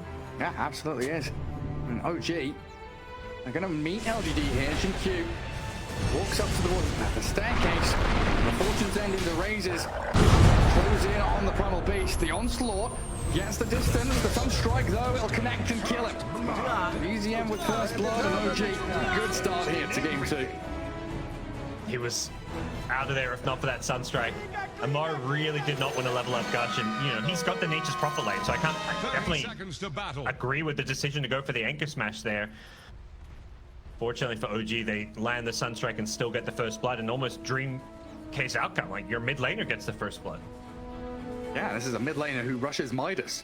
Now we've seen this shift, like I was saying, more Exort Invoker, more Hand of Midas first item, and before boots, before Bassy, before anything, just Mantle, bit of regen, Get that Midas going, get your levels flowing into the Invoker. Cast off the line. OG moving down towards bottom runes. Trying to gather up as many as they possibly can. Still going to be the 2 for 2 though, as LGD were able to reclaim a bit of territory up top. Try and poke their nose back in, but Misha taking a lot of harass. A little bit interesting, the Tiny's actually being relegated to 5 position here with Misha on Tiny and Tiger playing the Oracle. Perhaps just for the lanes. I mean, it's, you know, we've talked about it a lot. You want your melee support with your ranged carries, the SFs and Morphlings, then you want your range support with these melee off players. So that's really the reason behind it. But a lot of the time we're seeing 4s and 5s, you know, swap lanes. But this time they're actually swapping heroes. Yeah, good point. Oh, attempts from BZM, and good deny. Both looking at the Sunstrike to secure range creeps. Yep. Age-old tactic. Get his last hits too, so definitely a mid lane where you're not necessarily expecting any action. Nothing to say misses his shield crash to get his range creeps. So both mid laners not getting the range creeps, but you know, there is going to be a lot of harass potential from an Exile Invoker, particularly when these Forward Spirits come out. You can keep Nothing to Say away from the lane a bit. Yeah, especially being able to guard runes. Maybe with a rotation from Tiny or the Oracle. We'll see if that comes into play a little later on. Yeah, you were talking about these melee supports with ranged carries. And the bottom lane for LGD, double range though. They've got Shadow Wave with a Treants being a pretty nice combo. But how does this play out for Y? Is he just in a 1v1 against Oracle while Prophet 1v1's tied? I mean, yeah, for LGD, they don't really want 2 separate 1v1s. They'd rather the 2v2s, because that's where you're getting value out of, you know, the Poison Touch. You can keep reapplying it, get all these right clicks off, and yeah. We'll see how things pan out for Amar, who's got definitely a tough lane, but with a Ring of Protection, the early Anchor Smash, and very likely a point in Kraken Shell coming early, I do expect him to still get good farm down here. And should have a solid time. Tiger, a lot of focus onto trying to bring down these Treants, remove a bit of the pressure from LGD in their lane. Keep peeking into mid where Nothing to Say. We're dropping lower and lower, but he's got his bottle now. As it looks like a Water Rune picked up and a Water Rune denied by BZM is going to remove at least the refill potential there for the Pango. Yeah, it's nice with when you've got the Forward Spirits, you can try and control both runes. Even without a bottle, BZM wants to deny them from Nothing to Say and, you know, force him to go grab like a 3-minute bounty rune. It's just kind of like this inefficient play that, you know, Invoker's going to get a couple extra last hits and denies if he has to go grab a bounty rune for the bottle refill. Yeah, looks all safe and sound bottom. No real aggression. Top lane, Misha and Jin-Q having a bit of a back and forth. Both of the strength supports getting some punches in. But LGD in a good lane space here, a bit closer to their tier 1. Does give them the opportunity to maybe get on top of Yuragi. But for now, it's just calm farming time from both teams. Yeah, I don't think either side's really aggressively looking for kills in these lanes. Outside of maybe PSG LGD with their safe lane, the Dazzle always has that kind of kill threat if you can get Poison Touch on top of someone, but that's not really being the case. And That's just punk. now going in on the SF top, yeah. Yeah, Jin-Q's level 2, but they've got the toss back. Misha, this position 5 Tiny. A little bit of a counter against the initiation from the Primal Beast. Yuragi to take a tremendous amount of damage and needs to get these tangos going just to stay in the lane. That was a level 3 timing. They were waiting to have the double Spirit Siphon. Doesn't feel good to use your 1 Spirit Siphon charge and then go to the corner. They get the toss back into the tower. Xingqiu has to onslaught out of there. Zin is out. Pressure is on OG. This is now Faith Beyond. Back to free farming, 7 denies, 12 last hits, equal with the Shadow Fiend. Both of them are very focused on clicking each other rather than the creeps in the first 4 minutes here. Denied. Yeah, no real losers yet of this laning stage. No one's suffering too much. Obviously, Invoker, I think, the happiest with the first blood and having a good lane, doing a good job of trying to deny some of these runes. He forces Nothing to Say to like preemptively go to the rune to get it as it spawns. Otherwise it gets nice. He gets himself a double Water Rune, in fact, so nice little move from him. But at the same time, Invoker's like, you know, he'd like to deny these runes, but he's not. As long as he's getting farm, he's okay with Pegalier doing his thing. Yeah, he's going to keep Pango away from the creep wave, forcing him to drag it around while top again. Primal Beast and a Death Prophet Uproar to slow them on their retreat, but the raises from Yuragi. Nice dodge on the Sunstrike. Jinkyu, he knew it was coming. The call from the Pango is that Invoker has lifted his arms, so the Sunstrike was on its way somewhere. Good communication, and easier while all that was going on. Perhaps he got pretty low. He maybe was watching top lane a bit too much, and nothing to say. Once he hits level 6, there is that kill potential mid with Wise Dazzle rotating in. They're looking for 3 level 6 even, and they're going to get it. Yeah, very nicely done. Why? Close to death. But he had that wand. 50 full and the fairy fire. Keep himself alive, though he is blocking with the creeps. Nothing to say. Get me out of here, please. Oracle, again, just going to kill off Why. Why wants to die. It's time to die. Oh, maybe he didn't see the TP in the trees, not entirely sure. But like you say, dying almost feels better for him. He's so low in health, he can't really do a whole lot there. Get some damage onto the tower with the Siege Wagon. Not anything crazy, but at least a good rotation nonetheless. Yeah, probably a case of knowing that Oracle was missing, and either he's coming through the river bottom or he's TPing mid, one way or the other. Well, we're probably going to die there, so TP back for the bottle refill. Oh, Rolling Thunder mid. And going straight onto this Invoker, looking for 2 kills in quick succession. Even bringing Arme in here, but the cold snap and the ice wall holding LGD away for now. But in comes the Pango, crashing again onto the Invo. As Nature's Prophet goes around, King bursts down, the grave comes from Y, the save, and the reinitiation from Jinkyu as Arme just TP's home. Tiger is got to high ground, but nothing to say, bridges that gap easily, and we'll find the Oracle here. The Fortune's End is delaying things a little bit longer though. Tiger, can he get out? Got a fairy fire. I think LGD have to give up on it. Dodges the swash, so he gets away from it. Okay. Nice little small redeeming factor for what was a pretty bad team fight. The Invoker with the TP death, like you die, you TP, and you die again, is one of the worst things as a mid laner.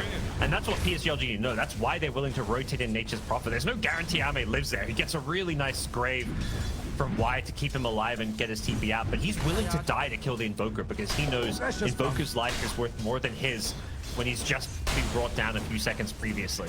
Especially when he's rushing this Hand of Midas, right? This could have been a 7-minute Midas quite easily for BZM, but yeah, there's 2 kills, delaying things by at least a minute and a half, 2 minutes here on that timing. Giving Mark a decent amount of room down bottom to continue his farm and really start pressuring this lane and getting the tower down a little bit, but I think they're okay with that. They're not too worried about what the Tide can do. There's not really any amount of farm that really scares you on the Tide Hunter. It always catches me off guard when I click Amar and he's got Satanic in his sticky buy. What's he up to? And that's always that. He's done it before, but I'm not sure this is the place, time, or the game to go for the right click Tide. Dire's top tower is under See how things develop. Okay. Yeah, okay, gods. I don't know. It's a Mario we're talking about. He's thinking death, so he's thinking, yeah, Satanic. Trust in the process. Oh, damage to Jinkyu, but they've got this Fate's Edict. All of that magic damage from the trample. It's a nice little move the Tiger can make onto these people being jumped by the onslaught. PSG LGD, you know, having their cake and eating it too. They're pushing top, they're pushing mid. They use the first exorcism to bring down the T1 mid, but the Nature's Proper rotation, and this mid tower's got very low as well.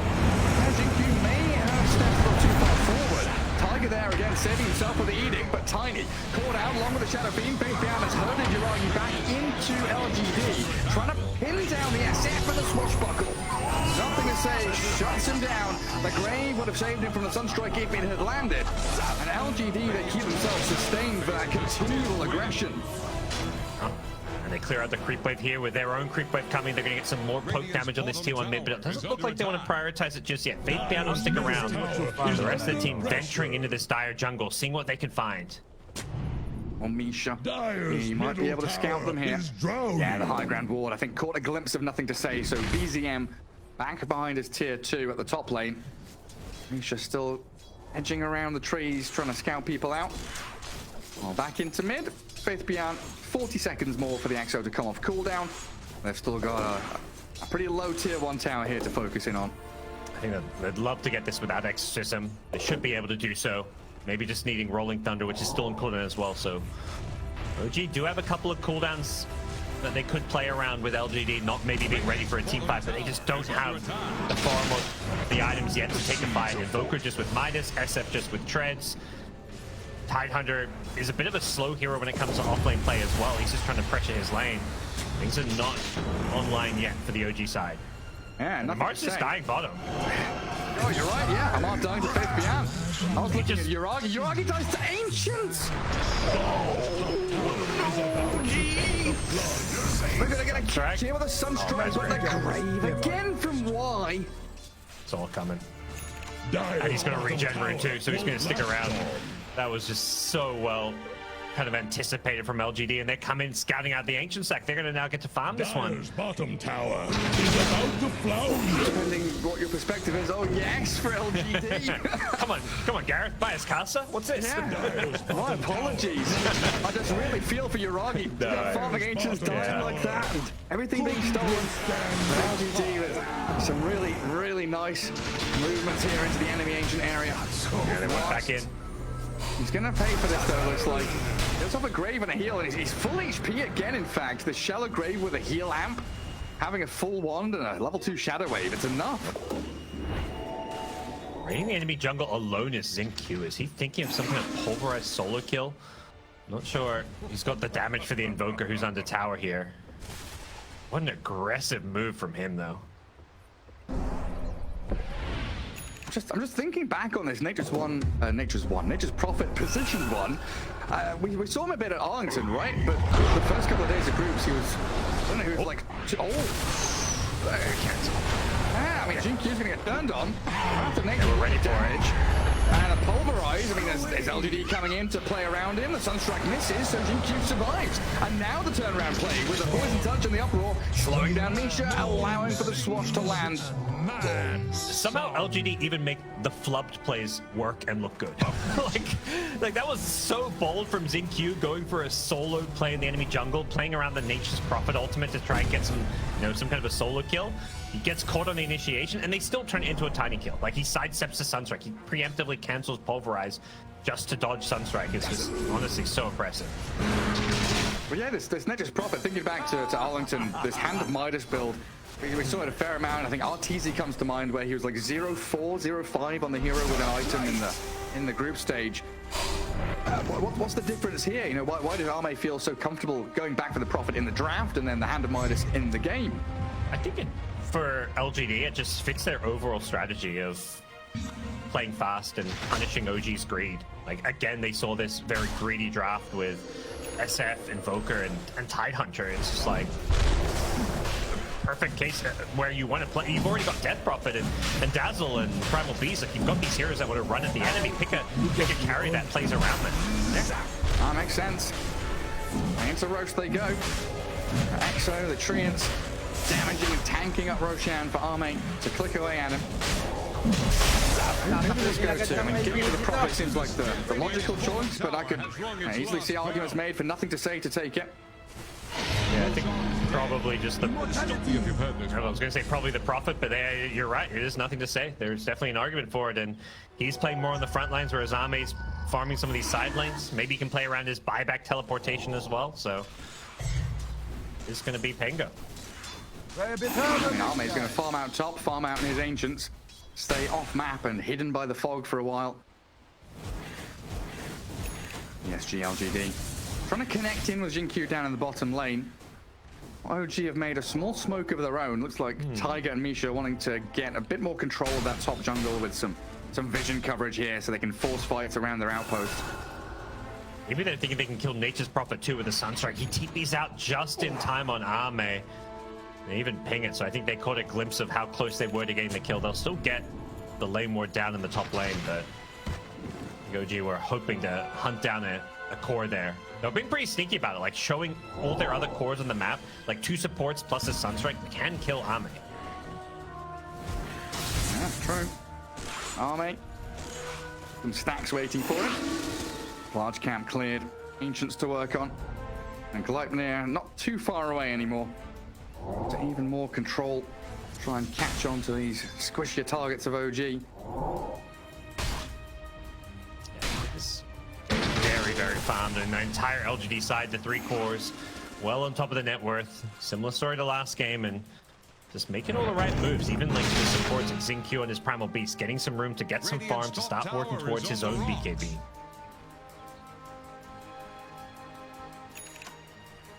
Lines being drawn. OG have a good read of this, knowing that LGD just showed in the mid lane. Natural movement for them is into that top jungle. Outpost there for OG to hold on to, but looks like they are pretty content pushing out the side lanes, returning back to mid to gather up their forces. LGD have just been waiting for Exo. It was on cooldown, and now it's back up, so we'll see them push out top and mid and likely connect at this top lane to take the tier 2 tower. But now though, they are, you know, they are playing more greedy. They're farming the Nature's Prophet. I mean, Nature's Prophet can farm anywhere and join up, but Xinq's Primal Beast being down this bottom lane suggests that they want to try and find some pickoffs down here. Yeah, try and play into him. The TPing bottom outpost. Xinq sees Tiger. Thinking about it. The onslaught cancelled out. Meanwhile, Fabian runs straight in towards Misha. Easy scored as well. Do they have detection? Detection for him. Doesn't look like chain stunning it. Yeah, blindly stunning and chain disabling the Invoker while Amar trapped inside the Sprout. Silenced up for now. But he is away from there. Still holding 17 one charges, but he's going to have to use them to survive against the Pango and the Wrath of Nature. I was just about to say, I think that's actually decent for OG, but losing Amar there, perhaps not going to feel as good. But Exorcism being used for like a small fight that only gets a kill or two, as opposed to taking a tier 2 tower, is actually okay for OG in the grand scheme of things. But losing Amar, I think, is going to swing things in the favor of LGD, who still have themselves a pretty sizable gold lead. Similar to last game, this first Roach, a bit more of a farming Aegis, a bit more of one to just take these out of towers, control most of the map, take farm away from the enemy, and build up this big gold lead to really hit this power spike around Roach number 2. Yeah, it's just kind of hard to see where OG are going to be coming from in these fights, because there's a counter and nothing to say. Misha, and take the Aegis down. OG not chasing up high ground. They don't have the vision there, so they'll try and back away now. Yeah, I was just looking at this thinking OG supports are both very poor. I don't know. I don't see Misha buying Blink anytime soon. Tiger on an Oracle doesn't really have a key item to go for. Hyde with no Blink means no initiation, so is it really going to come down to like Uragi with his BKB? That's the big difference maker for OG. It almost has to in many ways, but yeah, not having a Blink initiator, like, yeah, your Tiny is not getting one anytime soon. He's maxed out the toss, but how does he get into to use a toss back? It's the wind OG, yeah. they just can't play around it. Oh, 2 supports scouted out and rolled on. Nothing to say. Comes crashing down on their heads and pulverize the Oracle with a good shield crash over towards Tiny. Caught up here by Fabian and nothing to say. 2 quick kills for them while they're still out on the map. Arme pushing out top. Looks like he's TPing in towards mid to catch Amar. A third hunter dead for 30 seconds. And being able to play like this aggressive, let's just keep hunting for kills style of Dota with a Nature's Prophet means, you know, Nature's Prophet's just farming me all over the map with a Midas. His net worth is like insanely high right now, way above all of the OG cores. And that's just going to remain the case as long as he's got this Midas and ability to farm the map and not even really join fights. He's 1-0-4, and I feel like half of that involvement is just throwing his ultimate. Yeah, it's usually 20 minutes in, you know, 11k net worth is good. 12k net worth is very good. 13k is kind of excellent. This guy is going to have, what, 15,000 net worth going into 20 minutes or something? He's record-breaking, exceptional game from the Prophet here. Great Sunstrike, gets the last on the creep. Well done, BCM. You take what you can get on this kind of map. You know, I gotta be a bit biased for OG as well here, you know. I was gonna say hoping for that game 3, but oh wait, it's best of 2. That's unfortunate. I'm just hoping for some ties in the group stage. You know, if everything goes 1-1, we get more games, more tiebreakers, more Dota 2 action here for TI. I didn't see the LGD games yesterday because there's so many games going on, but this just feels like classic LGD. They're such a fun team to watch when everything's clicking. The kind of aggressive style that they play, and they're doing a great job punishing OG's more passive farming style. A single hero shows. Tiger going to be the target. Swashbuckled down again by the Pango. I absolutely agree. I didn't catch any of the games, just seeing the score lines, a couple of the drafts. If you look at this series against OG and then look back to day 1, you're thinking, what happened? What happened day 1? This is LG on form. They're looking perfect. Now another catch. Mar, he's the one who's farming the dangerous parts of the map and just constantly being found. Hunted. Doesn't really want to ravage. He's tanky and annoying. Cutting through trees and pigballing away. They've got another onslaught in 3 seconds along with a trample, so he'll ravage now as Misha does the face beyond, but in comes the onslaught trample, and Jinkyu finds the takedown. It looked like Tiger was considering the false promise on the tide, but now with the glycinate from Arme, they'll bring him down as well. 3 quick kills again from LGD, and it's just non-stop slaughtering of that OG lineup here. Poor Amar, he's thinking like, oh, I'm going to die anyways, let's not use Ravage. And then finally he's like, oh, I'm going to live, let's use Ravage. And oh, sure enough, still goes down. There's nothing they can do. How far ahead LGD are getting and the kind of tempo they're playing at. They've got this great catch that the Primal Beast brings to the table, even out of the support role. And Faith Beyond, his Death Prophet having Exorcism combined with an Nature's Prophet, these towers just drop. And they've not really spent too much either. They've got BKBX of Faith Beyond. Onslaught in behind the tier 2 and the tree line there. They were expecting OG to be lurking in the shadows and waiting for a fight. Nothing to be found though. Booker had dropped a meatball, but backed off as soon as he did, so not quite the connection they were hoping for, but they'll get the outer tower nonetheless, and now they get to kind of sweep through the jungle, farm everything out, and start making their way, I think, towards this top part of the map. Roshan is back. Alme's going to have an AC in the next couple of minutes. 16 grand. What an absolute monster. TP and top is just, ping-ponging back from top lane to Ancients, keeping that farm rate up. And in fact, what's 740 GPM? Not a spectacular number, but for 22 minutes into the game, it's pretty freaking good. Yeah, be careful. OG have smoked this fight. This is their big teamfight opportunity. Now they come in contact with the DP and blow up Faith Beyond, but look at that trample. The damage of the Tiger clears him up. Oracle's dead. As Uraga with his BKB turns, but the Grave onto Jinkyu allows him to potentially TP home here. BKB TP, and he's out of there. Roshan is alive. I don't know if OG have the ability to take this one. The SF damage is decent, but he hasn't got the Mask of Madness, and I think more importantly, LGD are ready to take a fight. Even without Death Prophet, they're going to have a Rolling Thunder in the pit, so OG have to back off, but they seem to want to stick around. They still have Ravage, well, they will have Ravage up in 8 seconds time, so a potential Roche fight could look good for OG. I've still got that double observer board there. Plenty of vision. They're playing towards the pit. The lanes to maintain though. Uragi up top. I've seen BZM down bot. LGD may just walk into the pit here. They see so many OG heroes on the map, it's very safe to do so. If they can hold on to Exorcism, it means they'll have the Aegis and then probably 2 Exorcisms to use during the Aegis timer. Whose shard is this? Just give it to DP? Tango, it looks like. Death Prophet, unless. I don't think Aegis Prophet. Dazzle's pretty good. Let's see. Shard on the ground. Faith Beyond belongs to him, so that fear from the Spirit Siphon. Down. Gleipnir nets him up. Onslaught to cancel the TP. Kill the Tiny. At least a bit of room bottom for OG though, knowing that LGD have amassed everybody up top. And get a deep ward down, keep farming through that bottom jungle, and a little bit of pressure on the tier 2. I feel like OG, they found this Philosopher's Stone, they're keeping it on Tiger. I'd almost like to see it pass over to the Tiny. I think this Blink Dagger is going to be a key ingredient for their high ground defense. It does feel like that's where the direction this game is headed with how big of a lead LGD has got. And Tiny, 800 gold. He's pretty far from Blink Dagger, but something like a Philosopher's Stone could make a difference. Yeah, that's the thing for me. These 2 very poor supports. Okay, if the Oracle buys a Ghost Scepter, he can buy space for Arme. Yeah, 1v2, turning and fighting. And a Rainbow TP situation for LGD, all coming down here onto the outpost to help out their Prophet. Tiger so close to death, but he'll TP successfully back to Fountain. While BZM tucks into the trees. And it looks like Amar went in behind to try and cut some waves as well.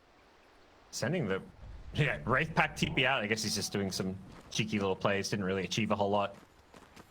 Chipped away at the creep wave, but didn't actually bring it down. They're even scanning and looking for him. Where's this sneaky fella? not to be found. But yeah, the role swap or the hero swap between Misha and Tiger doesn't seem to have worked out this game. And it also feels like Oracle hasn't had that much impact in this match without a real hero to put the false promise on. BZM gonna TP out of bottom. Arme stuck around, and the 5 members of LGD are stampeding in towards that tier 2 bot area. They've already claimed the tower, so now it's time to claim some kills. Why walking high ground, gets Avatos back into Yuragi. Good pick off on the Dazzle, but what can they make off the back of it? Amar and Yuragi coming down the staircase. Sun striking forward to try and scout and give vision. Jinq. He meets Misha. BKBs and pulverizes. And now they've got the DPL with the Pango roll. Back in towards the Tiny. Look to blow at Misha here and catch on the Tiger. Both supports the targets here for the Gleipnir of Arme. As they all swiftly move in to kill off the Squishies. Elsewhere, though. He's even in the back line, aiming for BZM.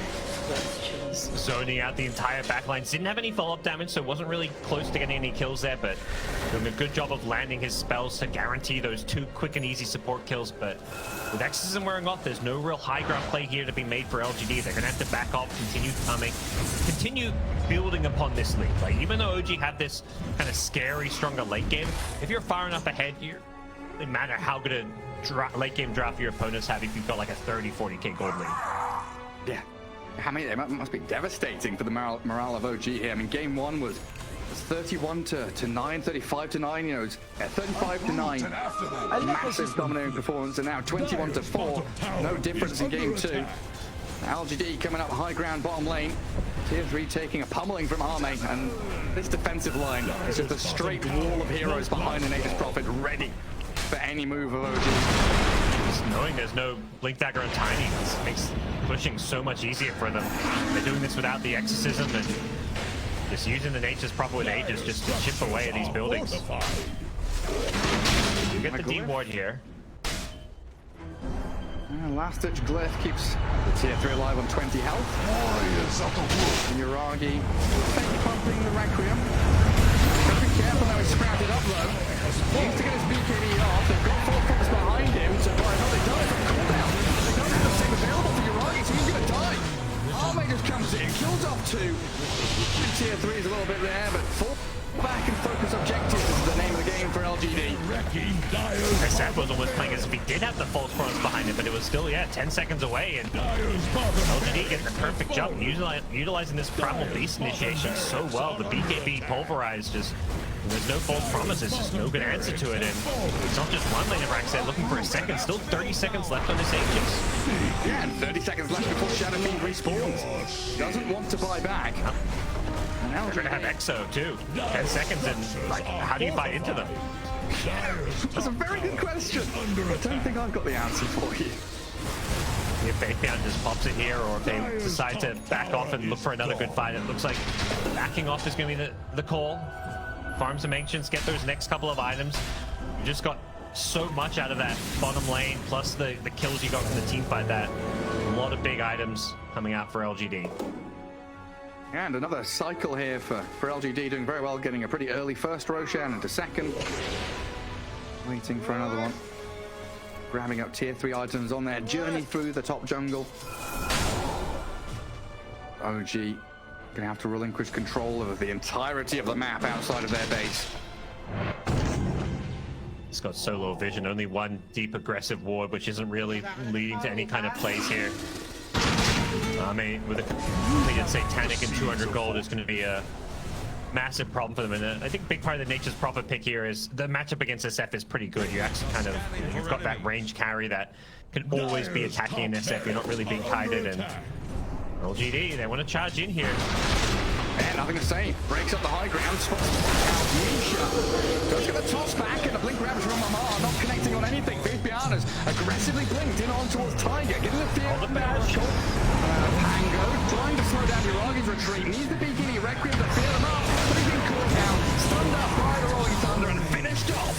GG call. A tremendous victory. 2-0 in fact for LGD over OG. I thought the series was a close one. 26-4, 2 sub 30-minute games. We're getting all these 50-minute games on this patch. I feel like, yesterday we had 10 games or whatever that went like 15 hours, and OG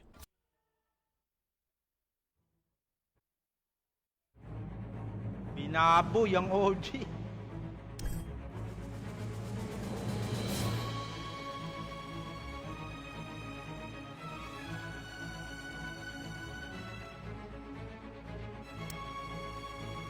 Dire's bottom tower is under attack. Radiant's top tower is under attack. Dire's bottom tower couldn't withstand the tide. All sorts of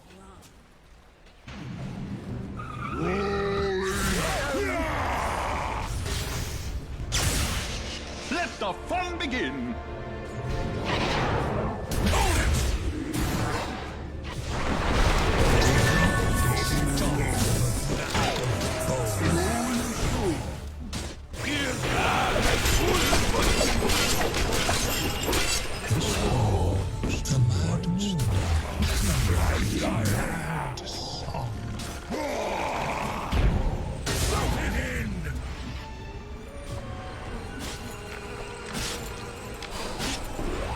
Are Radiant using echolocation?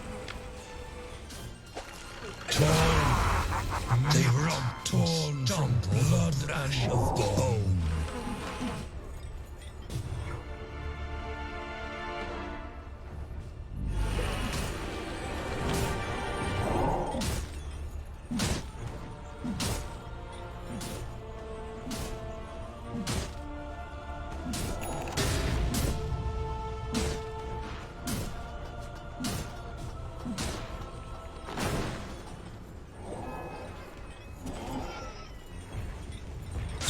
Dire's top tower needs some friends. Same as you, Tidehunter.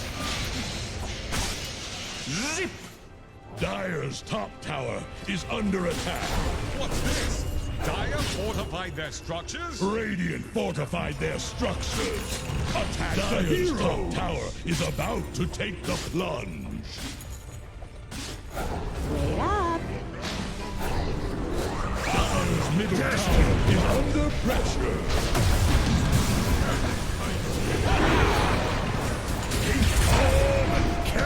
Dire's middle tower is under attack.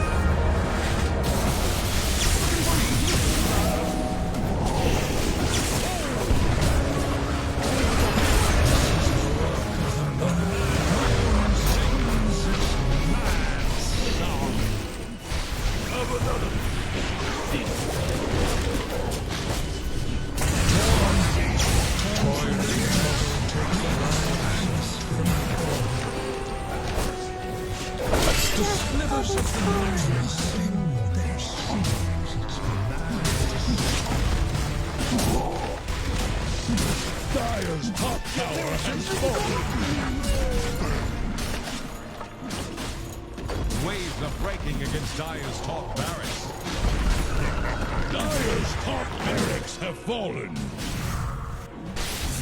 Someone should help Dire's top barracks. Fortified structures can't be breached. I could. Dire's middle tower is under pressure. Radiant's bottom tower is staggering. Like a drunk sailor.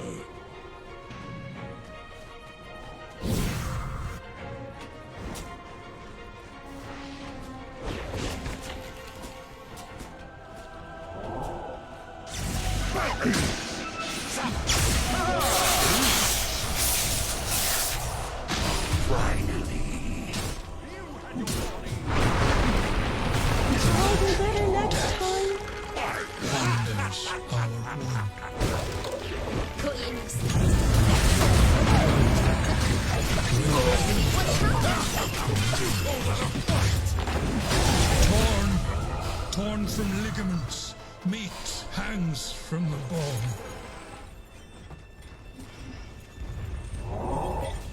Dire's middle tower is under attack. Dire's middle tower has fallen. Dire's middle barracks are under attack.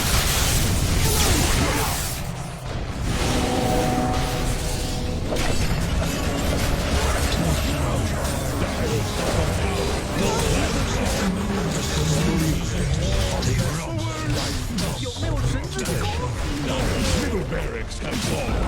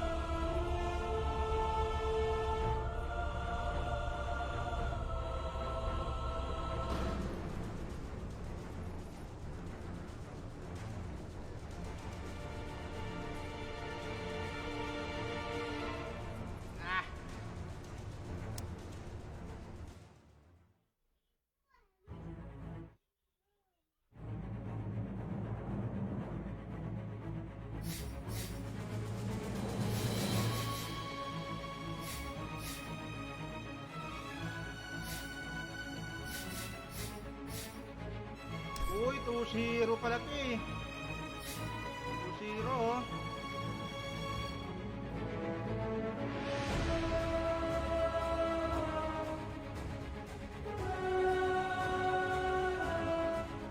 Guys, mamaya ulit. Thank you sa lahat ng mga nanood. Thank you.